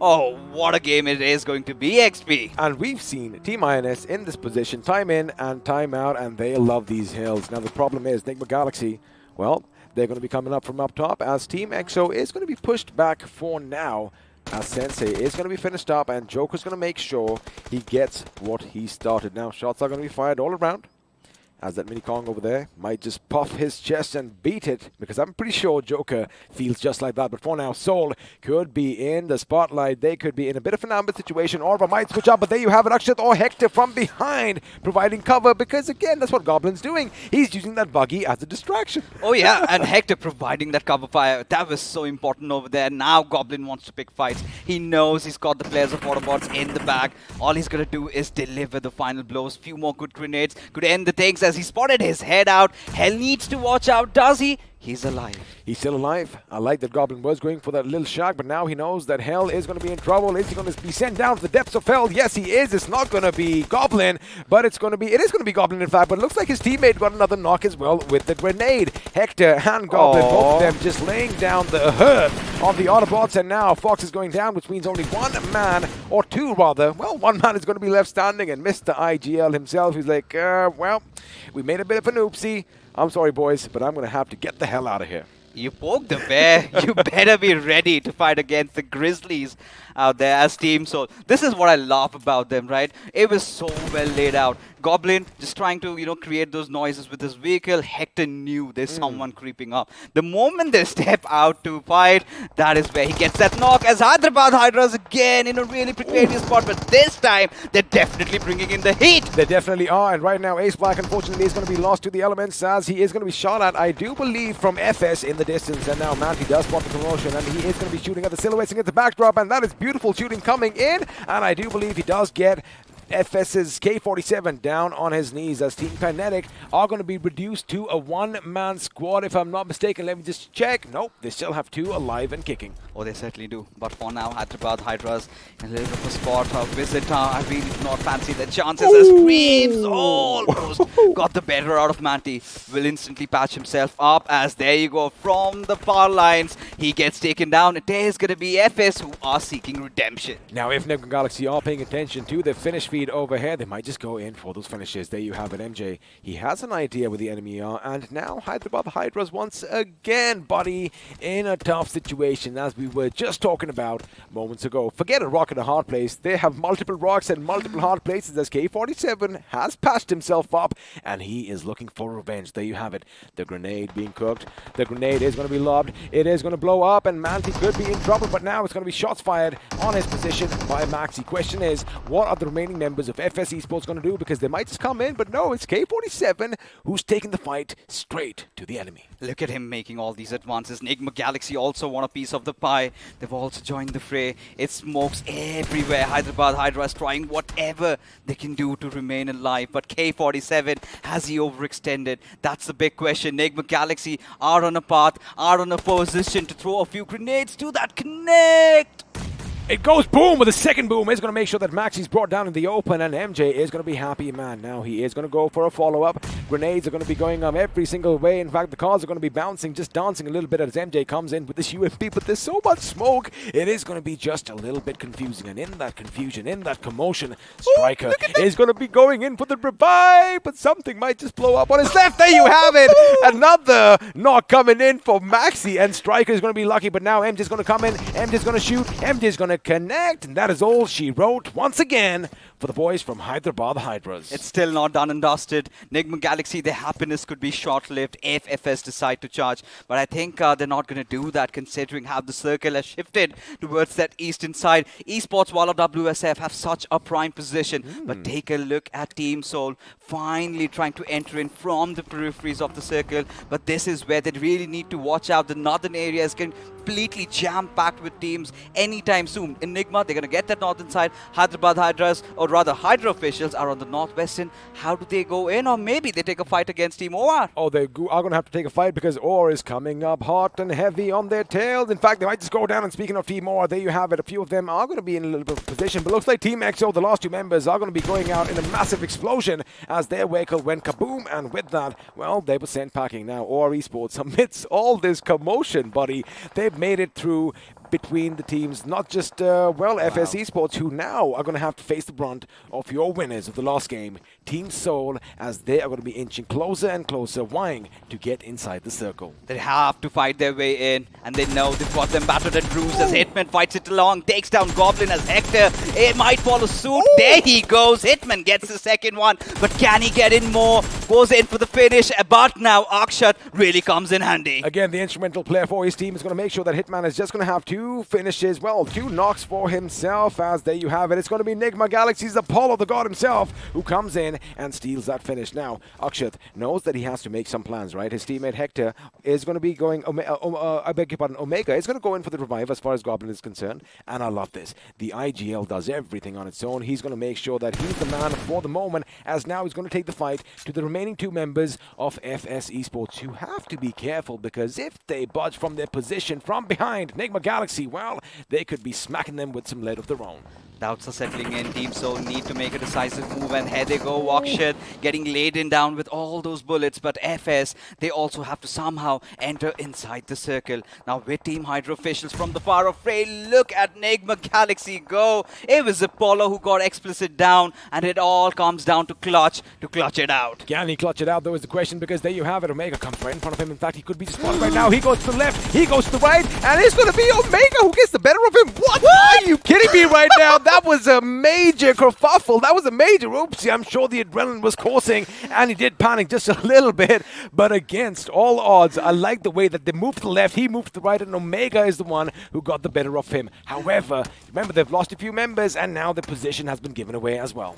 Oh yeah, I did not know how on earth did he whip that. Look at Clutch just going left and right. All he had to do was connect one shot. But regardless, had he even done that, Akshat had joined in. But look at Team Team Soul. 7C right behind them. They've been reading all those finish feeds. Could strike in at the right moment because this is where the iron is hot. Fixes, my head is hurting just a little bit. And I'm not even kidding right now. Had the camera been on over here, I'm literally massaging my temple. But right now, Team Soul, they are going to have their work cut out. And they're going to be changing things around. Because if they go to the south, well, they've got 7C Esports. If they go to the north, they've got Hydra Official. If they go to the east, they've got Enigma Galaxy. But for now, it's going to be 7C Sarang from the distance, who is going to be shredding them piece by piece. Oh yeah, and now 7C, they are going to go in for the final blow. They are indeed inching in a little closer. Spray God already cooking up that grenade. Omega, he's going to pull off a play out of his life. There you go, Akshat getting finished off, and so will Goblin. But 7C advancing. Can Omega pull off a miracle? Can Omega prove himself to be the alpha over here, as he does have the Vikings heading in their direction. It's going to be a 3-on-1 situation, and Hydra Official from the backsides are going to be laying down lead. Oh my goodness, if you had a look at all those bullets hitting the rocks, mere centimeters from his skull, you know exactly what a position he's in. Now the grenade is going to come in. Sarang is going to be forced to go back, but the follow-up grenade could be beautiful. Omega goes in. He's like, you know what, I've had enough. He gets one, but the grenade that he did flung earlier is going to be a bit problematic as well. He gets one, he gets two. He's going to make sure he goes in for the finish. Question is, can he get that final nail in the coffin? Because then there was just one, and this is quick thinking on the lad's part. He's going to try and make it a safety, but his vehicle is so close to blowing up against all odds. Nigma Galaxy, for some reason, not paying attention, and just as I say that, Apollo is going to send him packing, but Fixes, wow. Words fall short. Finally, Team Soul is eliminated, but boy oh boy did they pack a punch as Apollo. He is going to be raining all that damage from above. Nigma Galaxy, the prime contenders. Dreams has been taken down. Team Hydra have already one of their players taken down as well, as the circle takes a little bit of a southern shift. Now this is a perfect time for the players of BB to come into action, as Esports, Wala, WSF are in a pretty bad spot. Oh, they are in a bad spot. However, looks like Global Esports and BB might just be raining down death and destruction in the enemy's position. But Enigma Gaming, wait a second, is that all she wrote for them? Yes, it is, because it was a blink and you miss situation, as OR Esports, your winners in the last wrangle, well, they're going to make sure and they snuff their lives out. Now, speaking of Esports, while WSF, we do know they have a little bit of a tricky situation, but looks like he was going to burn them out. Elsewhere, MJ's taking the fight straight to OR Esports, as another one is going to bite the dust. And have a look at that, buddy. 10 finishes to their names already. OR did try to scout in and just entered the wrong area. Did have to pay a hefty price, as our Esports are against WSF right now. Look at all the players of Nigma Galaxy coaching in closer. Zoro has been spotted out. There he goes. Dreams gets the better out of him. But this is where OR Esports could get a few finishes stolen for themselves. They can indeed, but Nigma Galaxy's Dreams is going to be in a little bit of a dreamland. He is going to deploy smoke, trying to make sure he gets his vehicles out in time. But Joker, on the other hand, is going to clip the wings of the Canary. In fact, the Canary is going to be blown to smithereens as he's brought down to his bloody knees. Question is, can they pick themselves up? Well, as far as Hydra Official is concerned, their journey in this map is over. Indeed it is. But right now, the circle shifting to the players of Team Kinetic. This is all they wanted at this point, as Mania gets the better out of the players of Esports, while WSF, as Shelly needs to watch out. MJ already started cooking up a grenade, and one more could really the mark the end of the IGL of Team OR Esports, barely surviving, finally bow out. Finally do, and it's going to be the bullets that do all the talking. Enigma Galaxy, boy oh boy, they are looking good. All 4 members still alive, 6 teams still vying for that chicken dinner, and Team INS as well have all 4 members up and running. Now Knuckle, I'm pretty sure he's just going to patch himself up. He does have a few first aids at hand, and position points is what they are probably going for right now, or maybe he just can't catch up to his teammates because, well, Ronnie and the boys are just a bit too far away for him to do anything. Now Joker, he knows that Nigma Galaxy is going to come down and Dreams. Is he going to be living a nightmare? Yes, he is, as Joker is going to strike first, and well, down goes one of their boys. Oh, indeed. Now INS, they've got to make a move for the circle at this particular moment. How do they do that? They're waiting for all these teams to fight it out. There you go, Ronnie getting picked off, Rockstar getting the finish, as INS march inside the zone. Team Kinetic and Big Brothers right in front of them, but they also need to watch out for the backlines, as you've got the players of Nigma Galaxy still breathing.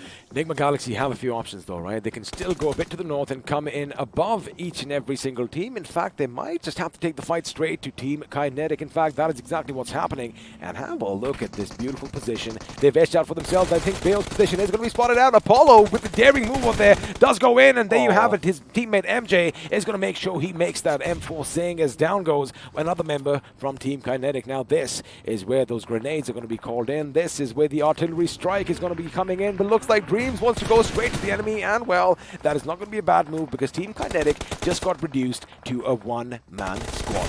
And there you have it, Nigma Galaxy, they are on fire, but God has something else in mind, or maybe he doesn't, as he also gets taken down. 16 finishes XP is what they have accrued for themselves. As Streams, he's gonna cook up one more grenade, already has Scream on his knees as he needs that revive, as INS decide to push in on Team R Esports. Well, there you have it. Jadu's going to be the first in the line of defense. He does have the big bad gun. Unfortunately, it's going to be Joker's UMP that's going to be bringing him down. And now Hero, can he live up to his name? He knows where the enemy is. In fact, you know, I would not mind a grenade being thrown on his buddy's position, because with that, he might have just got two birds with one stone. Team INS's Joker, on the other hand, is going to make sure he pops them pills, maybe has a few drinks, and now he's going to be going ahead. His position completely oblivious. There you have it. Rockstar goes down. Hero's position has been given away. Shots are going to be fired. In fact, Hero is not going to be going to shoot. It's going to be Canary from the other end, putting down all that cover fire, bringing them down to a one-man squad. Team INS pretty much wiped out. Can they do something? Because I do believe they only have Crazy Soul left alive and kicking. Ooh, when a silence settles in as few bullets are again being fired over Canary. He doesn't have any HP. Does need to patch himself up. Does he have the time though? But Crazy Soul, he's yelling. What does he do at this point? Has to get inside the circle. 50 meters is what he needs to travel. He's got Dreams right in front of him. A blessing, a first aid. A first aid, and now since the circle is going to be closing in down, he still has time to pick up Shane. However, look at Dreams. He knows where the enemy is. He might just throw a grenade in their direction, but for now, nothing is going to be going boom, because again, he wasn't really sure where he was. And have a look at this replay. Canary playing it to perfection. Down goes one, down goes second, down goes yet another one. And well, Hero and the Canary were doing the job, but now it's going to be him all by his lonesome. He's still going to try and concentrate on Team INS. But this is where Enigma Galaxy, 18 finishes, buddy. Can they get 21? Because for now, as far as the grand finals are concerned, 20 has been the highest bomber we've seen so far. And I think they're in a prime position to do that. Look at Dreams making all those moves as R Esports getting the better out of the players of Team INS, as Crazy Soul has his soul taken down, courtesy to the play zone. As now the final three remain as Canary blows up yet another. Dreams falling down. Canary having a game of his life. But Enigma Galaxy really need to come into aid for their teammate. And they are a little too late. Well, they're a little too late. However, I think they might just have this one in the bag. But the thing is, Big Brother Esports, they have 3 members alive and kicking as well. Now, they are all going to be clumped in one direction, buddy. One grenade could spell trouble for this team, but now the shots are going to be doing all the talking as MJ is going to be coming in the line of fire. Zenopi, we know what he can do with the grenades. He does flip one fly. MJ is going to be the intended target. Unfortunately, it was just a bit too long. Now, Big Brother might have made a mistake of their lives, giving their position away. One good grenade could spark an end to their run in this particular game. But look at MJ coming out in the open. Scream has all that information, but he's going to wait. He's going to wait for them to fight against another team. And this could be the potential moment to strike. Oh my goodness, I love what he's doing. He's trying to go behind them on that flank, because for now, Enigma Galaxy, they're going to think they have their backs against the wall. And if Scream gets a nice little visual on them, it could be it for Enigma Galaxy. Let's hold on to our breaths right now, because Canary is making a lot of moves. I would want Scream to go a bit more to the left, get about higher above them, and just rain down all those bullets on their position fixes. Oh my goodness, my heart is pounding. Not even a single player of Enigma Galaxy is paying attention towards their right-hand side. So they might be oblivious. They are getting a little complacent.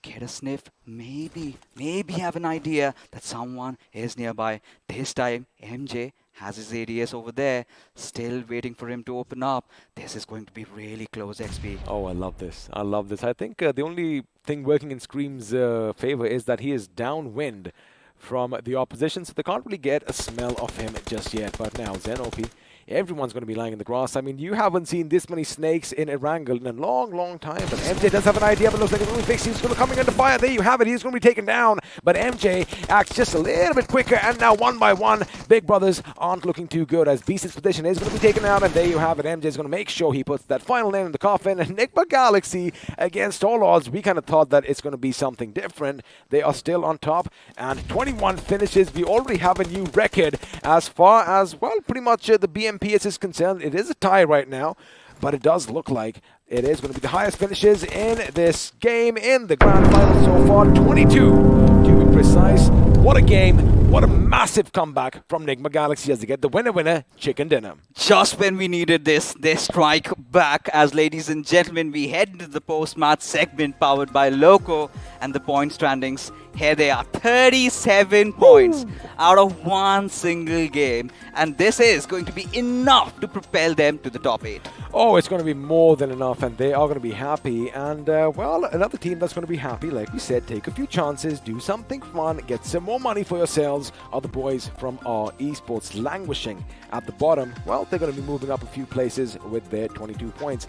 Not a bad outing for Team INS as well. However, again, they always seem to find themselves surrounded by the enemy. Oh yeah, and a little bit of an oopsie there coming in, right? I really felt Scream and Zenop to deliver when the time was right, because had Scream made that little bit of maneuver a little bit earlier, would have 3 players for himself, could have taken down the entire squad of Nigma Galaxy. Now, of course, we have to crown the iQOO MVP, and looks like it's going to be somebody with double digits. It is going to be MJ. Have a look at that. 10 finishes for himself, 1,195 points of damage. These guys, they played their hearts out. Oh, indeed they did. And this was the perfect circle, catered specifically from Nigma Galaxy. We did have this conversation, right? How the zone shifted towards the eastern side, they tend to really capitalize, and now they got in all that aggression. Now, you did touch upon it. You did tell that, all these teams at the bottom 8, they really need to start picking up pace. What do they have to lose?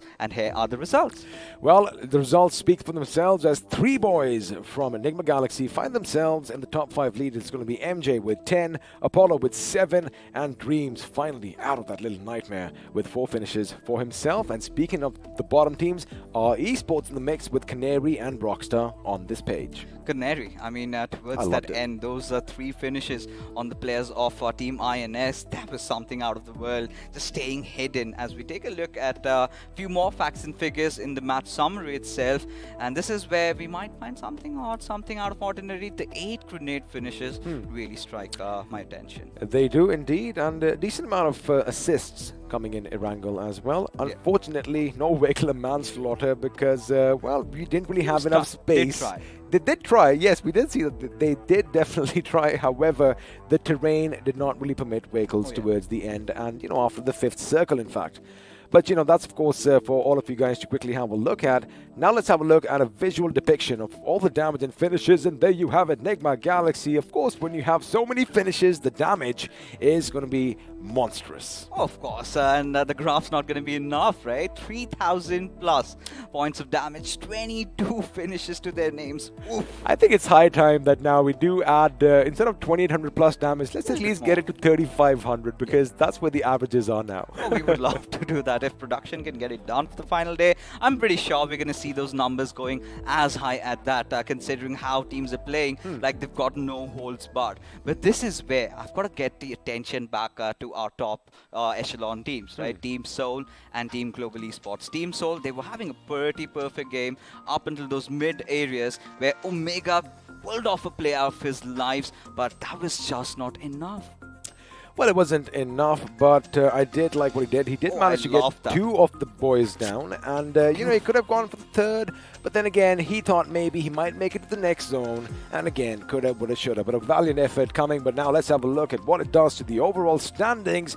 There you have it. The lead is still going to be intact as Team Stole are going to be crossing the 200 point, and as far as finishes go, just 4 shy of the big 100. No doubt is starting to creep in Global Esports' hearts right now, considering the fact every single game from after the first game, you've seen them playing so defensively. Even in this game, they kind of rotated so late inside the circle. They're barely taking any fights, and prioritizing those position points is clearly not helping them out. It isn't, but what does help a team on this page is Nigma Galaxy's chicken dinner with those massive finishes. They're going to be catapulting to the 6th position. As 7C Esports, well, they're going to be content with the 7th position once again. Oh yeah, and for Autobotz, I mean, it's been a sort of a fall a little bit, especially trying to pick up a fight up with the big guns, right? Team Soul, and they clearly weren't prepared to deal with their wrath. But as we move on ahead into the bottom 8, we're gonna have a few more names, few teams have been spotted out since Nigma Galaxy did come out, and we'll get a more clear picture as of what's happening. And yeah, Big Brother Esports a little bit down. Hydra official, they were being consistent throughout the day, had a good game at Vikendi, but now are at the 9th spot. Well, like you said, you know, they had to face the wrath of Team Soul as well, because at one point, if you remember, 7C Esports was at the south, Hydra was at the north, and Soul was, we thought they were done and dusted for, which they eventually were. But again, the fact that they put up a fight till the last man just goes to show their grit and determination. And well, Omega, again, he went into the lumberyard as expected, but he was taken down from all those bullets coming his way. A barrage of bullets, in fact, in his way, and his buggy was already on fire. But again, you know, it was entertaining to watch. But boy, oh boy, Nigma Galaxy, they could have been just wiped out because, well, Scream would have literally made them scream.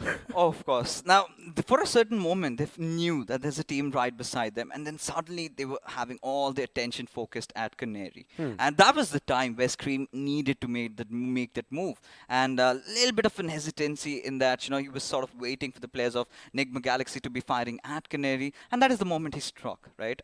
But the only mistake was the trades did not come in. He did manage to get that knock, but the second moment, the other player, the one right behind him, was cooking up a grenade, and that sort of led to their demise. Well, that of course is how the cookie crumbled in this last game, and keep in mind they are playing for a massive prize pool, which would obviously not have been possible without BGMI Crofton and the lovely sponsors iQOO and Loco. And yes, we know you already want to watch the video. You know where we're going to be heading right now. Let's have a look at the video, which explains pretty much itself.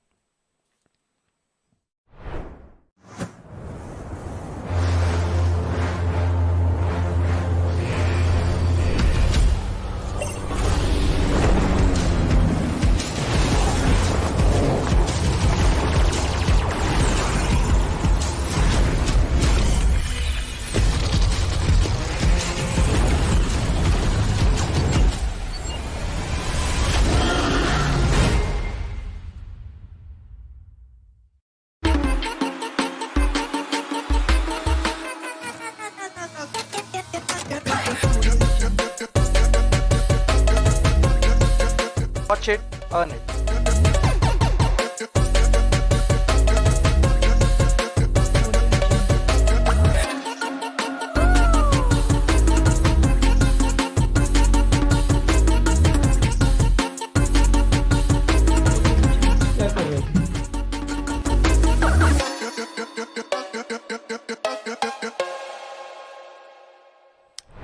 Well, a bit of a switcheroo coming over here as we decided to just, you know, exchange positions. Yeah. I thought I've been sitting on that side It's for warm too here. long. It is warm. I mean, I do give off a lot of heat.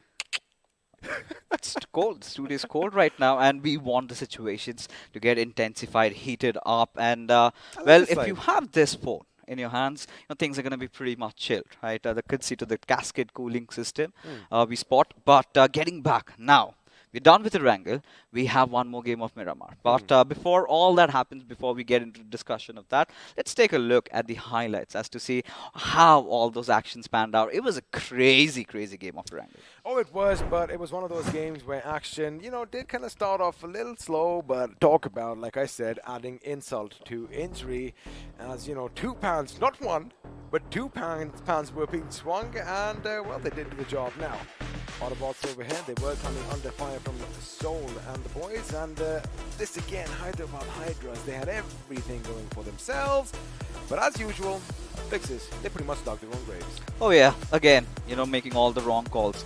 Getting inside the visit tower without a prep, providing you cover fire from behind. That is when you know that you're messed up. That is where you all clumped up to one position, and we know how easy it is to kind of flush your enemies out. Few grenades, few molotovs. It's as simple as that. It is as simple as that, and well, Hitman was kind of making it simple for himself, and he did manage to take out 2 members of Team Soul, but Akshat over here takes him down. Now this is where Clutch should have been providing him that much needed cover. Again, if they do go back to the drawing board, well, looks like Clutch wasn't really having a good day, because have a look at all those bullets whizzing past Omega's head. We were talking about Team Soul having issues while entering inside the circle, because all those areas, they were already kept by so many of those teams. Now they decided to fire their way in and went after FS, but 7C, they were really not anticipating that. They weren't anticipating that, as well, Esports 1 and WSF weren't anticipating their quick demise as well, because grenades were being flung in their direction every few seconds.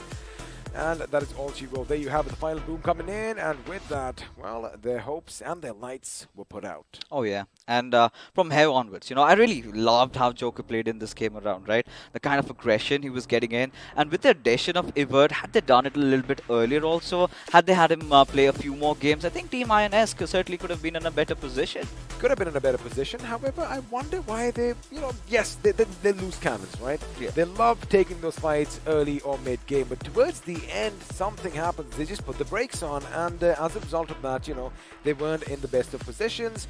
They could have actually capitalized on Enigma Galaxy's position had they gone up and actually taken the fight straight to them. But however, Galaxy, the boys, they held their ground, and were pretty much controlling the environment. But all in all, it was a good day of action in Erangel. Highest finishes in the grand final so far, and we are going to break all of this down in a little analysis segment.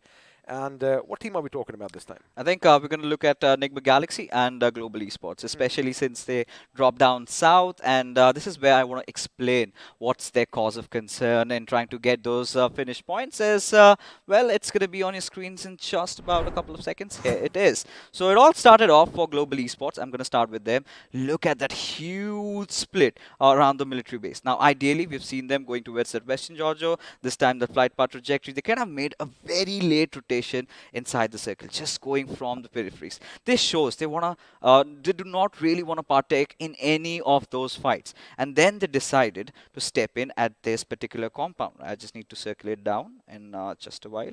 There you go. They were somewhere around these areas, right? This is where these areas were where majority of the fights were happening, and this is where they were all stationed. And suddenly, few of the players, if you can take a look, they kind of decided on other ways, right? They kind of decided other paths, and they were really not comfortable, and they were trying to look out for survival, and that clearly didn't work out for them. But this is where we again have to come back to how good Nigma Galaxy were, right? Just drop off at Milta Power, did not have to move much, just waiting for the circle to pan around their area, took over those lumberjack hills, and that is how they managed to get the chicken dinner. Again, they were lucky that all the action was pretty much taking place at the doorsteps in the neighborhood. And if you do drop down in a position time in and time out, chances are you're going to be well versed with the terrain. But they did use that to their advantage, making sure they racked up all those finishes. And, well, we have new records in the grand finals. Now, of course, that was what we saw. We did pit Team Global Esports up against Nigma Galaxy, and for Global Esports as well, Manya getting those 2 finishes on Esports 1 WSF was something that stood out to me. But, forget reluctancy, forget hesitancy. They are, like you said, holding themselves back. They need to just open up a bit more, get a bit loosey-goosey, and just, go in for what they do best. So maybe they might just have that in store for their fall. They never have had been in the situation where it was pressure building up, because it was all about the aggression, the fights that Global Esports love to engage in. Now, this is where we also have to bring 2 other elephants in the room, right? We're going to talk about OR Esports and also Team Soul, but after a little while, because now it's time for XP to step it out a little bit as the Sun Incarnate himself, Arca, steps in. And this is where we get back to the desert of Miramar. And yes, Arca, as he kind of settles in down, we Gotta give the narrative. Now Team Soul has built up quite a good lead over Global Esports. Global Esports, they have really not been opening up. They've been focusing a lot on position points. But this is where, Arka, I really need your take on this. OR Esports and Team Soul in the game of Erangel deciding to rotate a little late, and they got really bad. What do you have to say? Now, it's just that the other teams were performing way much better is what I would like to say, because there are situations where they've rotated late and dominated from each and every corner. For example of Team Soul, which we will come back later on to discuss more about it. But ladies and gentlemen, time for us to thank our sponsors, especially iQOO Mobiles, for coming up with a beautiful mobile just for gaming. And I know this promo is going to give you all that information. So let's go ahead and watch it.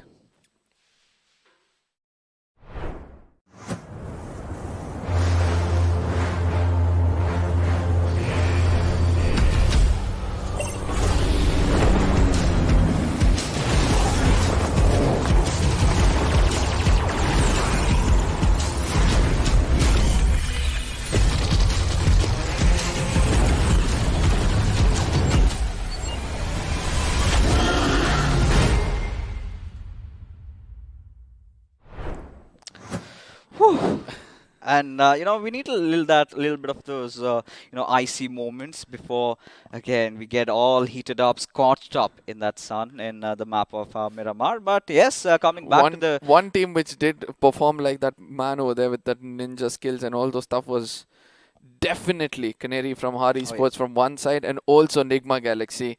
The way they dominated that map. I know you've been asking more about these squads who couldn't perform, but they have outshone all of those performances with such a performance. I just can't speak more about it. Well, we've got to pause you then, because now we've got a question coming out.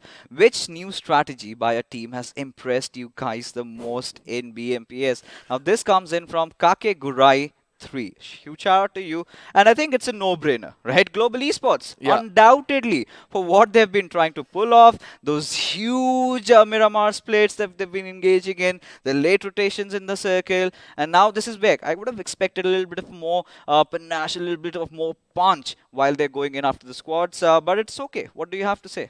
Yeah, agreed on this point. It's GE, right? Because the way they have been performing in every single map, and they are getting that average which they were not able to put up in the previous weeks, previous days, or the previous league stages as well. That an average of at least 8 to 10 points in every single game, making sure they're on the top row and not letting go of that position is also important. As now we're gonna be looking at a substitution coming up. It's gonna be Immortal coming in for the side of Snacks. And which map is this? Miramar. And I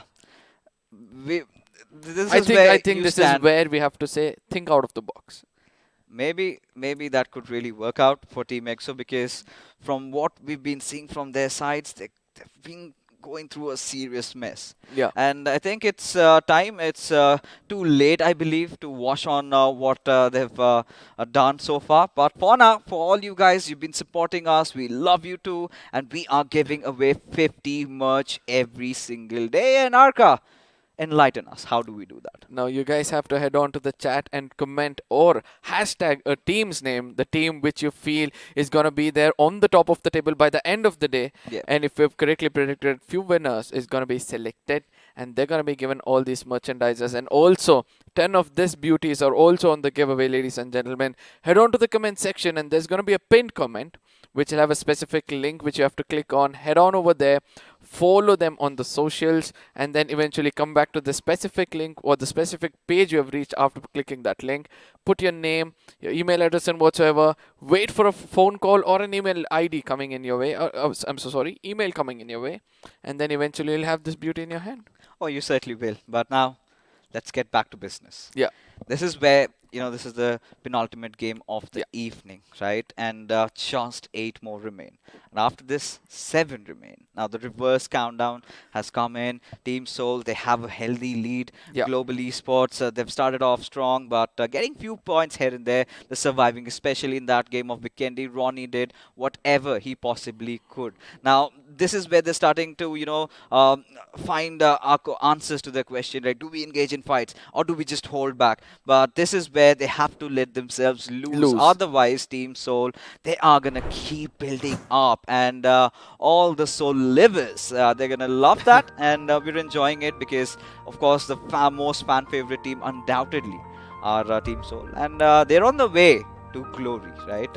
And it's been a long time that they've had to wait for it. It might finally come true tomorrow. Now, I have to say this, right? They have actually fought their way with all the grit they have. Oh, yes. It's not like, they got it overnight or they did not perform. Like, from the first map of the grand finals, they took it so seriously. And till now, we can see that the seriousness is still there. One match goes down, the pressure doesn't build up on the shoulder. And again, they come back to perform much, much better. The biggest example is today, where the first two maps went so way off them. And immediately in the map of Weekend Day, they come in and dominate in such a way that nothing happened to the previous match itself. And from here on, if they continue to get one more winner chicken dinner, I don't think it's going to be easy to reach them or probably put them off the top. Oh yeah, but when you talk about the game of Miramar, right? This is where OR Esports comes into play. Global Esports, we know we're going to expect that ridiculous rotation. This is where we can also anticipate Hyderabad Hydras. And yesterday and today hasn't really gone the way, right? The way they got that chicken dinner in the first day. I think the second Miramar game, Ace Black went bonkers. But now it's time, ladies and gentlemen, as we head into the lobby and talking about Ace Black. Right in front of our screen, he is playing the entire grand finals on that iQOO Neo 6, and it's just not him. In fact, the entire lobby is sporting that beautiful phone, as now the flight path trajectory all the way from La Cobreria towards Chumacera. Now, this is where, Arka, you've done this to me before. Now, I'm going to do the same to you now. Circle predictions. Quick. I think it'll be going towards the side of Campo Militar or something like that, to the northeastern side, if not towards the side of Porto.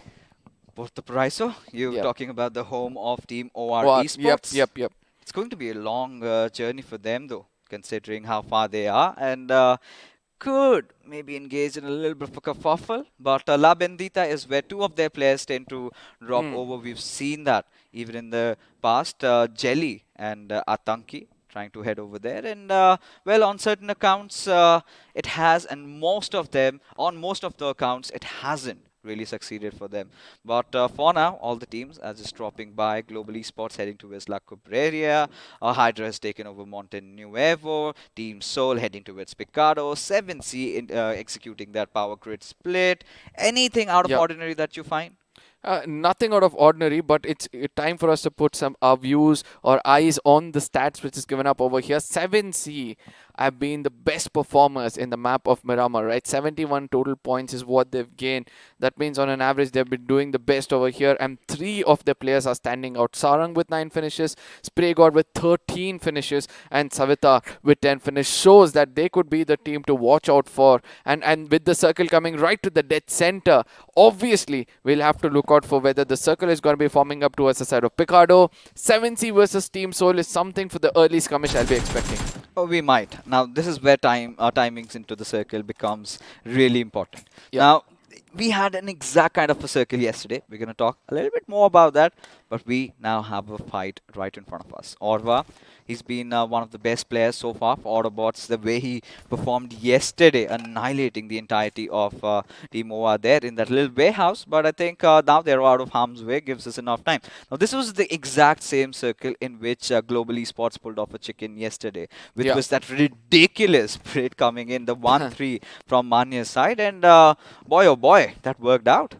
And I just hope that this match, again, Global Esports will be able to perform much, much better, because they need a winner chicken dinner just in case they want to challenge the side of Team Soul on the final day. And we have to see who is going to be restricting either of these players or trying to be that spoil sport, because both of them have raked up enough number of enemies for themselves throughout the tournament. Let's not forget to point out exactly the side of GE, where, they had some challenges with the side of Hydras.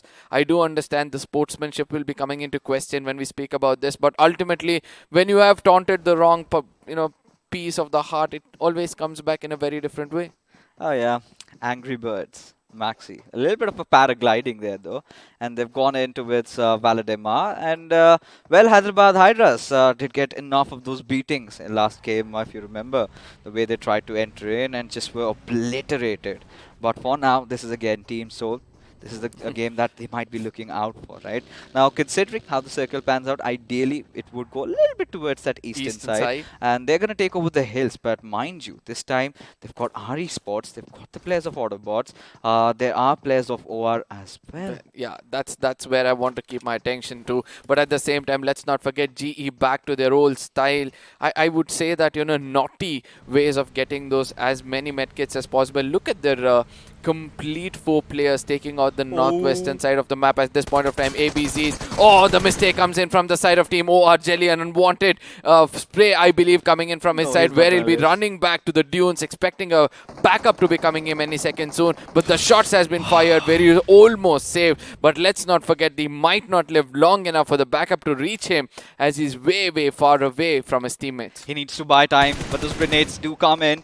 Jelly, 1v3 situation. Grenades being already cooked over. Mr. IGL just zigzagging his way. And there goes one. Does it do enough damage to anybody at all? Does not go back. Comes finally, but it's not going to be enough as Hell gets the better out of him. On the backlines though, Esports, they've got the balls of steel to go against Team Soul. Now, we were talking about that. Team Soul doing something repetitive, and now they have lost out on Hector.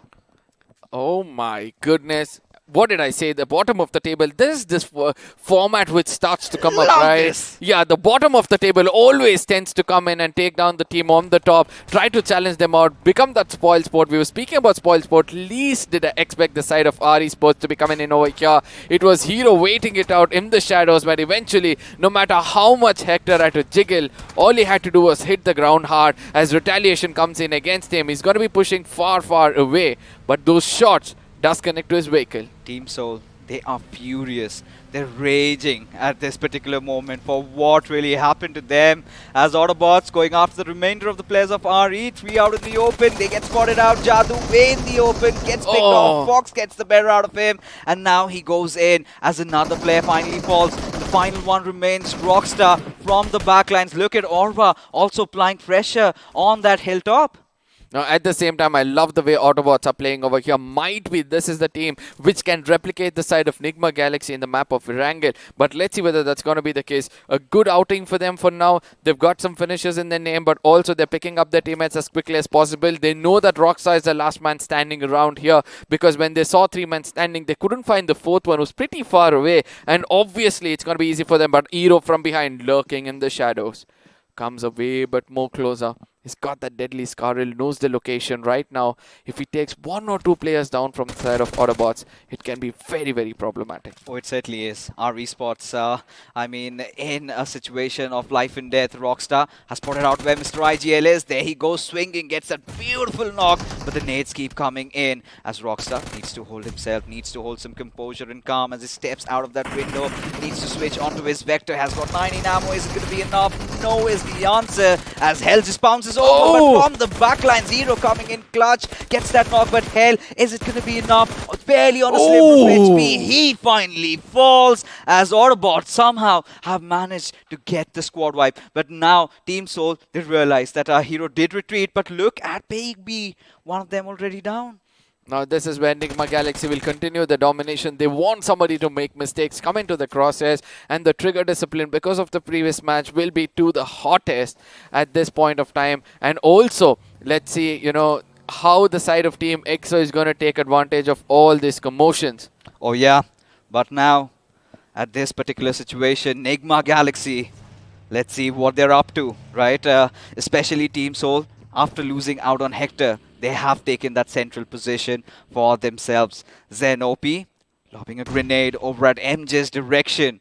And now we've got to see if he can get anything better. Enigma Galaxy, they've been on a whole high, especially after that 22 finish chicken dinner. Oh, grenades being tossed at this point of time. I do understand that Enigma Galaxy is kind of spread around over here, as BBs have a little bit of a disadvantage considering the manpower, but it looks like they do not want to back out from this fight, right? If they had that thought, they would have right now retreated. Hellgod is still waiting for Zenopi to retreat, and once he understood that it's not going to be easy, he's going to be grabbing all the attention from somewhere far away, and eventually when Enigma Galaxy is going to turn this side, that is where Zenopi has an opening to escape. But look at the spray coming in from the side of Hellgod. consistent in taking 1 or 2 knocks for himself, but eventually I think the damage has been done. The fear has been struck on either sides as BB is going to retreat. Oh yeah, they're retreating, making a run. And Big Brother, I think one of my favorite teams this time around in the iQOO BMPS. But for now, in real close proximity to Team Soul. Now we're waiting for the circle to shift. Helgot stationed inside his vehicle, just floating around, making sure, waits for the next shift. And as anticipated, but this is where my eyes go out at the players of Global Esports. Around that northwestern side of these areas, they're still yet to enter inside the circle. Now this is where I have to say that, you know, the side of GE at this point of time, and I really want to understand the mindset to coming in from the side of Team EXO or probably from the side of Team Soul at this point of time, because they know that holding the center of the circle, there's going to be a lot of pressure which will slowly build up with the circle, you know, imploding down on itself, right? So I really want to see how they're going to retaliate against all these teams which are going to be coming up towards them. Oh yeah, me too. But for now, Team Hydra, take a look at them. Have already taken over the center of the circle, the epicenter, the heart. But for now, look at all those teams, everybody congregating towards the center. OR Esports finally make a move for the circle. They already have lost out on Jelly. Now they might face the wrath of Team EXO, but Zen OP firing down at Face's way escapes without even a single scratch. At the same time, Team EXO coming in for a change where Snacks has been put out over here as the persistent spray from Scream is not going to connect whatsoever, but retaliation from far away to keep him at bay from the side of Immortal, a man who's bought out to do the job so that he gives that opening for Team EXO to take that winner chicken dinner. What do you think about this change coming in the map of Miramar? I don't know. At this point, Team EXO, whatever they're doing, I do not have good ideas for them. No opinions at this point, because I really need to read the mind of Fensei, and I think he's one of those guys who's had it shot. And just when we were expecting Team EXO to be one of the prime contenders for the titles, how the mighty have fallen. But look at Joker. What's wrong with him? What's going on? I think he's healing. Yeah. He's gonna patch himself a little, at the same time wait out for his teammates, because they just made it inside the circle. They do not want to enter inside the circle and retaliation from the opposite side. But at the same time, you know, GE badly need this winner chicken dinner, according to me. I know that I've already told this before, but I'm just making it clear that just in case they want to catch up to the side of Team Soul, either Team Soul has to get eliminated in the 13th or the 14th position, or GE will need a 10-point finish, a 10 finish winner chicken dinner for themselves. This is something that Team Soul are doing different today. Akshat is still holding on to Picardo, while the two of his teammates have went over at the hills, just on the eastern side of Picardo, with Big Brothers right on their southern side.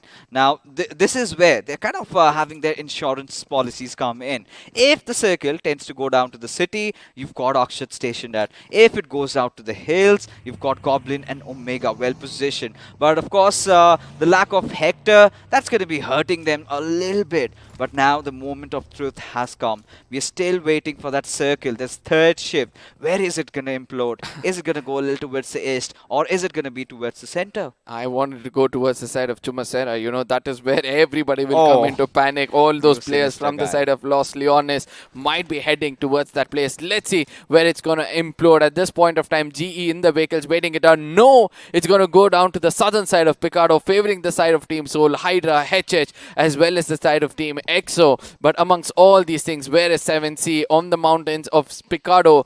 Where will their next rotation be? Because they need this game in their favor. Now this is where Hyderabad Hydras realize they've got shots being fired, and I do not know what they're really trying to do. But Team INS, they're closing in. Nigma Galaxy at a very prime position, but might get contested from 2 or maybe 3 possible different locations. As Akshat, he's got to move out of Picardo as Team FS passing by, and Goblin coming to his aid. Does need a pickup though as the Uber arrives. And there you go, Team Soul has to rotate in, but Omega still has a really good position for himself. Now, on the other side, Team INS against the side of Team Hydras. They've started to take them out. Probably a confirmation also comes in as one finish coming in from the side of Team INS. We have seen the Team INS kind of goes a little bonker when it comes to the map of Mirama before, right? So I'm expecting them to do the same, as at this point of time, Team FS is going to just watch out for the side of Hydra and Team Soul to take their fight amongst one another. Probably strike when it's required from their side. Oh, they certainly will. At this point, FS Esports, they've had a decent start to the day, and after that, we did see them getting down pretty early on. And this is where they could reclaim the little bit of a consistent run they've been having. But Global Esports are yet to enter inside the circle, as now the big wolves, Team Soul, they've spotted them out. And now they have to play, and they need to ensure that Global Esports get out early, because they are their nearest competitors. And if Team Soul goes out and Global Esports has a chicken, then it's all going to be even Stevens. No, as you said that, you know, I just went blank. I was just thinking about that momentum which might come in, and as soon as what you just said now becomes true. But at the same time, it's time for us to head right into the map, because we are able to see that Enigma's late rotation might find somebody gatekeeping them inside the circle, and also from the side of 7 Seas, where they have a little bit of a ridge to work around with. But at the same time, Goblin, look at him. He has found the next set of praise for themselves, as the sprays connect perfectly against the side of FS.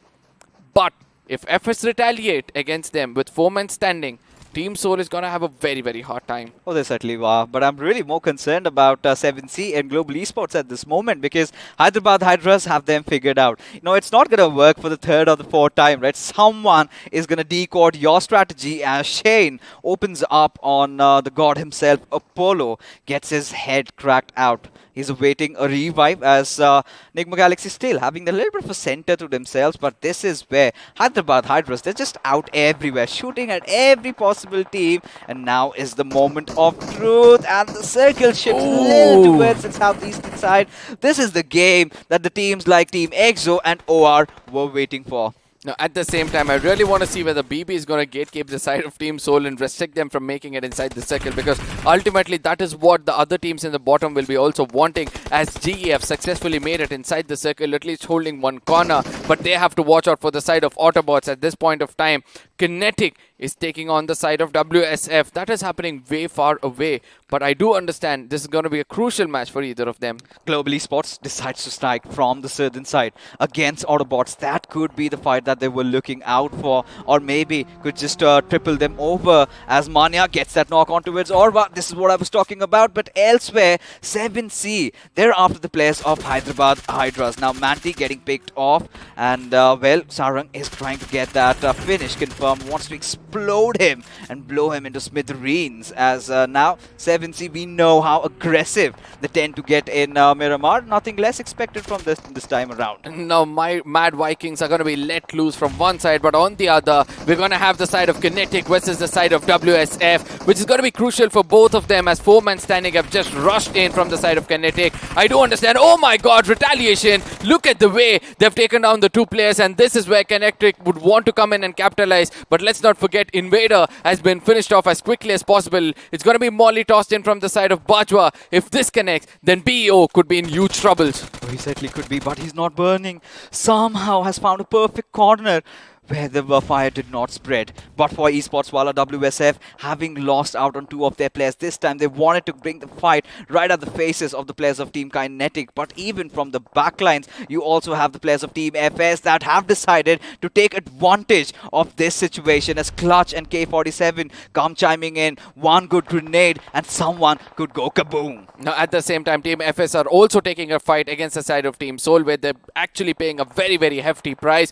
2 men have rushed into this hard compound, but they have to realize this, that just in case they get a knock on the opponent, and look at that grenade which is connected perfectly in front of Clutch. I don't know whether he saw that or not, but eventually it was just fallen right in front of his knees, and now a push might be inevitable, because the footsteps were just 2 of these players, and WSF have started to come in closer. FS 47 does the best of what he can, but eventually an UMP from the opposite side is going to put an end and that's gonna be the side of Bajwa. They did not see it coming, but for now, Kinetic want to capitalize on this situation. Bio already pushing in, Karan right on his knees, wants to ensure he gets that finish as his teammate takes it to the top. All by his lonesome is going to be Bio, but he's taking damage from elsewhere, from the backlines. Is it Team EXO? Yes, it's Team EXO from one side and Team Soul from the other, and that has become a big problem from the side of Kinetic. Look at that now, they've reduced to just one man standing, and this is, I really want to know how he's going to move around from here on, because placement points will be something which they'll be playing out for. Spray God at this point of time kind of confused between whom to go around with. Eventually tries to go against Mr. IGL, has to pay a little bit of a price as he was in the open. Team 7C are looking a bit vulnerable as Sarang is trying to push in, and Grenade is going to be tossed to perfection. Puts him down at this point of time. Can Mr. IGL dominate? No! A little bit of a sweaty fingers. That is going to be affecting him a little bit. Little bit, but 7C, they need to know where to pull that leash, but Mr. IGL still is going to continue his onslaught. One more grenade comes in as Aladdin and Savita, they want to join their teammates, they want to get that res back up as Mr. IGL opening it out, but it is going to be Enigma Galaxy from the part of Prey, firing a few shots at his direction as Aladdin trying to cook up that grenade. Can he survive before it though? Does take a fall. It is going to be someone from the backlines. Yes, it is. MJ. Oh my goodness, look at the amount of third parties which are happening over here, and 7C, who are looking so strong, suddenly have to let go of all their fellow comrades and make it inside the circle, as GE on the other side have started to take the fight. But let's not forget to see where the circle has shifted, a drastic one away from the side of Team Soul, where it's going to be Team EXO and OR who are inside the circle, wants to capitalize on this one situation, this one game which they have in hand. But let's not forget that at this point of time, the demise of Team 7C is something which is kind of disappointing. I mean, they went all guns blazing, and that is how they wanted to go out of the lobby, as Ronnie, against all odds, wants to make a run for the circle. I think he is the lonesome survivor from Global Esports, and they are all in tatters, as there you go, falling to his demise, goes out of the lobby, and this is Hellwrath Fury for GE. This is where OR would want to welcome the side of Enigma with a pour of lead at this point of time. I do understand the grenade also has connected. Probably it's the shots from somewhere far away. Look at that molly connecting to perfection. It's going to be burning both of them down. And this is not the first time we are seeing the side of Enigma rushing in towards the team and eventually getting eliminated or toasted out with a molly thrown towards them. Aditya getting those beautiful grenade knocks over here. Has to get the better out of Avi. OR Esports already 5 finishes strong. Do they get the final player? I believe they have. As Enigma, they bow out. Now Team INS, they've got the center of the circle. Team EXO in a very prime position. Sensei looking elsewhere, will get punished by Aditya, and now he's learned his lesson the hard way. This is not the first time he's been learning this lesson the hard way, but still it looks like he's not capitalizing or learning from his mistakes. But at the same time, Punk is going to be falling back eventually. They want Immortal to rotate around and pick up the high GL, because that's going to be very, very crucial for them, as Fierce and the rest of the team will try to keep Team Soul at bay so that the crosshairs doesn't come in, because we all know once they put their crosshair on somebody, it's just bodies everywhere. You know, just after Hector's demise, Team Soul have done a really good job in keeping them alive. But look at that circle shift. Even the gods want Enigma Galaxy to get a back-to-back. As Fierce, he's been taken down. Punk is going to deploy all that smoke that is required to get him back up. But this is where the big question comes in. When does Team Soul make a move inside the circle? Do they want to pick up a fight when they need to get inside the zone? Because Enigma Galaxy is waiting for them with their arms stretched wide. 5 finishes strong are what Team Soul is looking at this point of time. I do believe they've decided to get some finishes before they make it inside the circle. Goblin has the view of the 2 other teams right in front of them. There's a huge roadways which they can actually pick up right now and go away. And I do believe that Team EXO is thinking the same. Since I'm still alive in the 6th circle is something Team EXO would also want. It looks like the new equation of Immortal coming in is kind of turning out to be successful for the side of Team EXO. Oh yeah, there you go. No. Goblin gets the better out of one, gets the second one as well. This madman, he is on a rampage. Now Team Soul, they know exactly what to do at this point. Have lost out on Omega. There is no way they can get him back up, but that is not going to deter them from making their way inside the circle. They realize they spot out the players of BB who are being shot away from the players of Enigma Galaxy, and this is where Goblin, he wants to fire off at Scream right in the open, gets yet another. I mean, this is Team Soul at their best with two of the strongest assaulters still alive in this game. Look at them going for a rampage. They want to pick up as many finishes as possible. But I love Goblin, right? As soon as he gets shot from somebody, he knows exactly how to retreat and get himself a cover. And Akshat is still going to be alive, acting as a support and also a secondary assaulter for the team. Let's see how long they can stay alive in this game. An amazing molly, an amazing grenade coming in from the side of Immortal is going to put down Athanki as Aditya, the last man standing, is going to be rushed in from, but on the other side, retaliation from INS is going to put an end for the side of Team EXO. At least two players know the complete end of Team EXO. OWA still clawing and scratching their way, trying to stay alive, but Enigma Galaxy have other plans in mind. Aditya trying to patch himself up. He is playing with fire. Dreams charging at his direction. So is MJ from another one. He steps out, takes a few shots, gets into cover as Dream steps out, and there you have it. Aditya getting that first knock secured, but the nade comes in. Somehow this man is still alive as I speak. MJ gets the final finish, and OR, they're also out of the lobby. Now look at the number of finishes Enigma Galaxy have got for themselves over here. 14 yet again. 4 more right in front of their eyes. Just in case they get 4 more. This is the second time a team is showing mere domination in the map of Miramar. Let's see whether that's going to be the case. But for now, INS have started to push in. They certainly have. 7 finishes to their names already, and how, I do not know. They're still alive. They have to deal with the wrath of Team Soul. Goblin is on fire, but Apollo gets the better out of him. This is where it all comes down to the big brain player. Akshat, what does he do? Has already got his team to 3rd position, but Goblin just giving his finish away as Shane gets shot from the backlines. It's going to be MJ, and Dreams doing all the damage, but he fights back. Does not want to give up yet as Akshat gets the better out of Evert as they get sandwiched between the two teams as Team Soul make it to the top 2. Now this is where 16 finishes strong. Enigma Galaxy is waiting it out. They don't know the location of the final player, and we all know winner winner chicken dinner is written all over in the name of Galaxy over here, and they finally get it in their name. That's going to be the final finish, which goes out for the zone itself. Team Soul looking the strongest at this point of time. I want to see the difference they've built up between themselves and Global at this time. And also, let's not forget the side of Nigma. I mean, look at the emotions which is coming in from their side, from the boot camp. As we, ladies and gentlemen, head to the post-match segment powered by Loco. Enigma Galaxy pulling out the comeback of their lives, a back-to-back chicken. This is all we wanted. Taking a look at the point standings, 31 points they've secured, but this is where Team Soul might just have claimed their chance at the throne. 21 points. And where is the second team? Global Esports with just 2 points from the game. Oh, it might be over.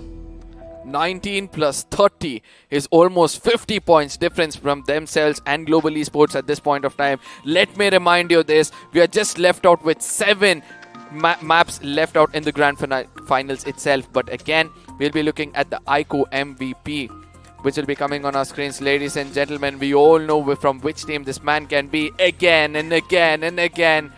This man is going to be there at the iQOO MVP. Soul Goblin, 7 finishes, 1,201 damage, 2 headshots, 4 assists, and 23 minutes of survival.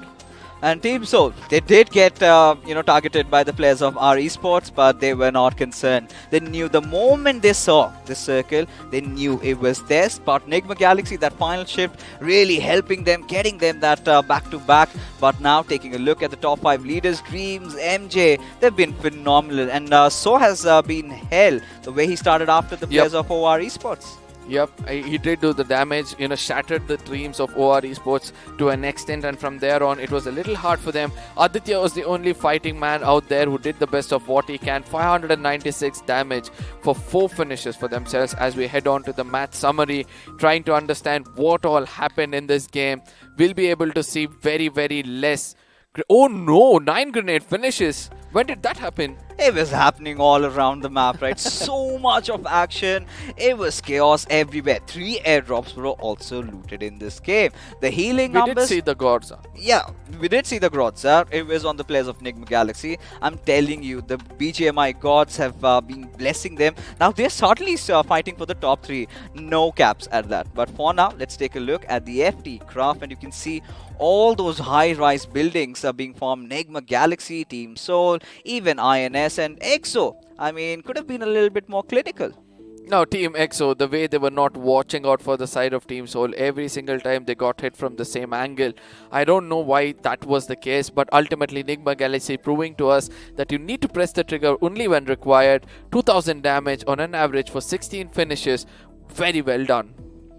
Now the moment has arrived, ladies and gentlemen. The overall standings as Team Soul, the rocket is flying to the galaxies afar, as there you have 222 points. But Enigma Galaxy out of nowhere have managed to get that 3rd position for themselves. Now this is where Team OR, Enigma and S7C including FS have to realize that from now on, if we just tend to perform just like how Enigma Galaxy have performed, we might have a chance to, take the top spot. But let's not forget, 52 points difference between Team Soul and Global Esports at this point of time. They're going to be very, very confident to get up an average of 5 to 10 points in every single game and live up to the big name they have on the shoulder. Oh yeah, for Team Soul, I feel they've done enough. They have done enough. This is the kind of a lead that I was talking about. But for Global Esports to even have a slight possibility to, topple them over, they have to ensure that Soul goes down early and they get those juicy chickens. As we take a look at teams that have taken a hit, Hydra official keeps falling down. Big Brother, Team EXO finally lifting up a few points and having the 9th and 10th position to themselves, as Hyderabad Hydras keep falling down. I mean, every time we see HH on the screen, either they're down on their knees or probably, they would have been erased to just 2-man standing. And I really want to understand exactly what's happening with the side of Hyderabad Hydras. I do understand that their rotation clashes is something which they're not able to capitalize on. But when you know that is not happening, why don't you take an early rotation? Always head to the center of the circle. Because they've never practiced that. As simple as that. Because Hyderabad Hydras, they had times in the 3rd week, they could have certainly done that in the league stages of the iQOO BMPS. And having failed to have done so, are bearing the fruits of their labor. Yep, ladies and gentlemen, amongst all this enjoyment which we're having over here, all this entertainment, we have to thank our sponsors. I know iQOO Smartphone have come up with a beautiful device over here. This promo will exactly explain you how this is built.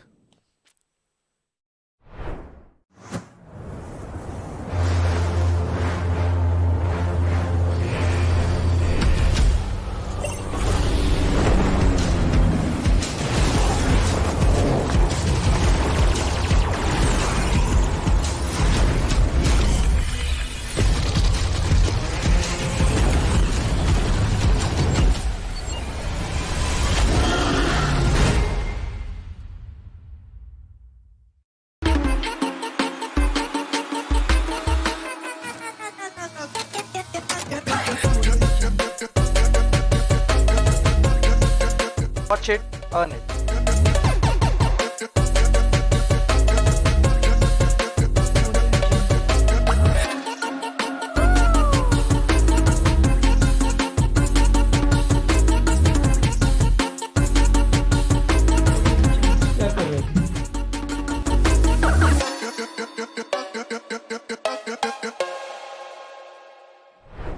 Oh God.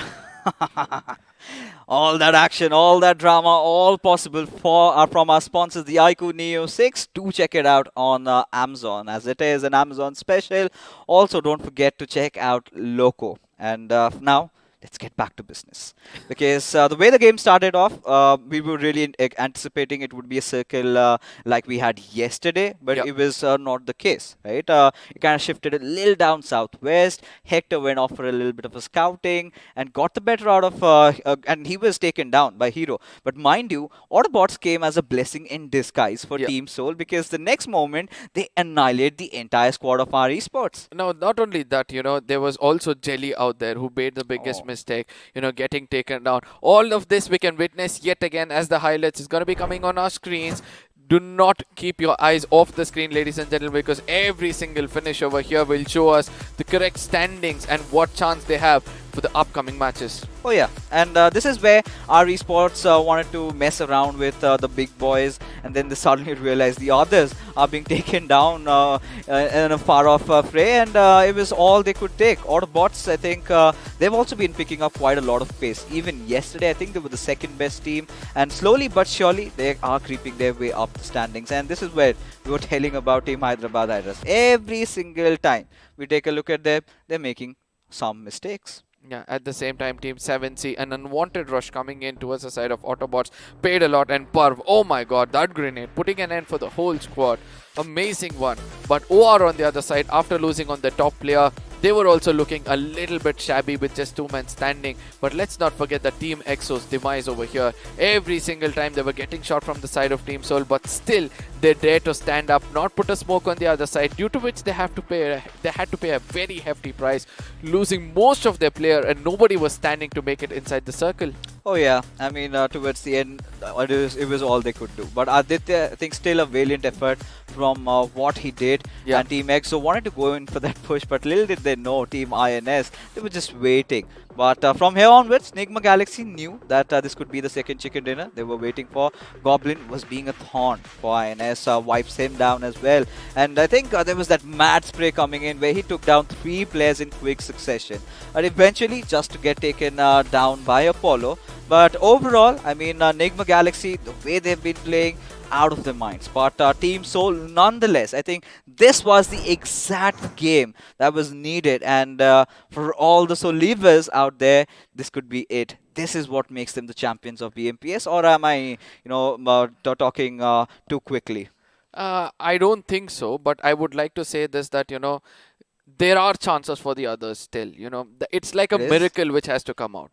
And with Nigma Galaxy playing like this, miracles are possible. And just in case they perform the next map the same way and also start off tomorrow with the same note, I do believe they can challenge the top contenders over here, as we'll be stepping into the next phase where we're going to have an analysis of exact rotations about these teams. It's going to be fixes showing us exactly what happened in this game. Oh, of course. Now we start off with Soul's Hector, right? How he got picked off. Now we've always seen, even yesterday, Team Soul loves these area to themselves, right? They love taking over these hills, and Hector did want to scout that area where Hero was waiting for him. As he gets picked off, this is where the panic settles in Team Soul. They kind of get on a little bit of a defensive back foot, but that is where, Autobotz spoiled the party for our esports. Now this is how I'm going to come down to the players of Nigma Galaxy. Now the ones who've got that purple marker, they drop over at Chumasera around this particular region, as you can see over here.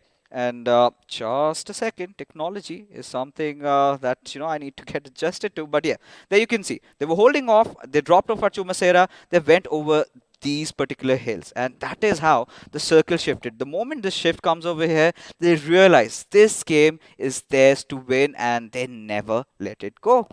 Now, all the other players of Team Soul, we would want to see their rotation as well, right? Because after losing one of the key players, how did they rotate around the map? Oh, this is where. How? Look at Akshat, and I think Goblin and Akshat are the 2 players that we have to talk about, right? This is how Goblin drops off just beside Picardo. That is where UP50 used to drop in, get that loot, take over those hills around that eastern side. Now, these are the areas that Goblin went, and he did majority of the traveling. And then they realized that we have to, sort of get inside the circle. Look at their pathing, right? The way they've been moving, they've been making sure that they've got adequate cover every single time. Look at the directions, respecting those ridges, respecting moving around it, trying to stay alive as much as possible, and towards the end did manage to get the top 2 finish for themselves as well. This couldn't get better, right? This one perspective of the map, looking at the rotations of the teams, actually show us that how they have been traversing around, how they're respecting the high grounds, how they're respecting the ridges for themselves, and finally in the key for their success. But again, 2 teams. This is not the first time we're able to see this, right? The teams which get favored by the zone is being the team which is getting that winner chicken dinner. So I would like to say this, that from now on you guys start to pray for the gods of BGMI and pray that the zone falls into your favor, because ultimately in the grand finals, this has been the new meta. When luck doesn't favor you, maybe prayer shall, right? And you've got to give your offerings, and we have our ways, right? We offer few chickens, few delicious items. Considering we are in Hyderabad, we certainly have a plenty of them. But for now, it's time to get serious again. Yeah. Erangel, the final game. Team Soul, they've built up a huge cushion, but Nigma Galaxy have spotted a comeback of their lives. Made it to the top 3, but for global esports, I mean, the ships is starting to sink. I think Global Esports wants their Assaulter to start performing, because Nigma Galaxy's key to success is somebody stepping up from their side and assaulting, like ruthlessly assaulting. And G also have a capability like that, you know. Let's not forget Joker alone. You know, if he starts to pick up 3 to 4 finishes here and there, every time he moves, gives a little bit of an opening for the side of GE. I do believe that the average of 10 finishes by the end of the map itself is more than enough for them to actually, you know, retain that second spot for the day and probably fight out and do miracles in the final day. You know, this is where the conversation sets in. Global Esports, they did something out of ordinary. They did something out of the box, but now everybody knows what they're doing, right? Those ridiculous splits, everyone sort of is anticipating, and suddenly all those planning and plotting is not working. Yeah. Now, this is where they've got to go back to the drawing board. They have to come up with something new, something crafty, or maybe go back to their old self. You know, this is where you've got to pull off something that you have never done before, or maybe something that you've always been doing and succeeding at it. And this is where I would love to have the players of Global Esports go a little bit more aggressive. Like you said, get that extra little punch, go for those fights, because I have always loved them in those 4v4 situations. I mean, I do understand what you're saying at this point of time, right? But eventually turning out to plan B as soon as one game doesn't work out, not many It's not teams just can. one game anymore, Arka. I do understand, right? But for example, they think that, you know, yesterday things didn't work out. Yesterday the mad rotations did work out for them. So Yeah. they thought that, you know, the first or the second match might happen the same way, and eventually it doesn't. They didn't want to change it immediately. But probably this is the time where they can do it, as we'll be stepping into the matchup and going into the pre-match segment powered by Loco, the final map of the day in the map of Erangel, where the big voice or the bass voice is going to be hitting the mic, ladies and gentlemen. Increase the volume, as these final 16 teams will have a lot of job to do in this game. I know, XP, that you're going to be nodding, you're going to be doing whatever you want, but Nigma Galaxy's performance, what are your takes on that? Oh, it's just absolutely amazing. Let me just take a second to adjust my mic. There you have it. I can hear myself, and the bass is going to be there. But anyway, you know, I mean, these guys have been phenomenal, right? I mean, we did expect great things coming in from them in the past, and finally they are showcasing what they are made of. The 2 straight matches where you're actually assaulting and getting more than 15 to 16 finishes for your team. I mean, you can expect the side of assault, the mindset of the assaulters over there, right?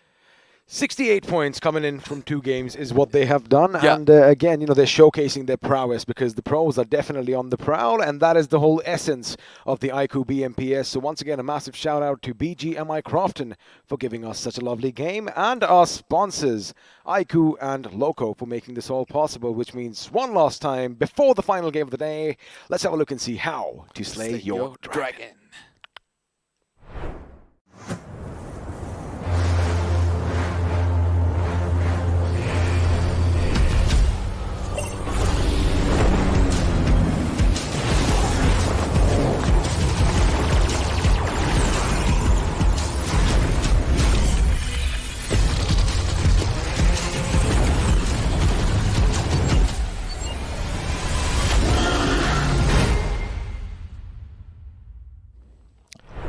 The iQOO Neo 6 and 90 FPS is something that's going to be a bit of a game changer, so if you grab one for yourselves, we might just be seeing you in the next big tournament. And speaking of next big tournaments, oh boy, there's going to be plenty of action coming there. But once again, you know, I mean, it was a lovely game for Enigma Galaxy, back-to-back chicken dinners. Oh, I like what I can hear right now. But anyway, you know, just coming back to that point, can they do a third? Because we haven't seen a treble, we haven't seen a hat-trick thus far. Maybe the momentum that they have, they are like a, you know, like a truck, like I love saying this, a runaway truck with the brake lines clipped. They might just run away over everyone and everything in their path. Now, once you have that momentum, you need to hold on to that momentum. But at the Hmm. same time, the way they've been placing themselves inside the circle and getting that assaulting position, that has been amazing for them. What also is amazing is that all our lovely viewers stand a chance to get some BGMI merch heading their way. Of course, I'm talking about those nice little t-shirts and those water bottles to beat the heat. And you already know the steps, so I'm going to let you figure it out for yourself. Also, we're going to be giving away 10 iQOO Neo 6s, so you still have a day and a half to basically make sure you check that pinned comment in your comment section and follow the steps, and well, you just might have this bad boy in your hand. But I do believe, Arka, we have a few substitutions coming in. Oh, it's going to be Knuckles stepping back and AJ coming in. I mean, as we were speaking about assaults, yet again, we have another changeover coming in. The previous match also, we had a change, like an assaulter came in, but I did not see much of a difference from their side. Well, let's see if we do see something this time around, because in about 5 seconds, we're going to say bye-bye from the studio. And before the carnage and destruction is going to visit the map of Erangel, I wonder if you're going to start off with the UAZ at the water. But no, it's going to be the bike with the sidecar. Now, this does bring a lot of memories, especially for the kids of the 90s, because our parents were so obsessed with one movie, and that movie's song always going in over there, the legendary movie Sholay. But what's the song though? Sholay. Oh, right, Jay and Viru, that's what you're talking about right now. I was just testing you, but of course I wanted you to sing it out just a little bit on our stream. Now, buddy, this is going to be the final game of the day. Oh my goodness, I mean, if my heart is palpitating the way it is, I'm sure all the players are going to feel the heat as well. As we have a look at the prison. It's a place that we really haven't seen much action. In fact, I wouldn't mind something happening down over here in this game. Something similar to what we saw in the last Erangel. However, as far as, you know, the end game action is concerned, please, I want to see some action down at the military base, because like I said, that's my favorite place to drop down. Now, that is where I would want to see whether the flight path will be favoring that as well, right? Every time the flight path goes in to the center of the map, that is where teams will tend to go to their drop location. Well, now for the final time in this day, looks like your prediction is going to be right, because the Big Bird is going to be taking to the skies. And have a look at what's down below. It's the military base itself. Now, that is where we also have to look out for that Neo 6 in the hands of those players. Everybody are playing with this, and that shows that it's pretty much capable to go competitive with this device. And ultimately, looking at the flight path, starting off from the side of military base, heading towards the side of Severny. Somewhere my eye says that the circle might betray me and go toward the northern side, favoring Severny. Well, you are going to be picking Severny. I'm going to be picking... I kind of have a feeling this time it's going to be around Gutka Hospital. Even Primorsk might be in the first zone. But again, speculations aside, Global Esports aren't going to be taking any chances at Georgopol, where we've seen them in the past couple of days. Yeah. They're going to be heading down to the military base itself, making sure they capitalize on all that real estate. Now, if the circle is going to be in their favor, and if it does have a little bit of a southern trend in it, well, they're going to be a happy bunch of people. I just hope so that happens, right? Because, gee, at this point of time, they know there's another team coming up their tail, and they might snatch away the second position. Also, catch up to the 50-point difference between themselves and Team Soul, who are on the top right now, dominating. But let's not forget the two good games. Nigma Galaxy. Oh my goodness, my visions have come out true. I can see another shift in the circle. Now, of course, we have seen a circle similar to this in the past, but this one is going to be a bit to the north. I wonder if Stolber and Kameshki is where the action is going to end, but hold on a second. INS is going to be off to a good start this time around. They already have a couple of members of the Autobotz down on their bloody knees, and this is something we were vying for a long time. Now, Mr. IGL is going to be in that little shack all by his lonesome, as his teammate is going to be coming in from behind Crazy Soul. He's got to be careful, because what Mr. IGL is doing, there you go, he's biding his time, and now Crazy Soul is going to be on the retreat. However, a Molotov could be flung his way, and there you go, it does break behind him. However, he's still on his feet. Now that is where retaliation or the backup comes in from the side of Team INS. They have gone head into the side of Mr. IGL, put him down under. 2 finishes confirmed at this point of time, and I know that... Oh my goodness! Evert from behind comes in and finishes off the last player standing, and Autobotz. Well, the Autobots this time around did not assemble. In fact, there was some deception in the air as far as Team INS is concerned. And these boys are off to a good start, something that they needed. And this is a little bit of a gamble that I do believe the boys from Autobots took, because maybe they dropped down a bit too early for those vehicles. and, well, Team INS made them pay a heavy, heavy price. Now, this is where I really want to look at Nigma Galaxy, because they are at the side of probably Prison at this point of time, between Prison and Milta Power, trying to get themselves a proper kind of loot. But at the same time, Team EXO, again going back to the usual drop location, Enigma towards the side of Mansion. But Team Soul going in for a split where nobody's going to disturb them. Can they again dominate in the map of Erangel? Well, up until this point, Team Soul's drop spot has never been contested. However, all of that could definitely change tomorrow, because I do believe a couple of the teams might just come for them. You know, we were joking about this earlier during the league stage, that, you know, everybody wants their Insta clips and their Insta reels, and maybe that is something you want to do, because if you want the glory, well, you have to go for the Kings themselves. Now, the circle up on our screens, Team Kinetic moving a bit further inland as far as the Water City drop is located, because that means they're going to be taking those compounds just northeast of Pochinki, and that could be problematic, because OR Esports, if they spot some commotion in the distance, chances are they might charge them pretty much head on. Now, we all know that they all have circle under their control. And I really want to see which of these teams will actually restrict the side of Team Soul to make it inside the circle. Because right now, OR also needs to watch out for this rotation coming in from their side. 7C holding the right corner, placing themselves in Pochinki and also restrict them. Ultimately, we have to realize this, that you have to bring down the king to make sure that you have a fighting chance over the throne. Of course, it's the throne that's all about, and there you have it. In fact, the Autobotz...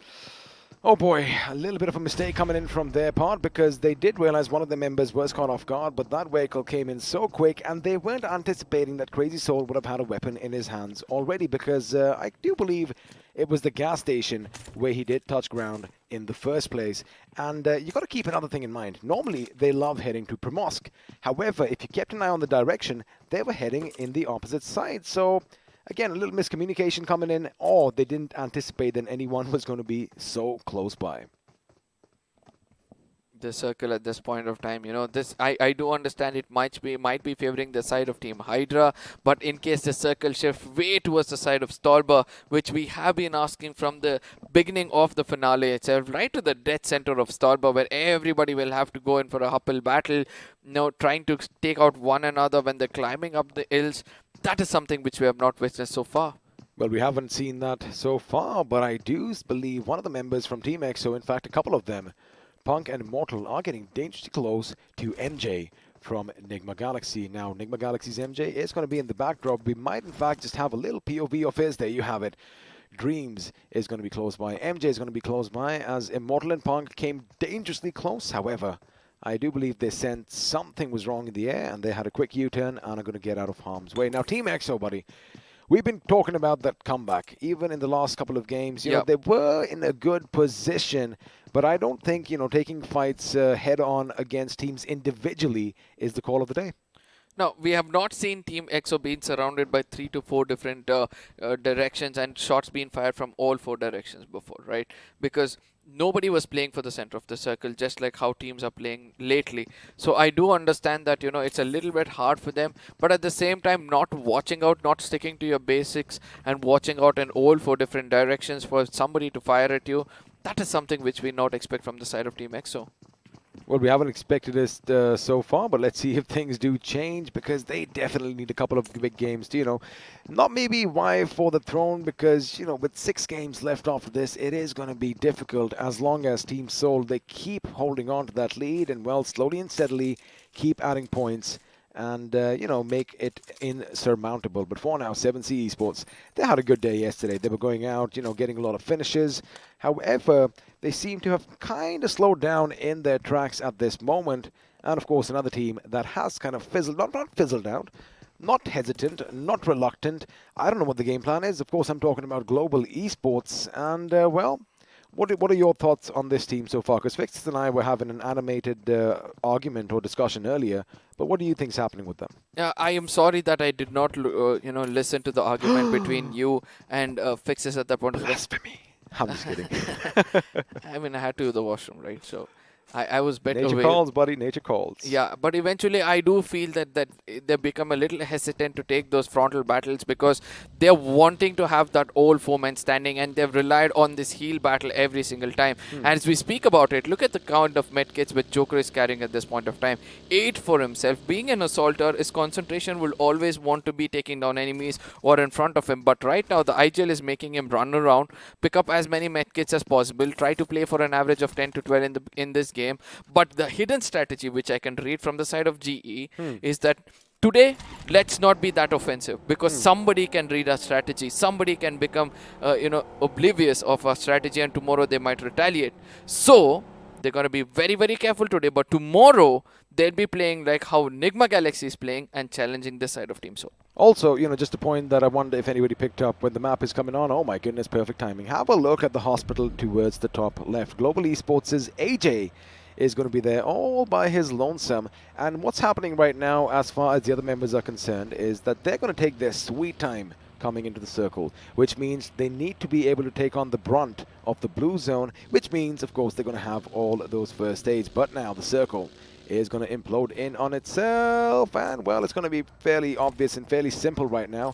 Yasnaya Polyana is still going to be at the center of all the action to come, but have a look at the kaleidoscope of colors, a splash of colors on your screen, because everyone and their friends are going to be heading in that same direction, which means we might see some vehicular collisions like we did last time around. Now, Team OR's home ground is specifically this spot. They proved to us in BMOC. They proved to us in the previous games as well that they can be performing at their best if the circle forms in exactly where it is right now. But at the same time, I really want to see where is Jelly at this point of time, because 3 players are visible on our mini map over here, Aditya and his teammates. But Jelly, way far away towards the side of Rozok, has gone in to get probably information and also some farming for himself. But just in case he gets taken down over there, that is where the problem will occur. Well, looks like Enigma Gaming and Big Brothers did not want to play bumper cars this time around, as they're going to take a quick left as BB are going to keep going forth towards their position. And suddenly it looks like Eggy's like, hey, wait a second, they didn't stop over here. Might as well take that compound for ourselves. Now, Big Brothers scream in the distance there. He is going to try and read them. He's going to try and keep an eye out as to where these boys are moving, because yes, these particular houses right over here, they do have advantages, but they have a lot of disadvantages as well, because you are open from every single direction. And have a look at how many windows this one little house itself has. Now, Global Esports AJ still in Georgia Paul. He's going to take his sweet time. I wonder what all he has on his kit, as Joker and the others are going to take their time coming in, making sure they pass themselves up every few kilometers. The northern side of the map, that's going to be Stallburst, 70, shooting range, all of it completely abandoned. And least of these teams are actually placing their bets that the circle might shift in over there. But just in case it does, that is when the southern side of the map, which is conquered by the side of Team EXO, Nigma Galaxy, 70s, all of these teams are going to have a very, very hard time rotating around, because ultimately the teams in the center, that's just going to be a linear formation of many teams, restricting them to go to the other side. Of course, everyone's going to be in close proximity to one another, as GE Joker, still with 8 first aid, which means he probably did find a couple along the way, is going to make their way to the circle, driving right past Pochinki over there, as Ronnie again, as expected. They want to make sure that they have the first aid till the end. So when you have all that boost helping you out, well, bandages definitely will do the trick. Now, this is the calm before the storm, ladies and gentlemen, because a lot of teams, again, like I said, are in the vicinity of one another. And speaking of teams or esport, they do have their mound over here, and INS Evert could be in a bit of trouble, because Aditya might just line up his crosshair, let loose a few shots from his M4, but realizes the distance and the tree in between is going to be a bit of a hindrance, and well, it's going to go for the reload. Now Team O are again sticking to the same basis of creating a no-man zone, so that no-go zone, so that they have control over the terrain pretty much close to them, as Team INS right now locking arms with the side of Team EXO, as Immortal and Fierce are relying on going back or probably getting a hard cover for themselves. Team EXO again challenging someone out at the corners of the circle. I just hope this time they might come out successful, or else this could be ending bad when it comes to the overall points table. Well, We're going to have to wait and find out because the circle is going to shift. And for now, Team XO are going to be a happy bunch of people. And we've seen this time in and time out. Yasnaya Polyana is still in the circle in its entirety. And those dreaded fields to the south, the finish zone, as I like calling it, is also going to be in contention. And I think you spotted something. What do you see?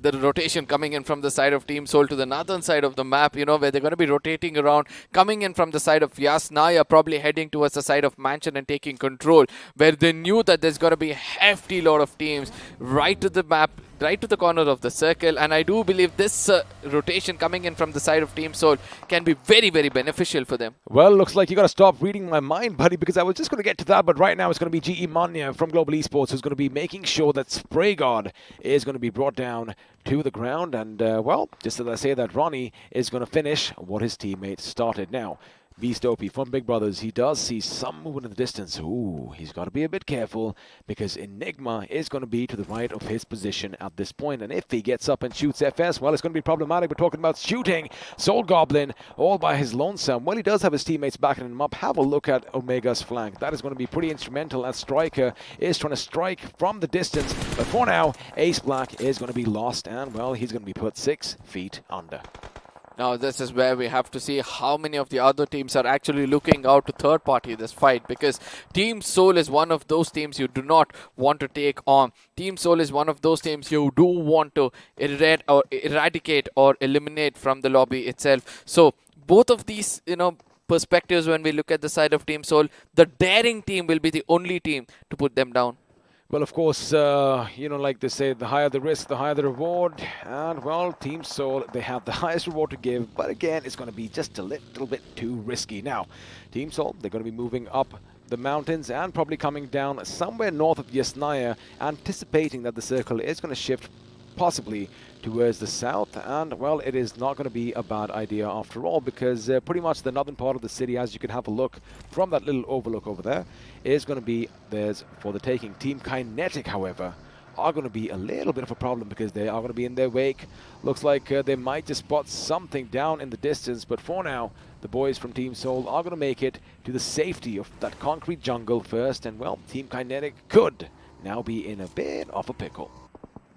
Team Kinetic trying to play to the corners of the circle, as OR at this point of time are finding or facing the wrath of 7 Seas. The Vikings over here as Aru retaliating against the side of Aladdin as they make their rotation. Wants to again think out of the box. 7C wants to get inside the circle somehow, but they're holding the wrong corner according to me, because ultimately in front of them are hooligans themselves. We have Global, we have the side of BB as well as OR, and the circle is going to take a drastic shift away from the side of Yasnaya, favoring the side of GE as well as Enigma. Can GE capitalize on this and get the maximum number of finishes, as they already have enough medkits to go for a heal battle? Well, they probably can, because they do have the little mountain and that little dip in the terrain to work with, but Enigma Gaming's position is going to be coming under fire from every single direction as we had anticipated early on. However, they do have a little bit of a high ground, which could be something that they might use in their favor. And speaking of favor, there you have it from the distance. Rex knows someone is lurking in the Wizard Tower. A few shots are going to be laid down, and they were pristine, they were precise. Had he let loose a few more, maybe one of them could have been brought down. But now Evo, he knows that he's going to make sure he keeps the northern part of the map under control, as Big Brothers are going to be the ones in their crosshair. Keep in mind, we did see OR Esports. There you have it. You see them in the background. They're going to be coming down, as well as finally we're going to have some action. Someone is going to let slip the dogs of war. It's going to be chaotic, as I do believe Yasnaya is going to be littered with just too many bodies. As you correctly pointed out, it's going to be calm before the storm. It's going to be hitting us anytime soon. But at the same time, now is where we have to look out for the rotation coming in from the side of Team Soul. It's going to be hard for you to fire amongst all these, buildings over here. But somewhere far away, we did see that 7C's already started to face the wrath of 2 teams over here. One is going to be OR, and the other one is going to be the side of GE, as most of the players have been gone down. And retaliation from the side of 7C's has also kind of hindered the performance of GE as well as OR. Well, for now, it's going to be Saring, the last man standing for 7C Esports. And, well, they're going to go in for position points. And speaking of Team XO, Immortal's mortality is being tested as he is going to be backing off slowly and steadily. That looks like a good molly. Unfortunately, it's not going to be enough, but from the distance, far, well, that's another fight that's going to take place as Team INS, remember, they're the team that had the first squad wipe in this game, are going to try and get the better of Team XO. Expect them to switch to their weapons. Unfortunately, it's going to be a bit too late, but knowing Team INS, they're going to go in for those finishes. They are going to make sure they start what they finished, and now FaZe once again could be spotted out. Immortal is going to be right next to him. Keep in mind, have a look at the right side of your screen. The remaining two members of EXO could be problematic. Oh, but no! This is a little bit of a mistake coming in from their part. I was not expecting that at all. They should have stayed in the dip, should have asked their teammates for help, but now they're going to be reduced to a two-man squad. The reason why they couldn't call in for the teammates were look at the distance between themselves and the two other players. They're way far away, right to the dead center of the circle. The split gameplay coming from the side of Team EXO, backfiring to the best of it and making sure that they're just a recipe of disaster at this point of time. But, you know, the eastern side of the map, where it's the side of Yasnaya, where we can see that the side of Team Soul and WSF has started to take off. You know, of course, they are going to be fighting it over here, but what I meant by call-in, just to clarify my point, is, well, I'm going to hold on to that right now because Soul could be in a bit of trouble. A projectile was lobbed in their direction. However, it hasn't done anything. Now, they had that little dip to work with, right? Yeah. Because INS could not have overgone and, you know, come over the little mound, they could have been shot at from the distance. That is what was going on through my mind. But anyway, coming back to the fight at hand, Team Soul going up against WSF, and keep in mind Hydra official are going to be nearby, and if Soul let loose their positions, because have a look at Punk, he was in the Wizard Tower, so he could have seen what was happening, but the circle is going to shift, and Big Brothers are going to be pretty much in the thick and thin of all the action. Now this is where Nigma Galaxy will have a long rotation inside the circle. They have been purring perfectly, all because of the zone in their favor. But Goblin at this point of time takes down a player, gets a confirmation. 3 finished strong. Team Soul is looking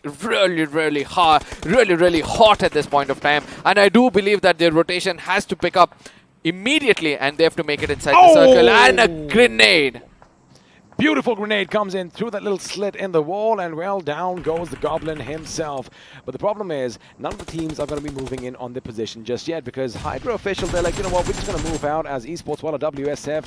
They'd have nothing much to lose, and if they get the big boys out, again, with an amazing grenade, Bajwa's precision with his projectiles is on point. He definitely paid a lot of attention in his physics classes back in the day, but now they're going to be coming in under fire from Sensei as far as Team EXO is concerned. But for now, Bajwa, he knows he's going to make a move. However, they're not going to go for Team Soul just yet. They might, in fact, try and blockade them later on, but now they see them out in the open. They're going to come out. They're going to shoot. Question is, are they going to connect? No, they're not, because one of them goes down, and Bajwa is telling instance as well. Team Soul firing on all cylinders. Now this is how you play it, right? The person who's got the low HP is going to hit the ground, whereas the other one is going to be not only acting as a shield but also the assaulter, and that is how you play a game when you're on the weaker side. But at the same time, Team OR from the other corner, a lot of retaliation towards them. It's going to be Global Esports who wants to make it inside the circle, but they are also taking damage as Mania, almost getting eliminated from the lobby, needs to be picked up. Is the revival coming successful?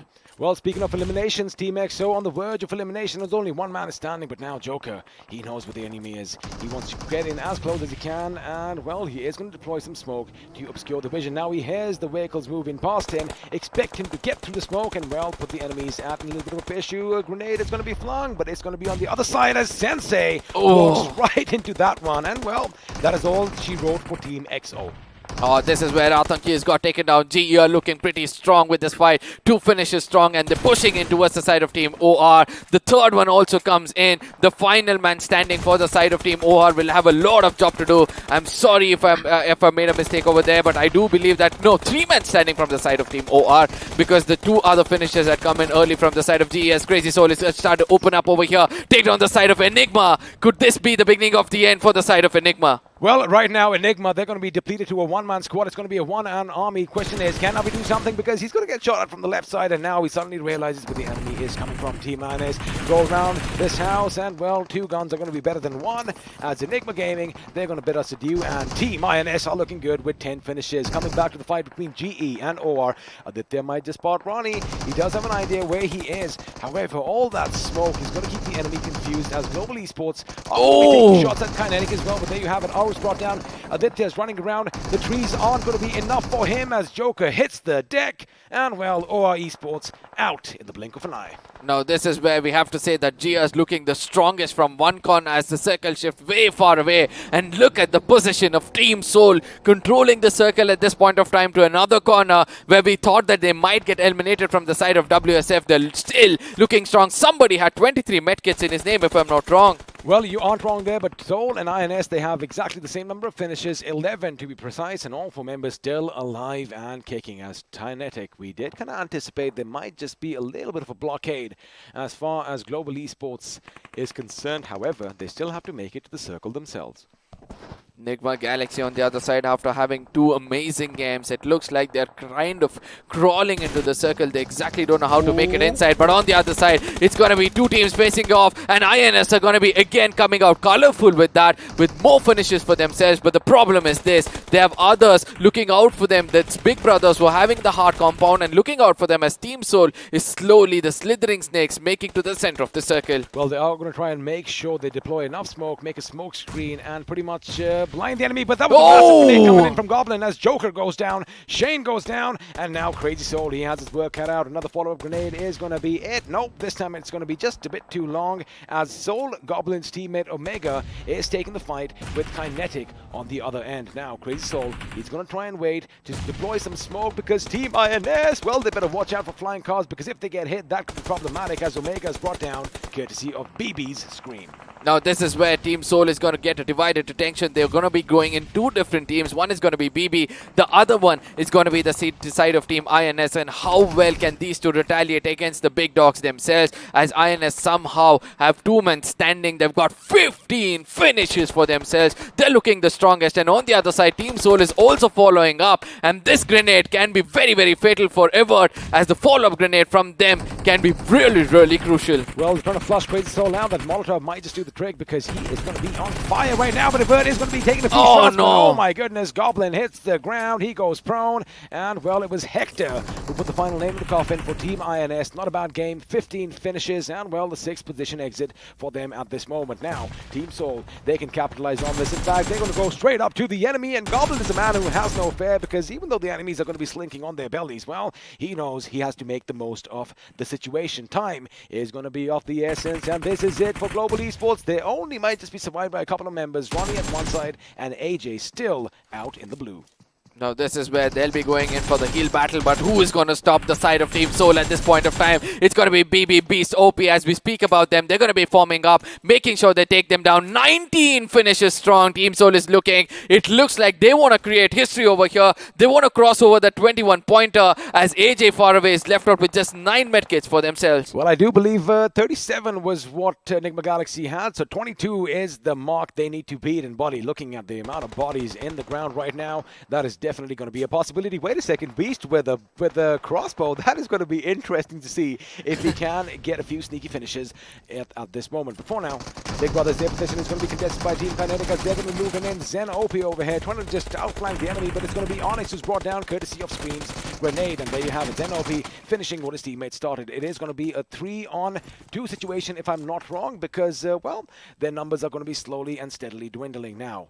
Global Esports, 2 men strong, however only 1 man can do anything because from the other end, Kinetic, they are going to be taken apart piece by piece as Bayo does want to try and revive his teammate, however, too much of open space between them. Now Scream knows the exact location of Team Soul, but still he doesn't want to turn towards them. He's like, I'm just going to wait it out, make sure I clear off 1 team in front of me because Team Soul is having control of the circle. So just in case they move in towards them, there's going to be a bad shot coming in as well. The final medkit is going to be hit from the side of Global Esports where they'll be playing to get some finishes for themselves, which is going to be next to impossible, and AJ is going to be hitting the ground. Well, that is going to be it for Global Esports as Ronnie was taken down inside and the blue zone basically took out AJ for itself. Now it's going to be Team Soul going up against a 3-man squad of Big Brother Esports. Both of these teams have the advantage of the terrain. In the point of Team Soul, they do have that bridge to work with. And, well, FS does throw a grenade in this direction. It was a molly instead, and for now, he still wants to take a fire, but there you have it. Scream thought he was going to be in cover. Unfortunately, he is going to be brought down by K-47. Now, a grenade grenade is going to go in. If it connects, Team Soul are going to be in a good position to take it all as Goblin comes under fire as well. And I think he has an idea. Someone is lurking behind that crate. And K47 loses the massive chunk of his HP. And Goblin's keen eyes, well, he spotted movement behind. And this Molotov might just do him in. Now look at the number of finishes Goblin has got over here. 12 finishes for himself in the total of 19 out there. He is creating history yet again for the side of Team Soul. This is why he's one of the man to watch out for in the game of BGMI right now, looking at all the other teams. But at the same time, let's not forget Hector far away is playing the crucial role as they have the center of the circle with Goblin right to the dead center. 2 other scavengers from the side of BB is also waiting out for everybody to come to the dead center. No, it's the 3 again. Eventually, they did not get cleared off. That was Scream still standing out. But it's going to be a different story as Hector strikes from one corner. How much can they bear?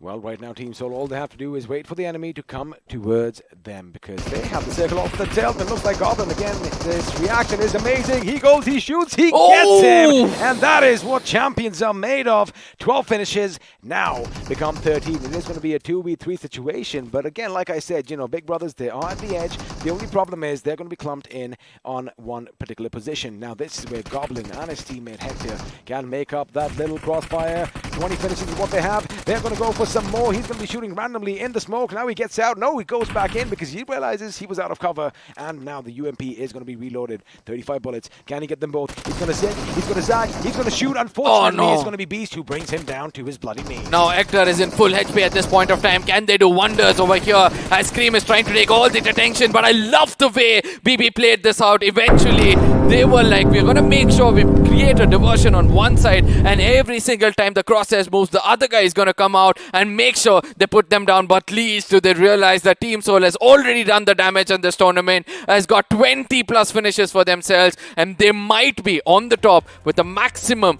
number of distance. Well, of course, that was going to be it. It was inevitable as we head into the post-match segment powered by Loco, and Team Soul with their 20 finishes are going to be looking good. But of course, it is going to be Goblin who's going to be the talk of the town.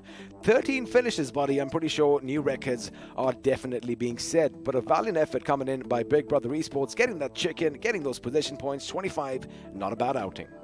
Now, I felt it was 20 plus because eventually they had a knock on the left side. They have not capitalized on that, but 20 finishes is fine. But look at the number of finishes the first 3 teams have taken, right? 15, 10 and 20. That shows that, most of the room was wiped out by just 3 teams over here, whereas Global and FS, all of them had just a bit for themselves to share. Well, there is no doubt in our minds that it is going to be the Green Goblin himself with 13 finishes and oh la la, 1926 points of damage. That is phenomenal. Forget anything else. This is the highest damage by one single person in one single game. The highest number of finishes by one single person in one single game. Are they still going to go for the top? Because, they were just shy of the highest finishes as well. But joining them, we of course have our winners from Big Brother.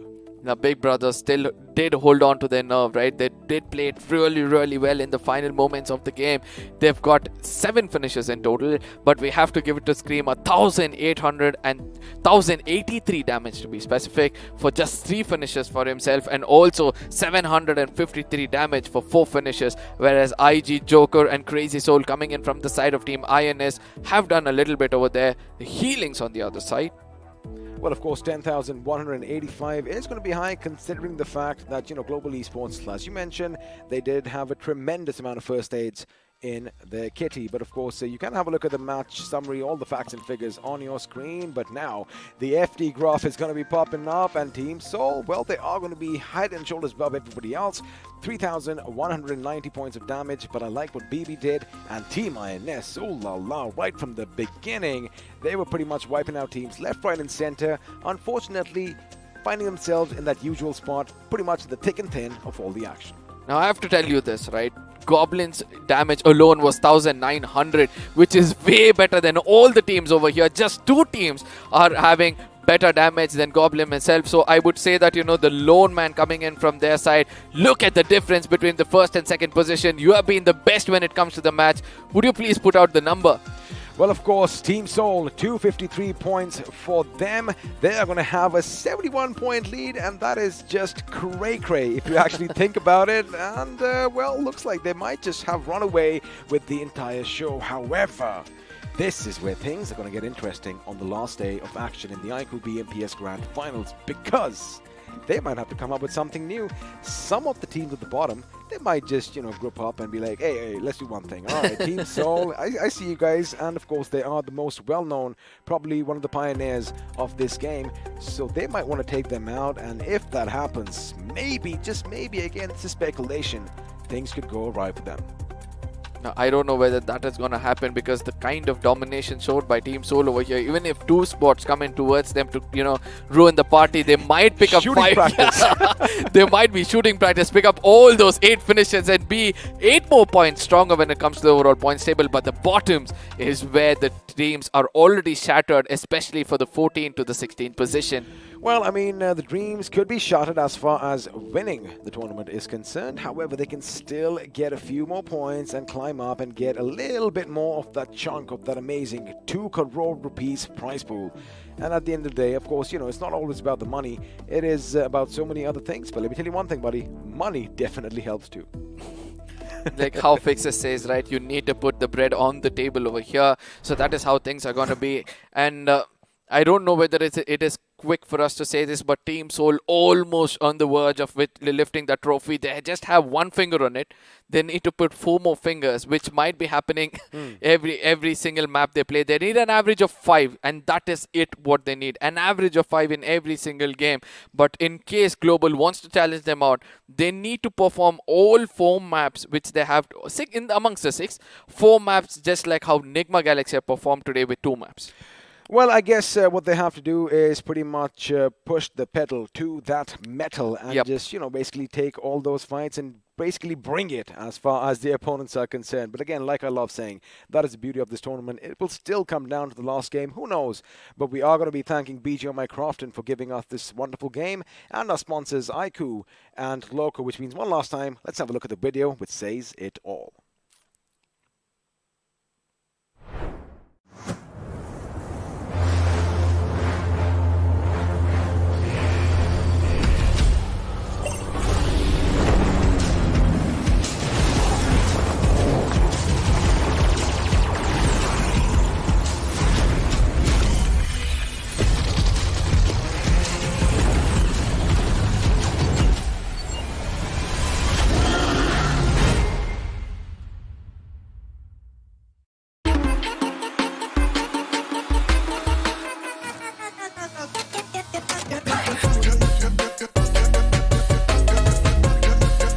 Watch it, earn it.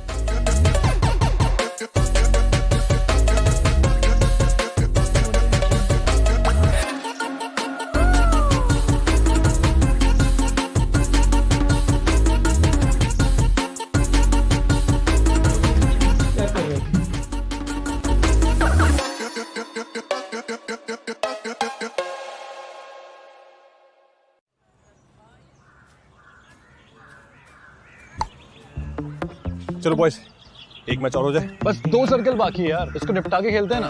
क्या circle? यार राज, तू क्यों नहीं खेलता हमारे साथ? अपनी squad बन जाएगी। स्क्वाड? पर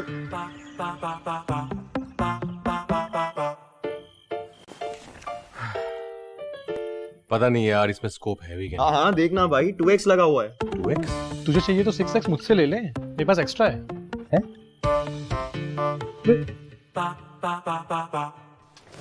मैंशन चलते हैं गाइस, क्या कहते हो? लूट के सीधा रोटेशन मारते। मैंशन में लूट? तो हेलो, ये चल क्या रहा है यार? BGMI है? सब यही खेल रहे ब्रो, तुझे कैसे नहीं पता? हर चीज है इसमें, जैसे full on solid planning, strong team work, trust और सबसे जरूरी 4 अच्छे दोस्त, ताकि अपनी स्क्वाड और चिकन डिनर के बीच कोई ना आ सके। अब तो सब अपनी स्क्वाड बना रहे हैं, तू कैसे रह गया?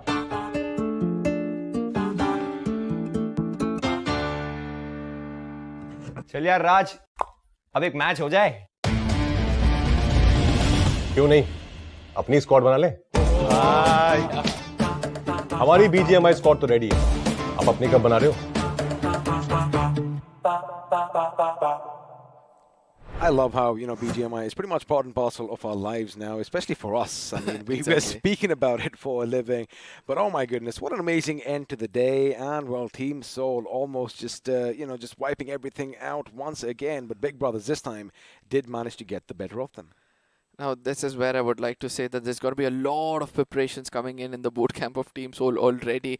I mean, I do understand that, they've waited for a moment like this for a really long time, right? They were coming up with rosters after rosters. They were trying to experiment on all those things. But eventually, could this be the tournament where they lift the big trophy and prove to us yet again why they're the best entity out there? Oh, it definitely does seem like it because, at the beginning also, week 1 was when they showcased, their prowess, especially for me because that's when I came in the BMPS. Yeah. I said one thing, this is a new breed of Soul because to be the best, or rather to be in the best team, there's a lot of pressure that's going to be coming on you. And of course, all of you watching over here, if you think you have the cojones, if you think you have the skills, by all means, go and try out because you're going to be under scrutiny 24/7. One little hiccup is going to be something that is going to have a little bit of a negative aspect as far as your performance goes. So it sounds all flashy and glamorous, but the pressure on them to excel what Soul in the past has done is something that is pushing them forth, and looks like they're going to be the new household names. Now, this is what happens when you have hard work, when you're doing the right homework as well, when each of your players in your team is actually dedicated with the same thought. No matter what happens by the end of the day, we need to lift that trophy. Let it be the last map where we have to fight it out. We're going to take it until then. Like, who expected Team Soul to perform like this in the final map when the first 2 maps went so bad? Compared to the other teams, other mindsets, I'm telling you, as soon as the first 2 maps go bad, they tend to change this strategy. They tend to play a little safe and all those stuff. But look at Team Soul. They're sticking to their old strategy. Go to the center, start dominating, and in case the circle shifts a little away, start dominating from that corner. Well, domination is going to be the word of the day as far as Team Soul is concerned, which means if you guys want your BGMI merch, well, time might be running out, but you still can try and, put a few hashtags in if you know what I mean. But, speaking of domination, boy, Enigma Galaxy had 2 amazing games as well. Yeah. And although they did kind of fall short in this one, back-to-back chicken dinners is what they did achieve early on. 68 points coming in from 2 games is just wow. Agreed on this point. But again, when you are under the limelight and somebody else comes and steals it away from you with a big name like that. But at the same time, we have to give credits to Enigma Galaxy, Apollo, especially. You kept telling him that, he's one of the gods for whatever he is right now. The way he assaulted and led the assault was also phenomenal compared to the side of Team Soul Goblin. But Goblin, again, is a beast of his own, right? I mean, I'm going to be comparing him to the likes of Jonathan, which he was back in the day. When he first came onto the scene. But, that is all our speculation. We're not going to be yada-ing anymore about that. What we are going to show you is who all are going to be the giveaway winners, and your names are going to be popping up on the screen. So beforehand, congratulations to Shayank, Mayur, Mr. Khan, Aditya Kumar, Mohammed, Soham, Kumar Nikhil, Sandeep, Tejaswa, and Bebo. You missed out. It's Mohammad Shahnawaz. Mohammad Shahnawaz. Oh, wait a second. Is that our boy? That's what I was looking out for. But the next set of names are going to be coming on our screens. It's going to be Anup, Zihan, Somesh, Rajiv, Mayur, Akhil, D. Venkatesh, Jambukia, Harsh, and Amardeep. And of course, Harish as well. Harish. Congratulations, lads. You are going to be getting some BGMI merch headed in your direction. And I like the fact that, even though we have long names, I mean, we should be proud of where we come from. That's why I have Angad Singh Chahal written every single time. But we have some more coming in. It's going to be Jaren JK. It's going to be Adeep Zaidi, Chandan Kumar, Anil, Rahul Shinde, Deep Godani, Love Singh, nice, Muhammad Ibran, Rohit Tony, and Anirudh Kumar. Now, we have a lot more names coming up, right? But finally, somebody has predicted it right, and most of the Soul fans are going to be happy, as well as Enigma Galaxy was very close for that as well. It's going to be Rohit, Manish, Intwala, Intwala probably, Islam. Islam. I mean, this team is way far away from me right now. Saksham Garg. I'll help you out over here. Saksham Garg, Vihan, Kaushik, Prathmesh, M.A. Razak, and Anand Yadav. Congratulations, boys and girls, again. And make sure you rep all that out in public because I'm just going to go with this since it's a bit further away. Mayur Patel, Rohan, Islam, Harshraj, Ruli Gogoi, from Assam, I'm sure, Nikhil, Bobde, Saif Ali, Akhil, Dipender, and Phantom. Ooh, Phantom. Were you a big fan of Phantom in the past? Obviously, the big purple man. I mean, this muscular body with the tight suits. Oof! I was just waiting every time it used to come on the newspapers, and I used to be waiting it out. And then made it like this that it comes only on the Sundays. And I used to be like, oh, I just wish you what's gonna happen next again. Oh, like a major Phantom fan over here. And I'm going to be pulling your leg later on. But day 3 was a phenomenal affair once again. One team did dominate, pretty much head and shoulders above everybody else. But Nigma Galaxy, boy oh boy, what a comeback to the top 3. Now, this is where Nigma Galaxy will start to contest with the second spot itself, whereas Global Esports will be looking on to take the top spot. But at the same time, the middle bracket will start to wake up because everybody's strategy is an open book now. The final day is all about re-strategizing.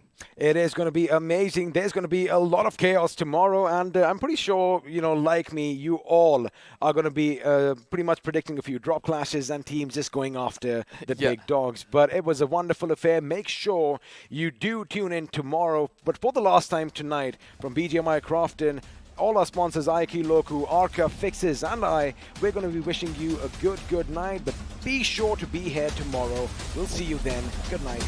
Bye-bye.